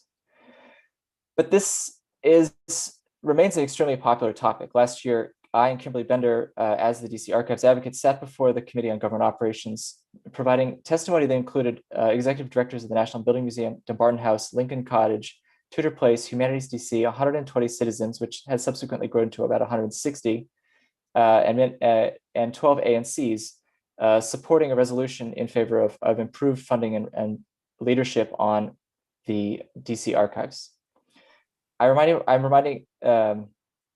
And so with that in mind, and understanding the changed circumstances of the past year, we want to reiterate our requests from the archives, from the council in this hearing. First, that it be staff, that we understand the status of the hiring in the public records administrator and other vacancies, understand what the timeline is on rehiring, and ensure that what the necessary steps are being done to ensure that researchers can resume work once it is safe to do so. Secondly, to understand the state to ask the secretary and about the state of the archival processing and facilities planning, anticipation of future funding for the facility, which is set aside for FY 26. And finally, we simply ask the committee to ensure that Chairman Mendelson, in his capacity, staff the archives advisory group that he established last summer, and for which we and the archives advocates and the Friends of DC Archives have both submitted lists of names. So we ask the council ask these questions and want to reiterate the importance of the archives in building in DC's culture and understanding our past. Thank you for the opportunity to testify. Thank you very much for your testimony. I think I have made the notes, and then you came back and reiterated, so thank you very much. Okay. And I will definitely pose these questions with the secretary. Thank you. You mentioned, but I do have a question. you mentioned the problem that individuals have today without having a built location, without having the staff, and absent also of the advisory group. When people are looking for historical files, tell me what's going on with that. I've lived here for many decades. If I wanted to research something that, you know, I kind of heard about, or research my children's ancestors, who I Yes. understand they are fourth generation Washingtonians. Absolutely. I mean, how would I do that? This is a great question. So I want to actually set this up and compare it to what you might do in DC and what you might do if you lived right across the border in Maryland. Is that okay? That's perfect. Okay. If you lived in Maryland, what you could do is you could drive over to Annapolis, go to the Annapolis Archives, which is a beautiful daylit building. You would sit down, someone would at a desk, someone would walk you through what archival collections you might be looking at. You would explain the kind of information that sounds like genealogical, maybe property records. They would retrieve the boxes from a secure facility that you do not enter, and bring them out to you and instruct you on how to use them correctly, and give you advice. They need to protect the documents, but they're very helpful. When you come to DC, you can't just walk in. You have to make an appointment, and you go into the facility, which unfortunately has some significant deterioration on the facade. You would go in.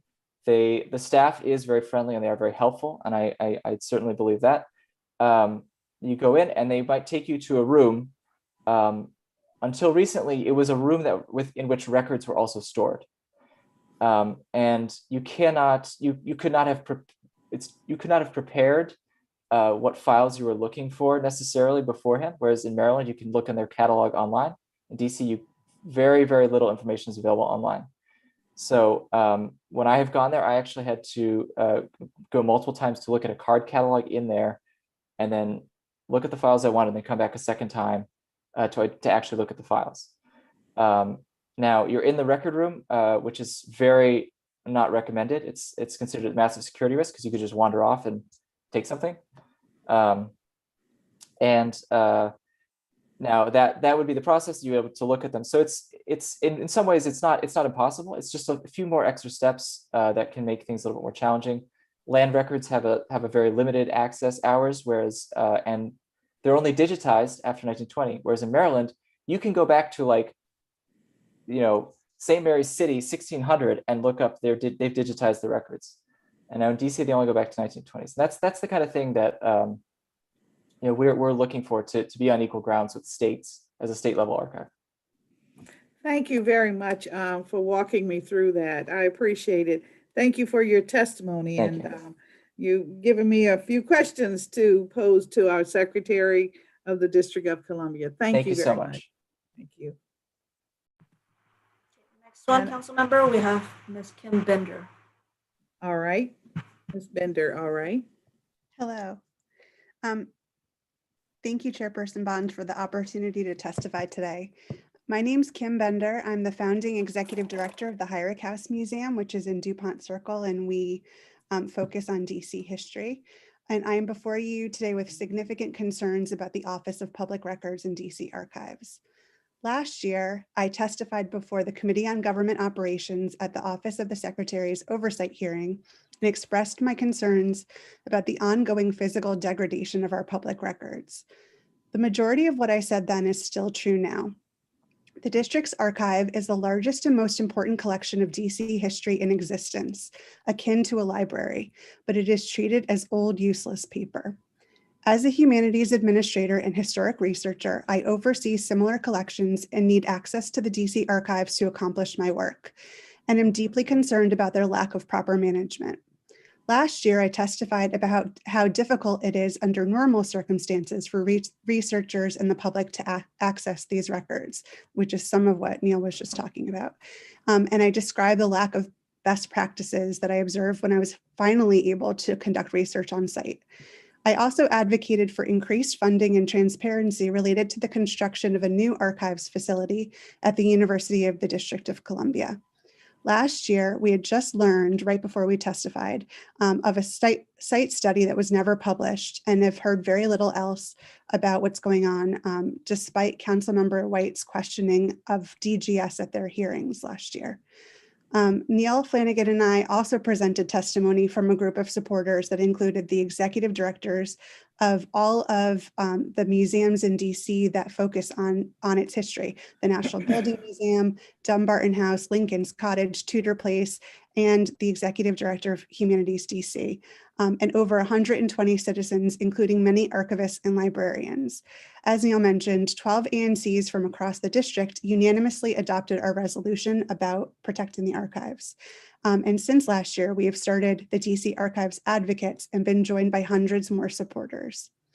The pandemic has only added to the list of OPR's problems, as economic concerns resulted in a cut to their capital funding for the new facility, and in-person access to the archives has become impossible. And while the Secretary's testimony states that there is a new reading room set up for researchers and that an inventory is being conducted, the lack of other details open up so many questions. For instance, both the archives administrator and an archivist have left their positions in the last year. Has anyone been hired to replace them? Without an administrator, are projects continuing to be accomplished, including that inventory? Is anyone responding to researcher requests? Which I know of many archives that are still responding to research requests because they will send digital copies of documents. What is the status of the new DC Archives facility? Is the planning work continuing onwards? I believe it's still feasible to do the planning despite funding cuts in the pandemic. What agencies are involved in the planning? Should we still anticipate that the facility will be at UDC? Who can we even contact for updates? It's very difficult to figure out who is actually in charge of this project. In this past year's budget, the council created an archives advisory group, also that Neil mentioned, that could gather information and report on these issues, but has not yet been assembled. The movement of the Office of the Secretary under your committee creates an opportunity for more transparency that can help us better assess what is happening with the district's most important records. I deeply hope that the committee will press the Secretary on these questions and impart how deeply important it is to properly administer our most important historic resources. Thank you for the opportunity to testify.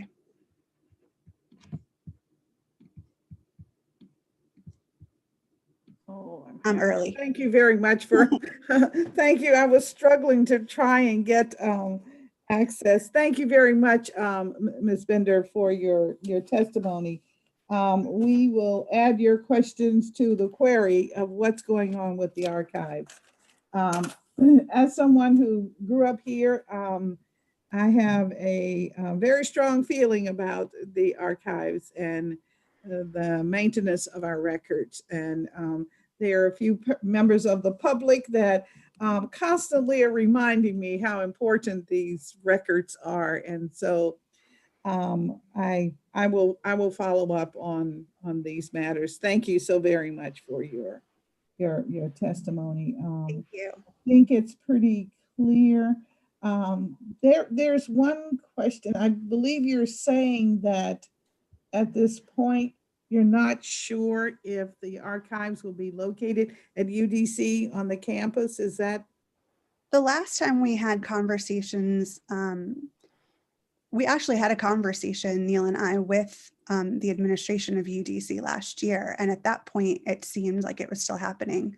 But we don't, any of the information we've ever been able to get about the current status has always been a little bit wrong because it's not publicly available. And so it's just been a bit of a struggle. When Councilmember White questioned DGS about it, they didn't even know of some of the planning processes. So I'm not quite sure where it fits in the government realm and who's in charge of the project itself. And that would be helpful.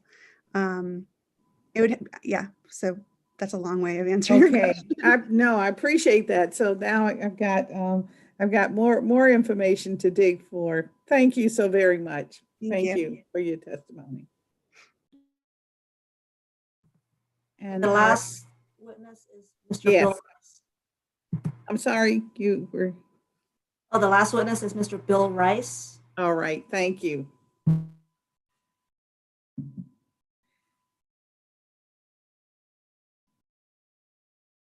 Mr. Rice, you unmute your system. Okay, there you go. Okay, let me get my testimony. I can't get out of full screen because I need to get out of.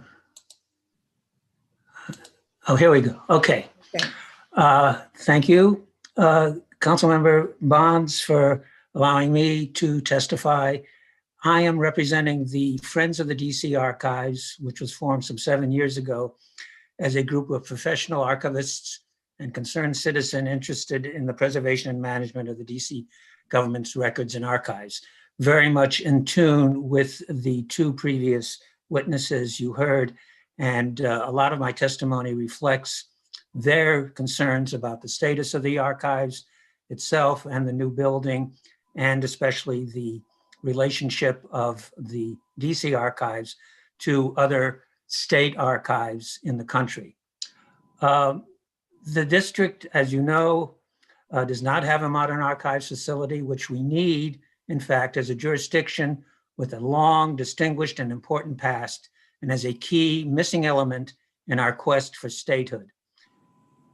A modern archives would showcase our history, put us on a par with other state archives, and give us a public, useful research platform, which it does not have, as you know, again, from the previous testimony, and lead a modern record management system for the DC government. Currently, the DC archives, as you know, is inadequate and provides insufficient space for researchers. Although the Gray administration started a new archives project almost 10 years ago, the only thing that, in fact, we have to show for it, as far as we know, is a lot of consultants and reports and studies. The current archives facility at Naylor Court is too small, does not have modern environmental controls, provides inadequate storage capacity, and offers only limited research access. The Office of Public Records within the Secretary's office operates the archives. However, it barely has the authority over the other branches of government, and OPR is scandalously underfunded, understaffed, and since the fall of 2020, without professional leadership. In contrast, each state has a well-developed professional archives program and facility. For instance, last year, Pennsylvania broke ground for a new archival facility in Harrisburg, and Wisconsin is spending $120 million on a new 100,000 square foot building. And administratively, most states, including Maryland and Virginia, have an independent archives agency to set records retention policy and have authority over all of the other records of the governmental, of their government. A strong impediment has been the mayor and the council's disagreement over a site, finally settling, as far as we know, on UDC. Again, as far as we know, no concrete action has been taken. And meanwhile, the capital funding has been decreased.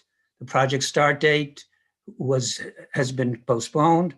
And the mayor's senior advisor has set, as far as we can tell, an arbitrary limit on capital funding that resulted in the project being too small and losing significant environmental features. To overcome these problems, the council enacted the District Historical Records Advisory Board, DRAB.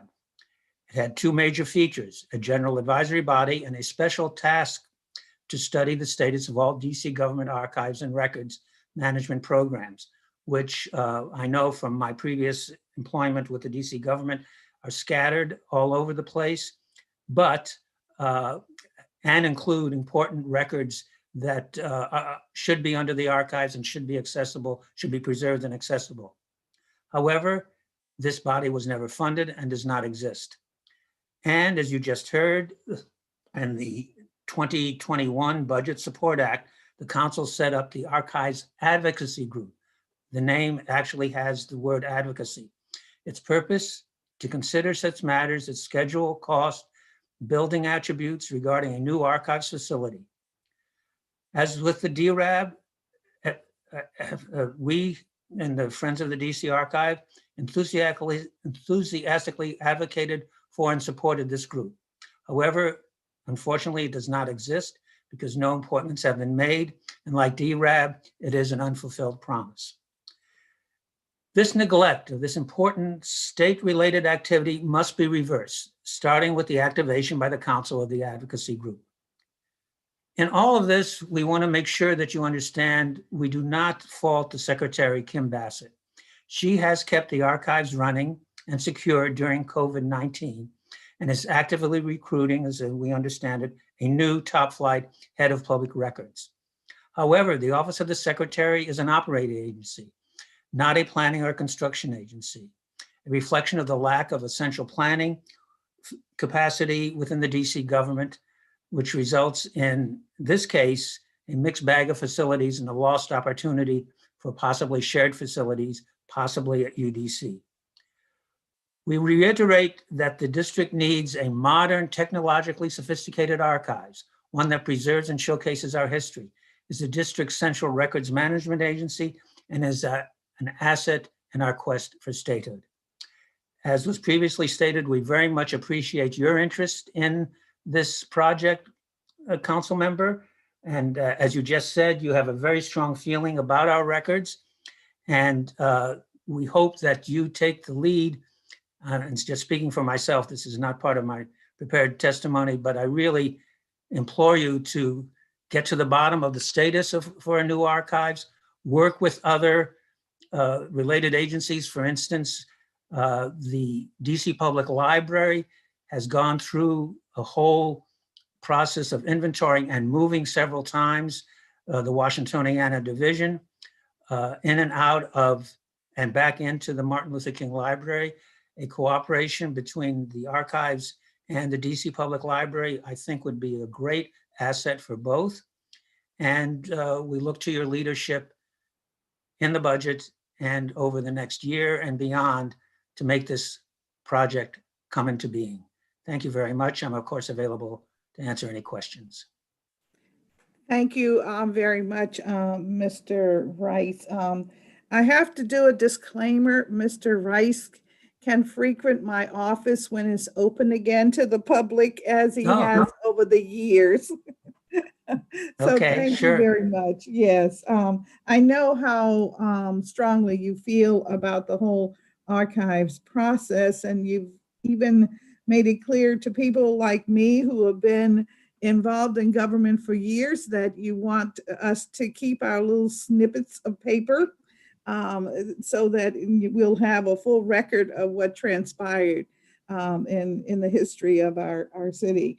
So thank you for that. And thank you for your testimony. You're right, you're adding to the points that the two previous witnesses made, but you kind of touched on a little more in the sense that you're pointing out that the library was once, the DC Public Library, Central Library, was once a vessel for containing some of our archived documents. And tell me more about that. Have they indicated that there's an interest in the interim until we actually get a facility built? Does the Central Library have space? Oh, no, I was not suggesting that at all for the Washingtoniana division of the DC Public Library. I was more suggesting what you might call a technical cooperation agreement because they have done the two things that the archives still faces, two supremely important tasks to get a new archives off the ground. One is an inventory of holdings, which, as I understand it, is underway, which I'm glad to hear, because that's the one thing to start out with. You have to know what you have So so that you know what you have, and then when you move, you know what you want to move, where it has to go, and so forth. It's an incredibly complicated task, and they have done it. And I think just getting them involved as some kind of nearby consultants could help the archives immensely. As far as I know, it's not a space question. It's a mutual assistance arrangement for the archives from the DC Public Library. And it's something I've not talked to anybody else about. It's just something that I see as somebody who's interested in history, who pays attention to the archives and the DC Public Library's Washingtoniana division. Okay, well, when the secretary comes up, maybe I will examine with her whether or not there's an MOU, or if there's a way for this service to continue, and if there are other services that the Library Washingtonian, I guess is division. I guess I'm correct in calling it the It's part of, excuse division. me. It's part of Special Collections. They changed the name. Special Collections. Yes, Special Collections is the Okay. is the name of the Washingtonian. It's part of Special Collections, as far as I know. Yes, I think I may have a couple of banners there. They showed me good. that at some point years, many moons ago, a few decades ago, I'll say. Yes. Okay. Well, if I may encourage you to preserve more of your materials at Washingtoniana. I hear you, Mr. Rice. Thank you very much, and thank you for your testimony. You're very welcome. Thank you. That's all we have for public witnesses, Councilman. All right, and so we are now ready almost for the secretary, her staff. I'll move her in. Yes, please. Mm-hmm.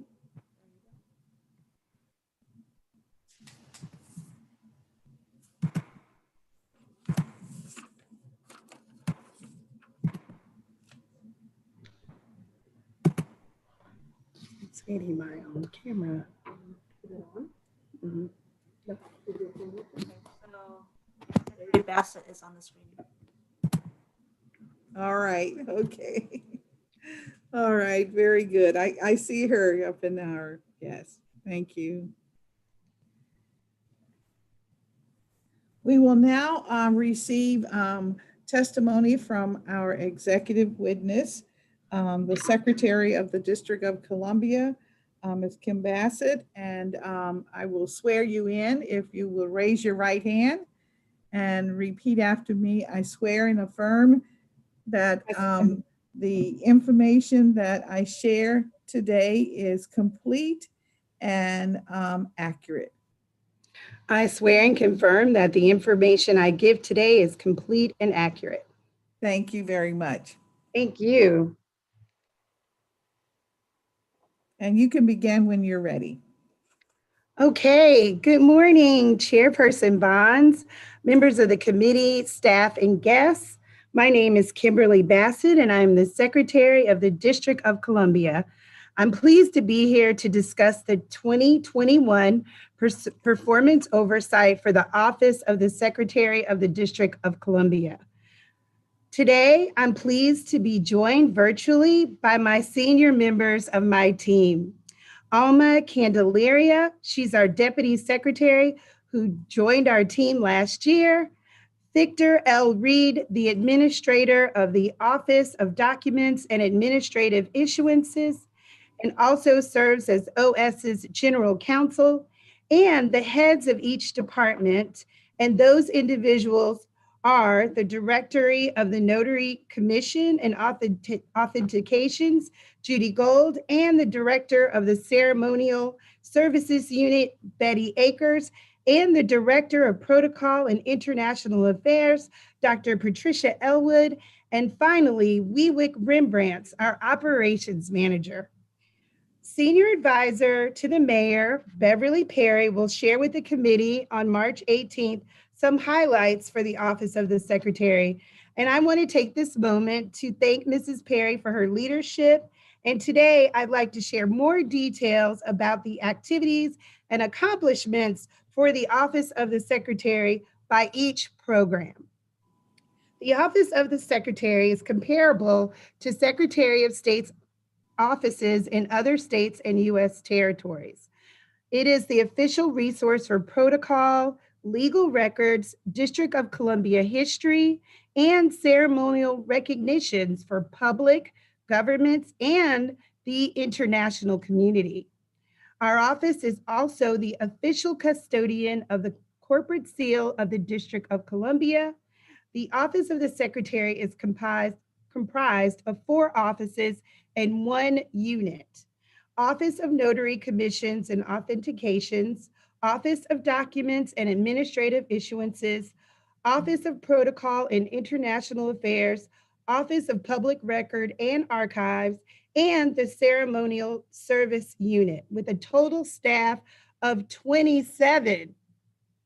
Like many other industries, the operations of the Office of the Secretary are impacted by COVID-19 pandemic. All the public-facing offices are closed to the public and have functioned under modified operations. The Office of the Secretary continues to offer services to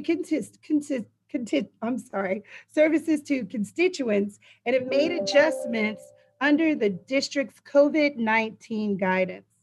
The Office of the Notary Commission and Authentications, which we call ONCA, is a public-facing office.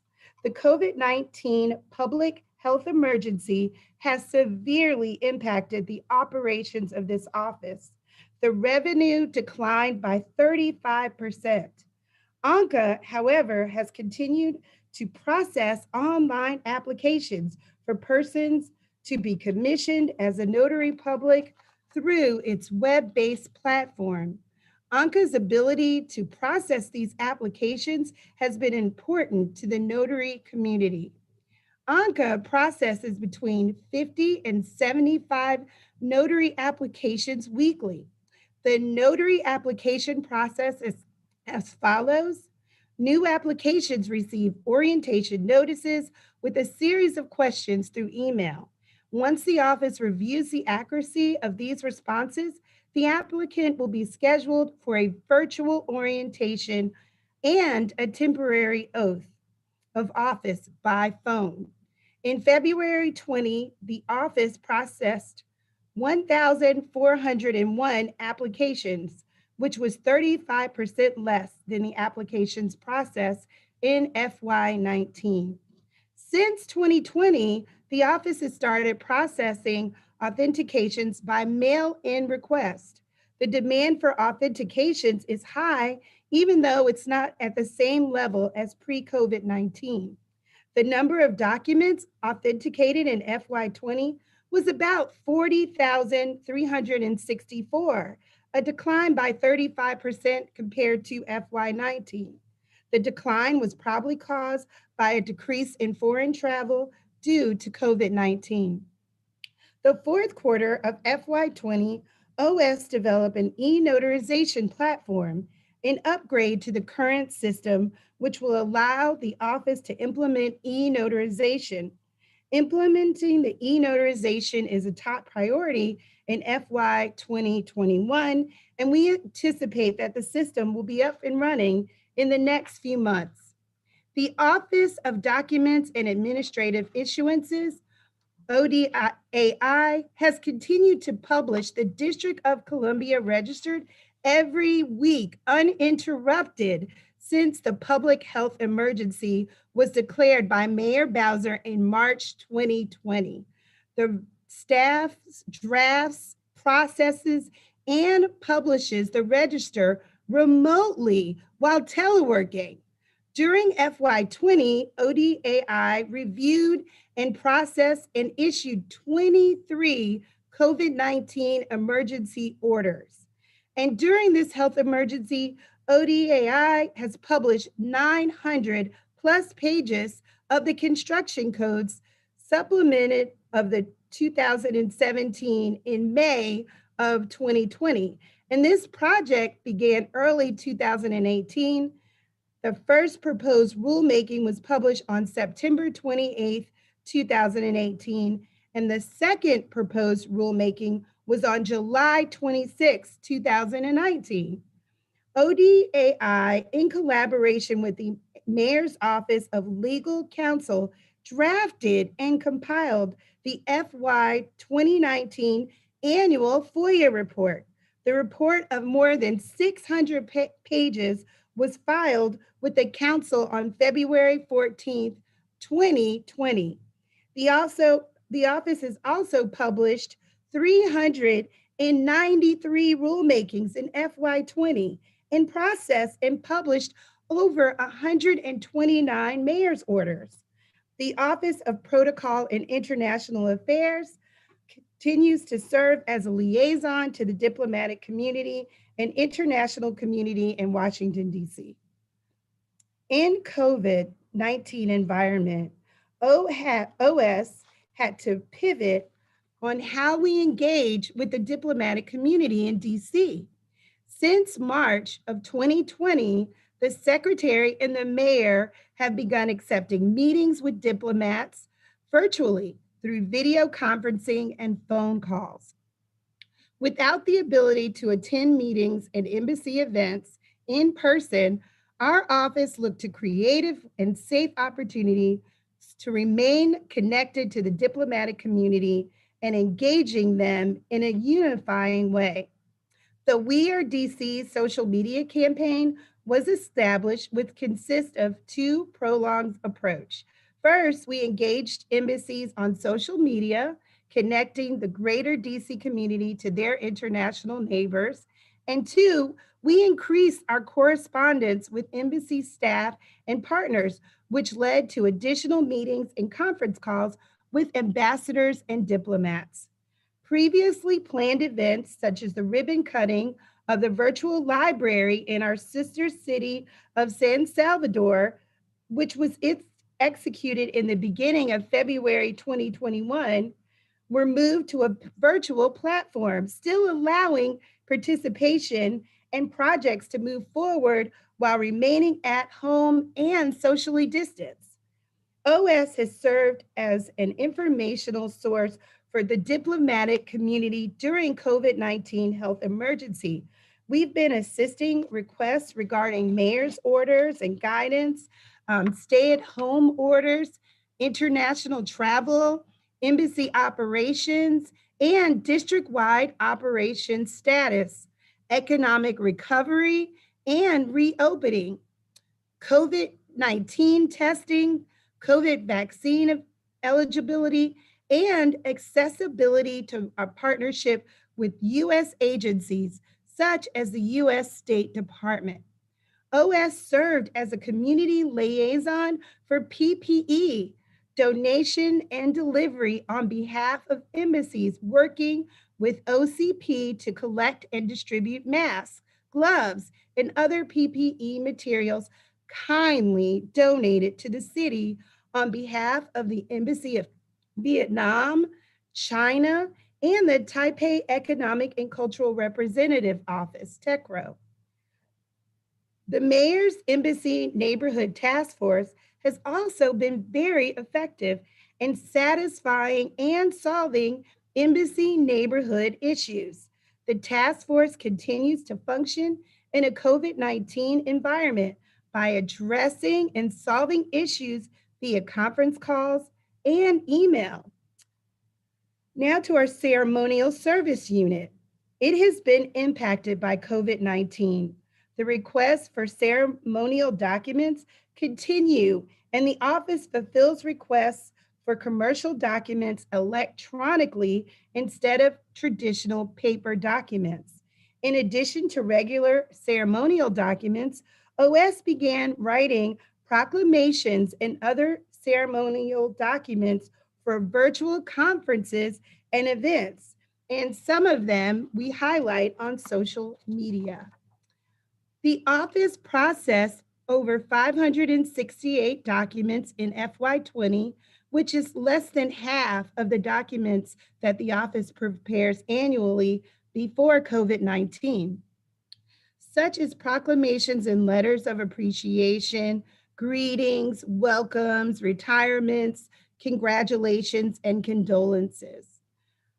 Since the beginning of the pandemic until now, the volume of requests has declined significantly, and most notably, Mayor Bowser issued a few centennial birthday letters and proclamations for the League of Women Voters of the District of Columbia, Immigrant Heritage Month, and we translated that into 6 languages, and DC Voter Registration Day, to name a few.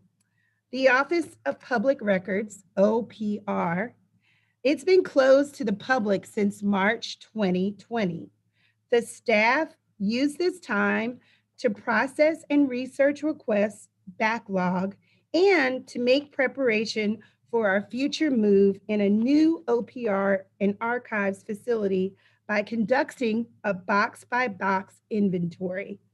At the beginning of FY20, the research room at OPR was fully operated. We installed an employee workstation, a microfilm reader, computers for researchers, and the room allowed the office to expand our research hours in order for researchers to access land record indexes and to provide flexibility to researchers using building plans and permits. The service was suspended, however, due to COVID-19's public health emergency.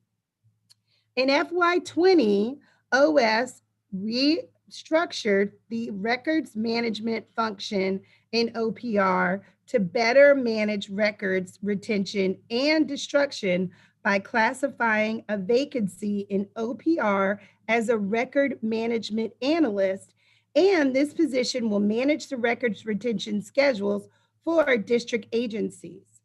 The Office of the Secretary works with several organizations and city agencies to coordinate various ceremonies, conventions, parades, and festivals, including the Martin Luther King holiday, the DC Emancipation Day, the National Cherry Blossom Festival. I also serve as a member of the board for the National Cherry Blossom Festival, and I am the chair and the advisor to the Commission on the Martin Luther King holiday and the District of Columbia Emancipation Day Commemoration Commission. The Office of the Secretary also has a role in the mayor's swearing in ceremony. I also oversee the DC One Fund and the DC Democracy Grant, and just recently the Electoral College ceremony. The DC Emancipation Day celebration that was planning in phase 2020, it was canceled with in-person activities and events. They were suspended. And in 2019, the DC annual parade and fireworks were rebroadcast on Channel 16. In partnership with the Friends of the DC Emancipation Day, the commission organized a DC Emancipation Day online commemoration program on April 16, 2020, through a Zoom platform with familiar panelists, including Io Handy, Kendi, and Lucy Murphy, myself, C.R. Gibbs, Peter Haynes, Anish Jenkins, and former council member Frank Smith. For our 2021 celebration, the commission is seeking to offer more options virtually to expand our audience and to grow our community of support. As mentioned, the Office of the Secretary administers the DC Democracy Grant, which awards $200,000 in grant funds each year in order to advance the statehood effort. And keeping in line with Mayor Bowser's priority of the finding fresh ideas, we identified appropriate organizations through the request for applications process to further promote voting rights and statehood for the district. The recipients of FY21's grant includes DC Vote, DC History Center, the League of Women Voters Education Fund, Students for DC Statehood, a new one, Anacostia Coordinating Council, and stand up for democracy in the DC Coalition.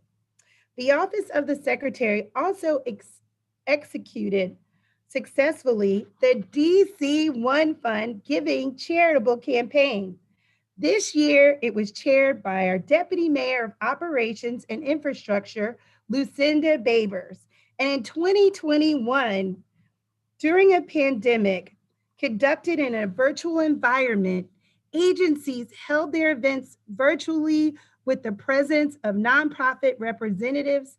In addition, DMWA and OS set up weekly newsletters that were distributed to all DC employees to share updates of the campaign. And under the current circumstances, the 2020 DC One Fund campaign raised more than $1.25 million. That was DC employees. So in closing, I'd like to thank you, Chairperson Bonds, for your leadership and support. And I just appreciate the opportunity to share our accomplishments and plans for a continuous improvement. And I just look forward to continually to work with the committee. This concludes my presentation, and my staff and I are here, and we're happy to address your questions at this time. Thank you. Thank you very much for your testimony, your wonderful testimony, chock full of accomplishments. So thank you very, very much for that. As you note, some of our public witnesses have pointed out a couple of concerns. The archives continues to be a concern, and also records management and the timeliness of the new regulations being complete and in the various different locations where they are needed. And so I'd like to start with, if you would address some of those concerns and tell me where we are. Let's start with the archives. Are we going to have an archives? If so, where will it be located? How much money do you have? How much more money do you need? Obviously, as time moves forward, you'll need more dollars. And currently, what is the process for individuals to use the archive service? And how are we going to move forward, I guess is it. All right. That's a loaded question, Council Member. So let's talk about the DC Archives first, the building of it. So we're very pleased to identify Building 41 at UDC's campus for the new archives facility. As far as my understanding, that has not changed. And we just want to thank Mayor Bowser for fully funding this project that is estimated to be built for $73 million. So as you know, due to the COVID pandemic, the district budget revised downward by close to $722 million in the fiscal year FY 2020 and by $774 million in fiscal 2021 from the February 2020 estimate. And those downward revisions, unfortunately, almost also meant that the district's capital budget be realigned as well. And though it's an unavoidable delay, I'm proud to report that the project remains a priority of the administration.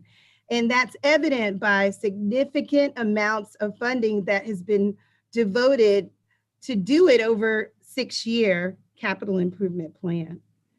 I want to talk about the archives. We have an amazing staff. They work very, very hard. You know, as you know, our staff, we have 6 employees currently on site, and we have 2 vacancies, and we're really excited about our vacancies. Right now, we are in the process of interviewing a OPR director, and you know what? We've had an overwhelming response, and we've interviewed candidates already, and we're in the process of bringing candidates back for interviews, and we're really, really excited about our prospects for a new director. So that's moving. Also, we did have a young lady who worked in the worked as our archivist, and we decided what people don't really realize is that the archives, not only are we responsible for the district archives, but we are responsible for record retention for the entire city. And we have been making remarkable strides with record retention management. We have done schedules for over 102 of our agencies, and currently we're working with our small agencies to complete record retention schedules. So what happens when all these schedules are done? All of our agencies are moving forward, and we feel like we need someone else to help and assist contacting agencies, training agencies, so that, and there's such a high turnover for record retention managers in these agencies that we need someone to just focus on our agencies. So therefore we changed that job description to a record retention specialist, and we're very, very excited about that. So I wanted you to make sure that you know that we have been closed since March. We have 2 staff members that came into the office in September. We had a backlog of, all of our genealogy records, land records. These guys have been working very diligently to complete our backlog, and we almost have completed the backlog, and I'm very proud of that. We get criminology history. They ask us for land records. We have building plans. There's quite a bit, and we are handling it. We are responsive. We are returning emails. We don't have a backlog in emails, and I'm very proud of the work that they've done. Since we've been closed, we've been working on a reboxing program where we've completed the 3rd floor of the archives. So anything that looks maybe a little damaged, any box that has aged, they've been reboxed, and we are working diligently to rebox all of the boxes that may be a little deteriorated. But our documents are intact. They are safe. We also, which you may not know, we're also in charge of the Library of Government Information. So that means that when agencies, they're required every time they do every time they submit any type of publication, it has to come, one copy has to come to our office. So we were a little behind in that. What we've done is we have now completed over 2,000 publications that have been documented, that we have documented. And we also get lots of personal donations from libraries, of different citizens in the district who give us their personal libraries. So we have managed to go through those libraries, and books that we have that are pertain to DC residents, DC history.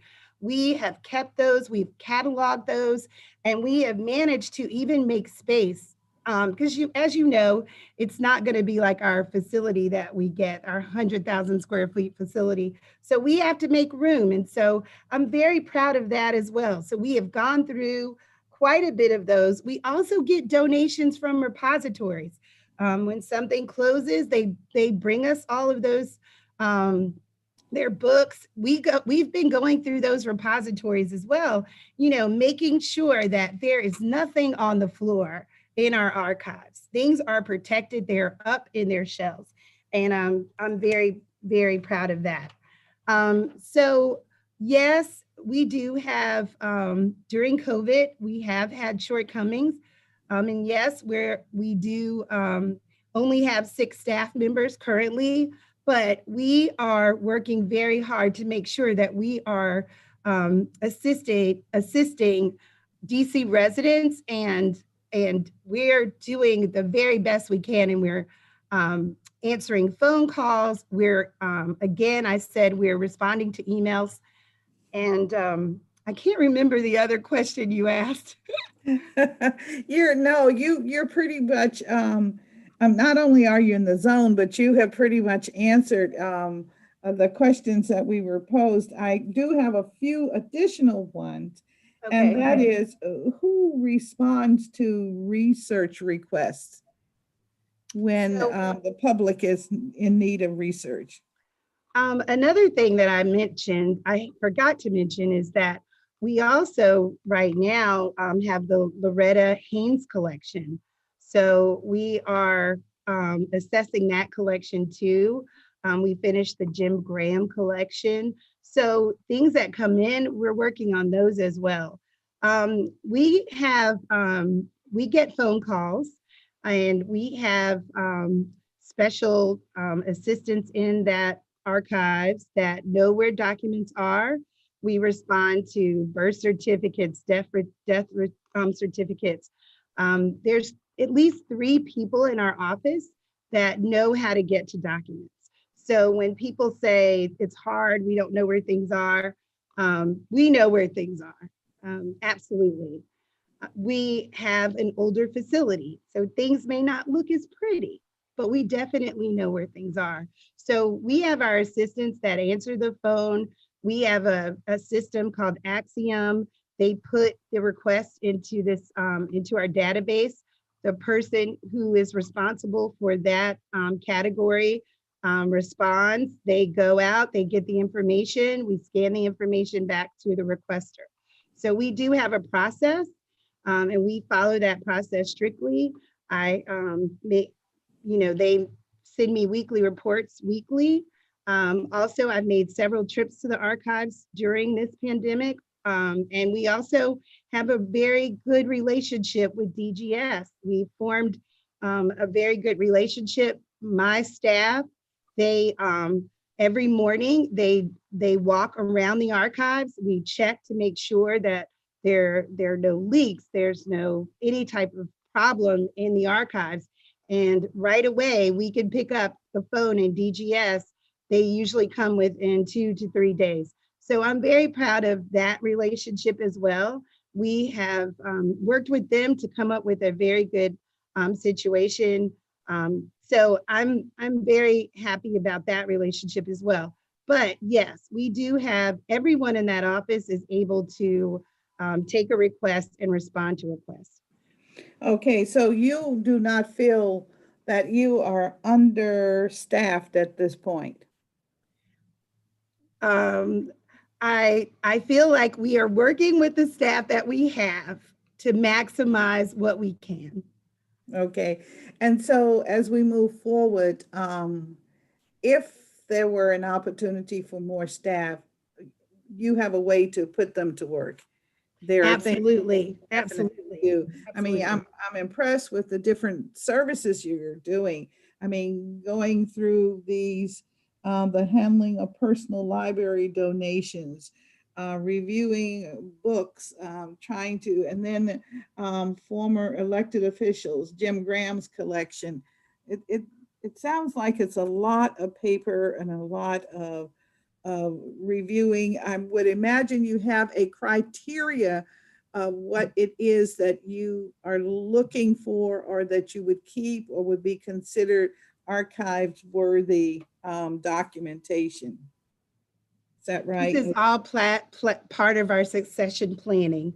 You know, we know whether it's 2 years, 6 years, we're moving, and we want to be prepared for that. Okay, and then you said you also are the Library of Government Information. Is there some message that you give to, I'm assuming, to the DC government agencies as to what they need to keep, retain, or as you said, a copy automatically comes to your office? Yes. So in the past, they weren't, I'm seeing chats where I am too, and Madam Secretary, just, you do not have to respond to the chats. Let me respond to the chats later. Okay, they're popping up. Yes. Right. I don't want to get you in trouble. Okay. Absolutely. Record retention. Yes. What we do is in the past, we didn't have a record retention schedules.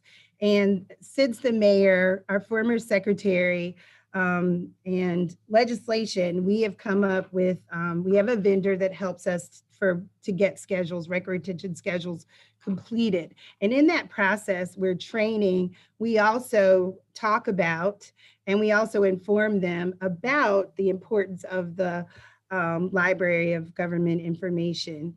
And we are now thinking that we may reach out to our agency directors directly and just have a conversation about what it is and how important it is. We have lots of agencies that comply, but as I said, record retention schedules are new for some of these agencies. So they're catching on and they have high turnover, but we are educating them about the importance of keeping this information. Right. And I would imagine if you did have that level of understanding with all of the agencies, it would help you to not have to search through and sift through documents to determine what it is that you need to keep. So yes, that's an important message for you to share with the agencies. Thank you for that response. I believe you mentioned that you have $73 million fully funded over 6 years for a capital plan to implement the archives in Building 41 at UDC. Yes. Okay. Now, is that something that we're going to move forward with in the new FY year, or do you have any indication at this time? Currently, from what I understand, we're definitely moving forward, but I can't confirm that, as you know. But yes, for right now, what I know, the mayor's committed to building an archives for DC. Okay, all right. And so we'll keep tabs on what's going on with that. Could you send to me a quarterly update on the status of the construction, the status of the records that you're retaining, and any progress you're making with, I guess, sort of checking through what you currently have and making sure that it's well kept in the facility? If we could get that on a quarterly basis, I think that would be very helpful. I kind of understand where you are with all of the, you made a pretty effective presentation about all of the documents that are required to be updated. For instance, with construction, changes in regulations. It's pretty impressive. What I wanted to know, what is your standard timeline? Once a regulation is published in the register, as I call it, DC Register, an individual sees that, and it may relate to maybe 10 different parts of the code. What is your usual time frame for getting all of those updated? And do you then go back and put all of the updates in the register that you publish? Or is it something automatic that happens? And after a while, if I'm checking on baseboards in rental housing, at some point it'll show up, or is it, what can I depend on? So before I get my, the director, Mr. Reed is going to answer these questions for you because he's the expert. I want to reiterate that this team has not missed a deadline for that register. Those registers are upwards to 400 pages and they've been doing it remote. They've been working with agencies who's also been working remotely. So I'm very, very proud of the work that they've done and that they have really, really stepped up. I mean, those, the construction codes, all of the mayor's orders, I've said it before in my testimony, but before I let him speak, I just want to make sure that I reiterate that. So Victor, would you answer Councilmember Bond's questions? Yes. Hi, Mr. Reed. Hi, how are you? Can you hear me? Certainly can, yes. Great. It's a pleasure to talk with you today and to appear with the secretary and the team on your hearing. The straight up answer is that we run a backlog on what we call codifications. And we're running a backlog because we have a small staff, frankly. And with that small staff, we work across disciplines to ensure that the register is published, that rulemakings are published, that mayor's orders are published. And as a part of our work, when the final rulemaking is published, we codify that into the District of Columbia municipal regulations. And that work is done online.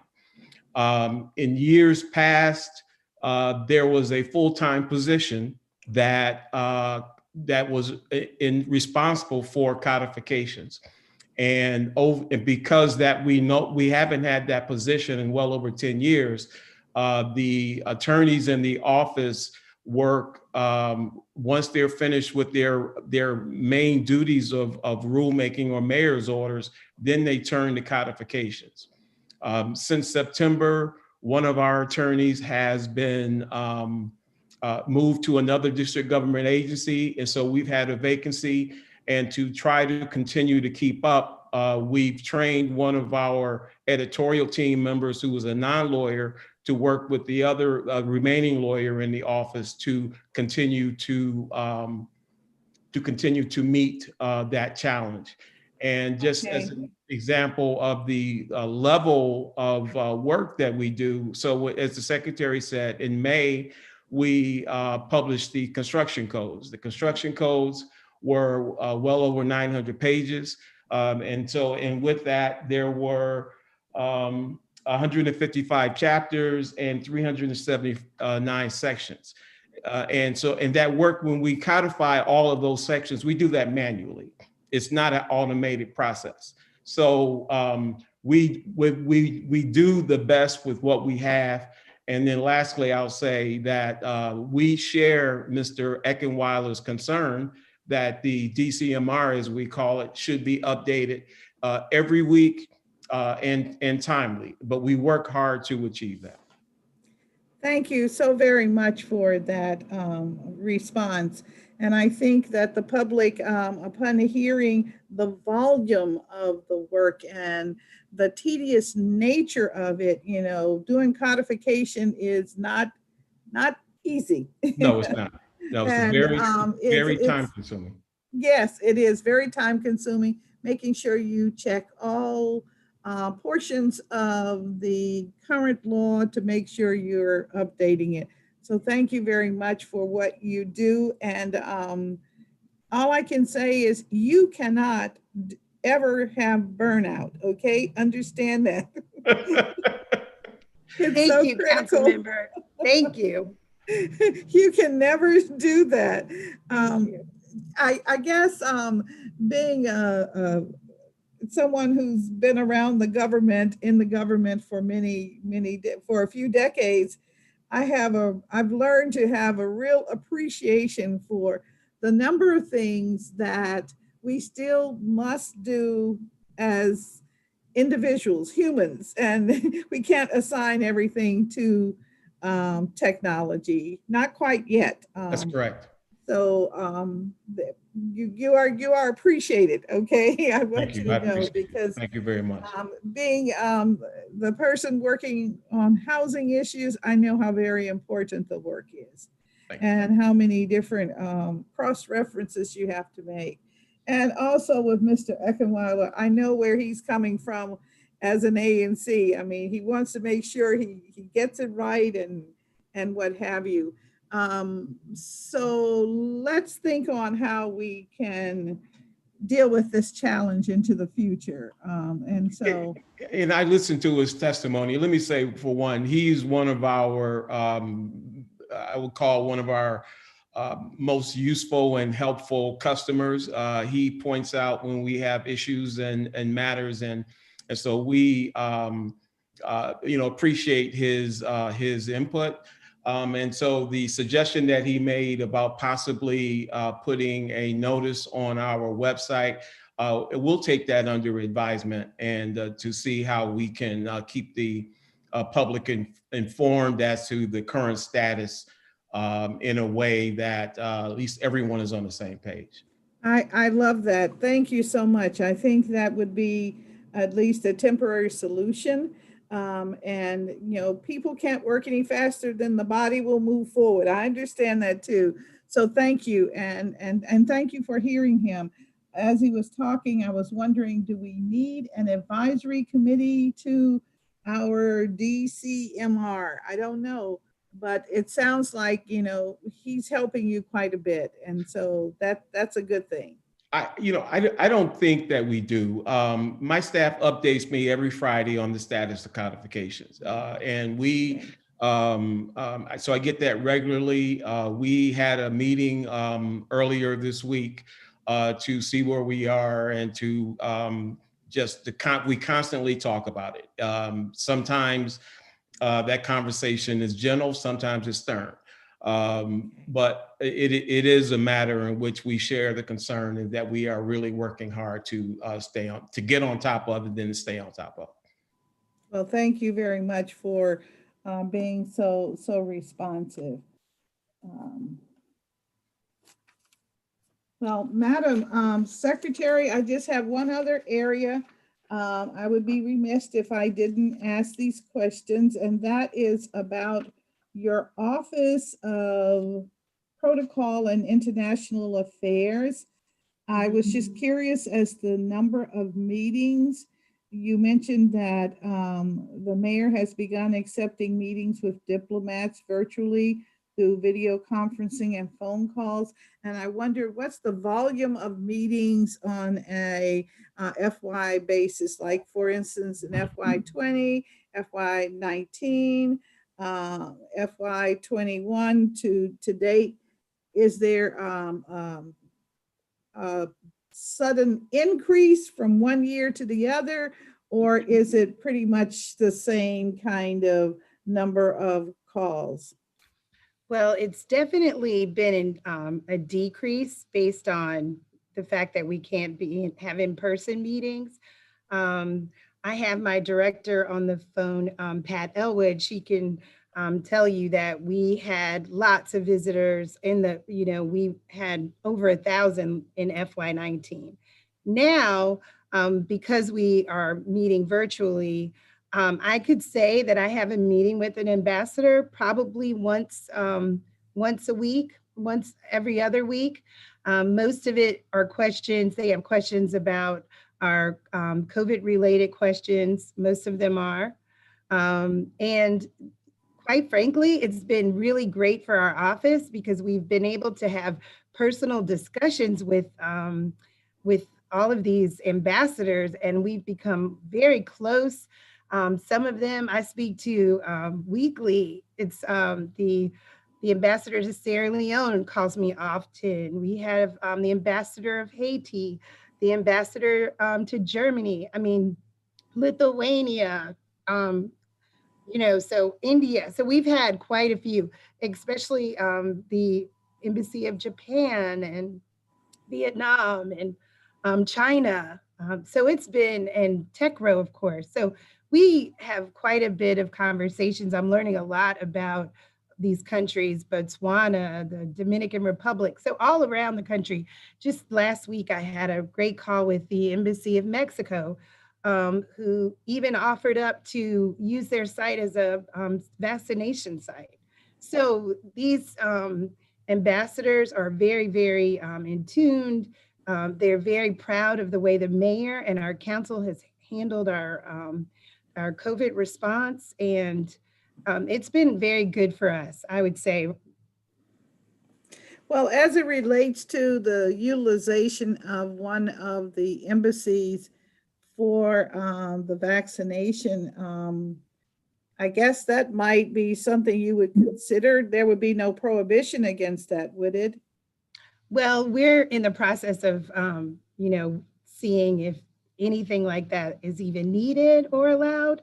But but it is a really great goodwill, effort on their part. Okay, okay. I wanted to ask about that. Thank you. We also, the San Salvador, our relationship with San Salvador, the library we partnered with them. I remember I was here in the late 2018 and FY19, and to see the sister city relationship blossom, and the fact that even during COVID, they built that beautiful library in San Salvador is really a testament to our relationship with them, the mayor, our community partner, and our business partners to get that done. It was a proud moment for me and the mayor to see those young children in that library. It was very moving, and to think that DC did that. DC was really instrumental in helping to do that. It was huge. Sounds good. Looks like we're delivering good work across the board. So congratulations to you on that. I think we have exhausted any questions. Is there any closing statement that you would like to make? Again, I wanted to say that I am just very excited about your chairmanship and oversight over the Office of the Secretary. Though in COVID, we are still moving, we're still making things happen. I know I've said it over and over, but I'm extremely proud of my staff and the accomplishments that we've been able to make. And as you said, we are all working on self-care as well, but we definitely want to let DC residents know that we're here for them. And please call. We have our numbers on Twitter. Please follow us on Instagram, Twitter. We're on all platforms, and we try to get information out. And we're here. So if you have questions, please call. We are here for you. Well, thank you very much. And thank you to your team as well. And I'm excited with the opportunity to work with you during this council period. And I really look forward to learning more. And thank you again. Thank you. I want to thank everyone who participated in today's performance oversight hearing for their contributions. We certainly learned a great deal, and that was our intention, to bring to light the importance of some of the executive offices and the services and roles that they play in delivering quality living environment for the residents of the District of Columbia and our businesses and our institutions as well. I believe our city is better for their work, and I am hopeful that our future is much brighter. If the public has any additional thoughts or would like to submit written testimony regarding the performance of any of the agencies presented today, the record will remain open until 5 p.m. on the 2nd of March, 2021. And this concludes the hearing today. We've been on for quite a while, and I appreciate the new agencies under the auspice of the committee giving us an opportunity to understand the important role that they serve in community. So this concludes the hearing for today. And with that, the time is now, oh my goodness, 2:49. The time is 2:49 p.m. on February 26, 2021, and the meeting is adjourned. And thank you, everyone, again.